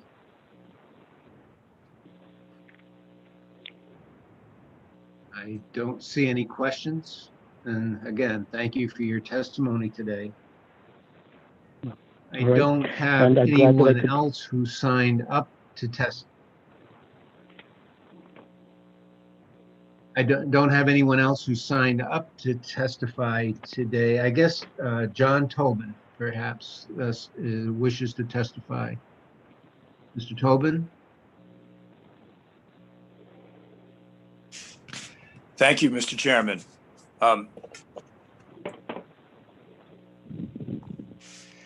Thank you, Mr. Chairman. Can you hear me now? We can. Okay, I will be brief. And I sent you a few minutes ago a written version of my testimony by email. Thank you for the opportunity to speak about this. Thank you for your service to our state in the middle of a pandemic and today in the middle of a snowstorm. I'm a retired lawyer and I'm a retired court volunteer mediator. And I'm speaking in opposition to this proposed amendment to the Constitution today. And I will try to be as brief as I can. You have had a long day and I realize that. This constitutional amendment would disrupt and damage the system of checks and balances and separation of powers that is the core framework of both our state and our federal constitutions. And the other thing it would do is that it would turn you all, the legislature, into an appeals court.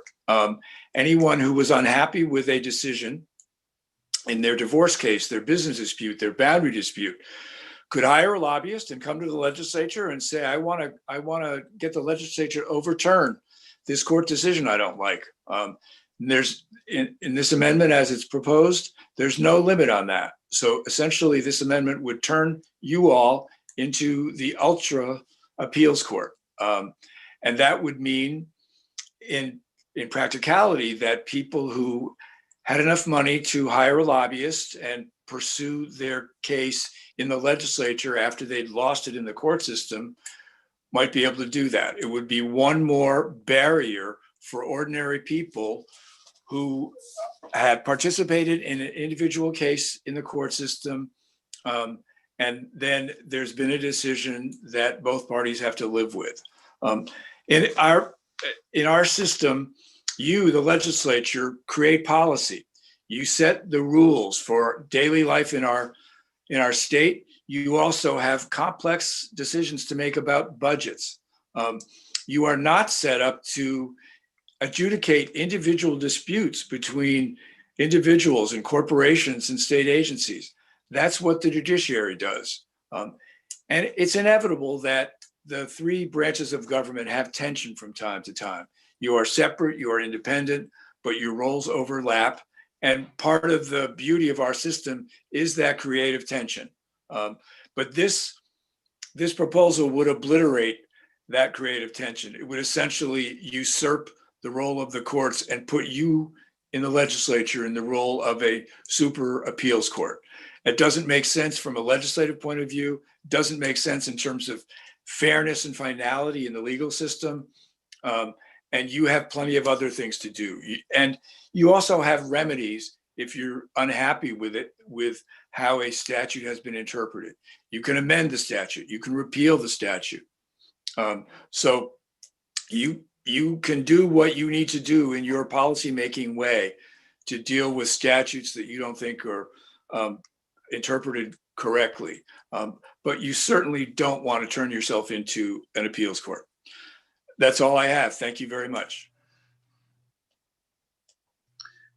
Representative Rice, did you have a question? Yes, thank you. Thank you for your testimony and thanks for taking my question.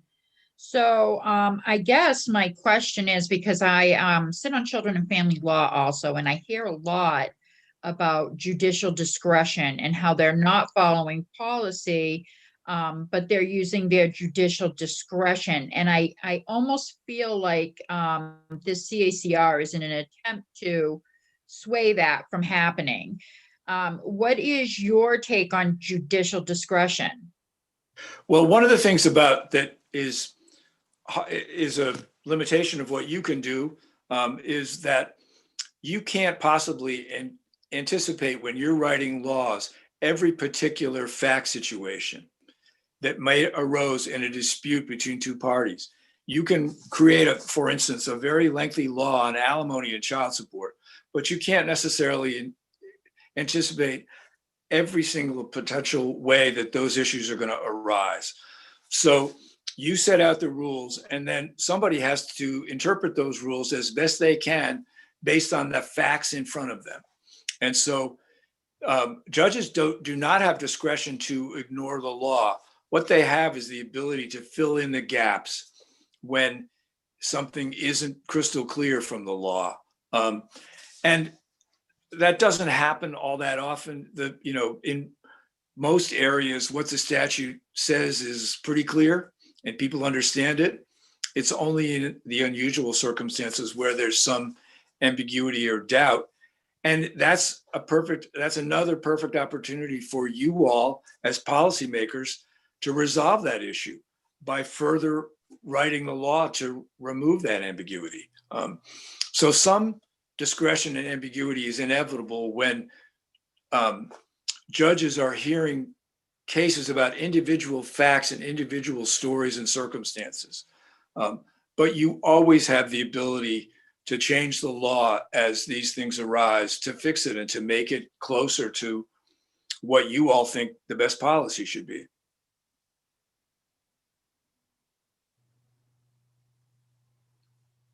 You all set? Thank you very Representative much. Wright? Yes, thank you. Representative Horgan.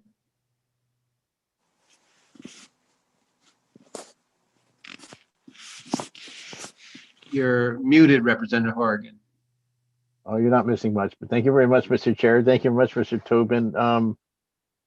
Another thing with this bill is, as I read it, says any decision of a state court. So we wouldn't, if this CACR became part of the Constitution, it sounds like we wouldn't even have to wait for the Supreme Court to weigh in. We could jump in even before the Supreme Court. Yes, does what it usually does, which is pretty much the same thing given to the legislature. yes, that's another way that this would disrupt the legal system. It would really be an end run around the legal system, and it could happen at any time. And there's no filter either. There's nothing to say. There's nothing to help you screen cases that are without merit or screen cases that really involve fact disputes that you don't have the ability to rule on. What you are there for is to talk about policy, but not to be fact finders and hear testimony and decide who's telling the truth. You all are policymakers, and this amendment would put you smack into the business of adjudicating facts and deciding who's telling the truth. It would really, you become very much full-time judges. And again, without any structure, without any process of how you fit into the legal system or it fits into you. All right, thanks. Any other questions for Mr. Tobin? Yes, Representative Silber. Thank you, Mr. Chair. Thank you, Mr. Tobin, for taking my question. Sure. Am I correct in that there are two types of decisions that this seems to address in just that one sentence? There are decisions of a court interpreting statutes, and there are decisions of a court interpreting the state constitution? There are some court cases that interpret both, but by far, the much more frequent one is courts interpreting a statute. Okay, follow up? May I follow up? Sure. The follow-up is then, don't we already in the general court, if we're not happy with an interpretation of a statute by the court, don't we already have the power in the general court to adopt a new statute that overturns that decision? Absolutely. You can rewrite the statute, and it happens all the time. Final question, final follow-up. If we're not happy with an interpretation of the state constitution by the Supreme Court, who in our system is supposed to say what the Constitution means, if not the state Supreme Court? Under our system, the Supreme Court is the final interpreter of the Constitution. And that's true in New Hampshire's system and in the federal system. But you all have the ability to initiate an amendment to a constitution if you don't like a ruling. Thank you. Any other questions, comments? Seeing none, thank you, Mr. Tobin. Thank you very much. And I don't see anyone else with their hand raised who wants to speak. Is there anyone who's in attendance who does want to speak? Seeing none. I would note that on the list of people who expressed an opinion, there were 27 people who expressed an opinion in opposition and one who submitted an opinion in support. And with that, I'll close the hearing on CACR 10. And is there any other business before the committee today? If not, then we will, yes, Representative DiLorenzo. Thank you, Mr. Chair. Would it be appropriate to exec this bill today? If no one objects to that, we would go into executive session. Okay. Thank you. Would you like to do that? Yes, I would. Does anybody have an objection to go into executive session to address this bill? I see no objection, so I will indicate that the committee is now in executive session. And Representative DiLorenzo, as a follow-up to that, do you want to make a motion? Yes, I'd like to make a motion of inexpedient to legislate. Is there a second to that? Second. Seconded by Representative Birch. And discussion? Representative Horgan, I see your hand up. Did you want to speak? Yes. Oh, sure, yes. Well, my first point is any CACR, even though I actually have my name in a co-sponsor of one, which is not in our committee, but doing any CACR right now is extremely premature, partially the fact that like we're not operating 100% efficiency because of the pandemic and all the new things we're doing, but also like the voters cannot vote on this till November 2022. So certainly if we wanted to pass this, or if we wanted to pass it with changes, there'd be really no point in doing that, sending it to the floor now. We don't lose anything by waiting till next year. But this particular one, it's a poorly thought out idea, and it's basically a bad idea. I was Representative Birch would probably tease me for reading in person, but I was a member of the Petitions and Redress Committee back in 2011 to 2012, which tried to do this. And well, aside from the fact that constitutionally we weren't allowed to overturn state courts, a House committee just really doesn't have the resources that a court does. You know, they like the Supreme Court usually does what they return to the legislature. So there's only 5 justices. They've got a whole, they got a fairly large staff of professionals who do nothing but, help them research the interpretation of state statutes and the Constitution. Whereas like the Committee on Petitions and Redress had basically no staff at all, so it was kind of haphazard. I mean, probably if this did pass, we would probably put more of a structure in place for dealing with these resolutions when we get them. But it was, we were,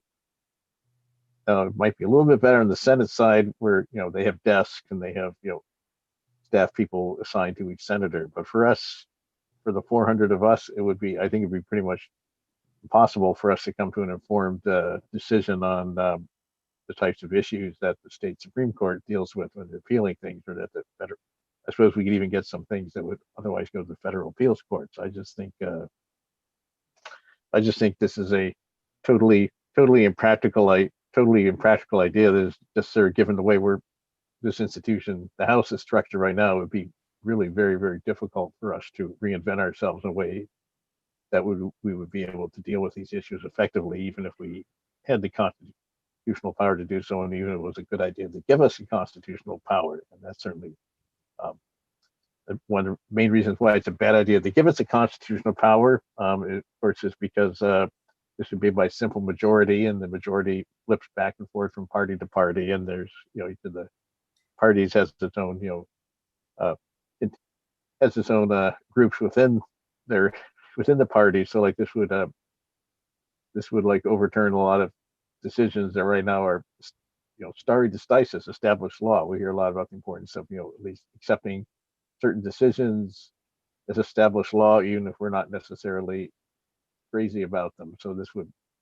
just politicize every issue, and then a lot of these things would just keep changing every few years as the makeup of the legislature changed. So I gave about a million reasons why this is a bad idea. We probably only needed one, but that's anyway. That's what I have to say about this. So Thank you. And Representing Sylvia. Thank you, Mr. Chairman. I wouldn't be so dismissive of this idea. While I agree that it's not probably perfect, I think there's certainly merit to discussing such an issue. As far as the Supreme Court being the ultimate authority, I disagree. I think the people of the state are the ultimate authority. And certainly the legislature, if they see bad decisions. Thank you, Representative Rice. Am I done? Oh, somebody cut out. I think it's you. Oops. I don't see Representative Sylvia, but he was still talking. I'm sorry. Oh, there he is. I'm here. Did I go away, or was it the chairman that went away? I don't know. I'm not sure, but Representative Sylvia was still talking. I'm sorry. That's all right. So I was saying that I believe it's the people that have the ultimate authority in the state. Furthermore, bad decisions made by the court. We also have impeachment possibilities for a bad judge, or perhaps a whole court if they're terribly wrong. I don't think this is a horrible idea. I think that we also have the ability to consider things like, I think Claremont being a great example of bad decisions that just keep echoing throughout the state and our laws. Perhaps, what was the final decision to that? It's not final yet, and certainly the court cannot force the legislature to appropriate money. And as far as a statement made along the way that our laws are clear, I think anyone that's spent time in them like we do know that there's an awful lot of ambiguity throughout our statutes. So that stuff needs to get cleaned up. So I think this was not a bad bill, but perhaps it's not entirely right. Thank you. Now, Representative Rice, I'm sorry. Thank you. Thank you, Mr. Chairman. So I think, I do think that this bill is just too much.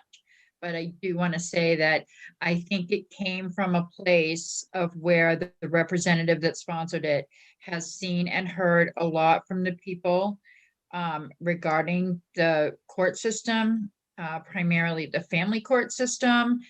And I believe that it came from a good place, but I think we have to find a different way to go about it.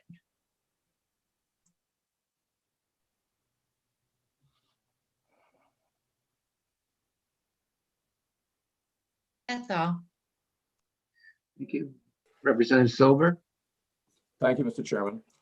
I agree that this came from good intentions. We know that the road to wherever is paved with good intentions. My problem is that there's no bifurcation in the language of this proposal between interpretations of state statutes and interpretations of the state constitution. Interpretations of a state statute, if we don't agree with it, I mean, we had a bill, I believe we discussed earlier today. We passed a different bill. We passed a bill changing the statute. We have the ability already, without this constitutional amendment, to overturn a court decision interpreting a statute. The problem gets into trying to overturn a decision by the state Supreme Court interpreting the Constitution. That's a much more difficult issue. It's been an issue that, of course, in the federal courts was decided very, very long ago. And who is the final interpreter or the arbiter of what the US Constitution means? And the US Supreme Court said, oh, it's us. And that's the old Marbury versus Madison case. And that's been the law now for, a couple of centuries. So right or wrong, that's the system that we operate under. The system also that we operate under in the state, just like the federal system, is one of a separation of powers. We make the laws, executive enforces the laws, and the judiciary interprets the laws. That's what it's supposed to be. This would put us into a position of being a super judiciary on interpretations of the state constitution. So I don't believe if we have a disagreement with the state Supreme Court's interpretation of our state constitution, we need to overcome that by passing a constitutional amendment. Let the people pass a constitutional amendment. That's the way to do it. But we should not have the ability by a simple majority vote of the general court to overturn a state Supreme Court decision interpreting the state constitution. That's, to me, is a violation of the concept of separation of powers. I'm not a big, we've talked about stare decisis.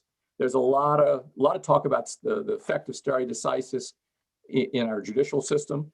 And there's a lot of criticism about stare decisis. It's not something that I'm a big fan of. There's some Supreme Court justices that have written very critically of it.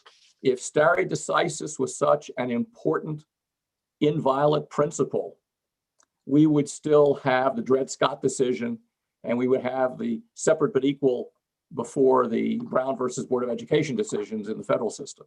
So stare decisis can be overcome, and it's not inviolate.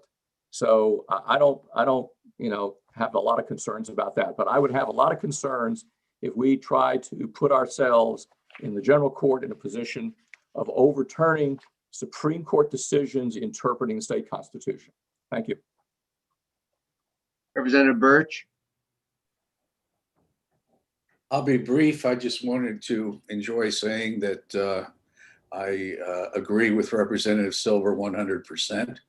I don't know how often I'm going to say that as the weeks and months go on, but certainly can say that today. To a certain extent, it's whose ox is being gored.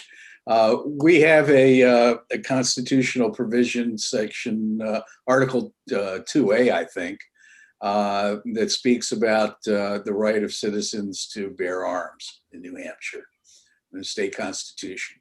So let's say a legislative session took place and the legislature passed a law that said nobody can own any guns in New Hampshire under state law. Is that going to just automatically supersede by majority vote what the state constitution says?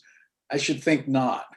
And that's kind of the fundamental problem with this proposed constitutional amendment. We have a way of amending the Constitution, and this would substitute a different way of amending the Constitution. Thank you. Are there any other? Yes, Representative Wolper. Thank you, Mr. Chairman. So I want to second, there's a couple things here that I think are very worthy of consideration. So the idea of majority vote, I don't particularly agree that the general court should be able to overturn any court decision by majority vote. But I do think that the general court should be the final decision maker. As already talked about, we're the closest ones to the people. We do make the laws. And there was a time in our history when the court system was not held in the esteem that it is today. I think that the general court should be maybe by 2/3 vote of both houses, maybe by 60%, something like that, should be able to overturn a Supreme Court decision and just say, look, we're a branch of government. We have as much authority to interpret the Constitution as the court does, and we're doing that. And the court should say in its own, well, there are times when the court oversteps, and we should be able to stop their overstepping by simply overruling them, as opposed to just ignoring them, which is what we do now. Okay.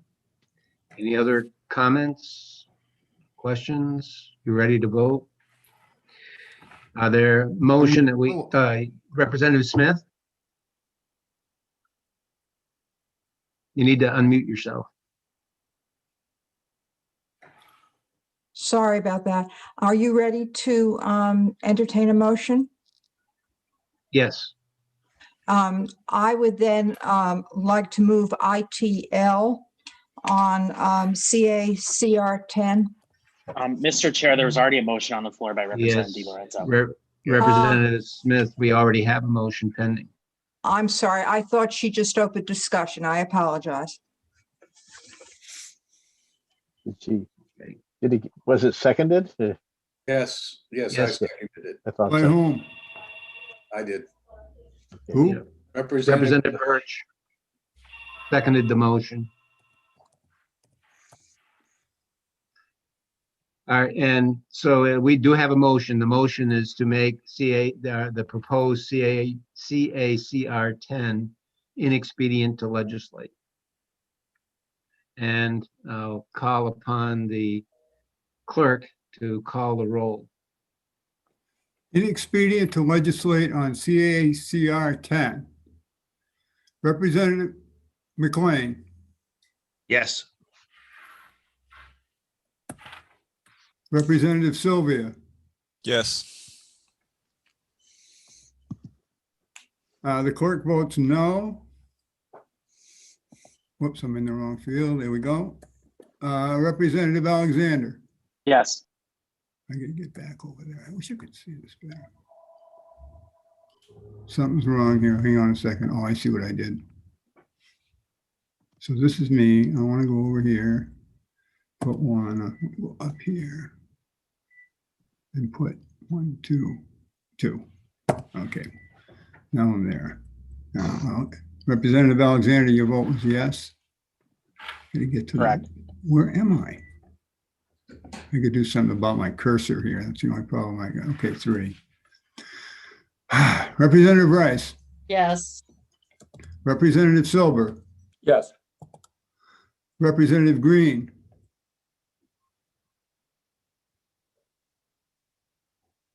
Yes. Representative Kelly. Yes.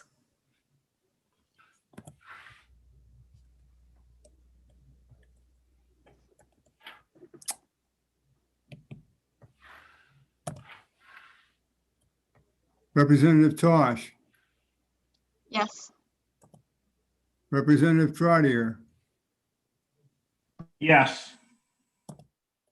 Representative Smith, Yes. Representative Birch, Yes. Representative Horrigan, Yes. Representative DiLorenzo. Yes. Representative Chase, Yes. Yes. Representative Kenny, Yes.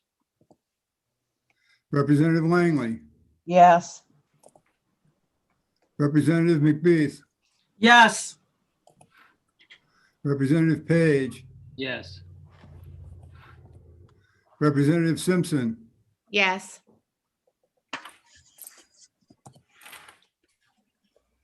Mr. Chairman, Yes. I make it 20-1. Does that one have any objection to it going on the consent calendar? No, Mr. Chairman. And that being the case, without objection, our recommendation on CACR 10, which is inexpedient to legislate, will go on the consent calendar.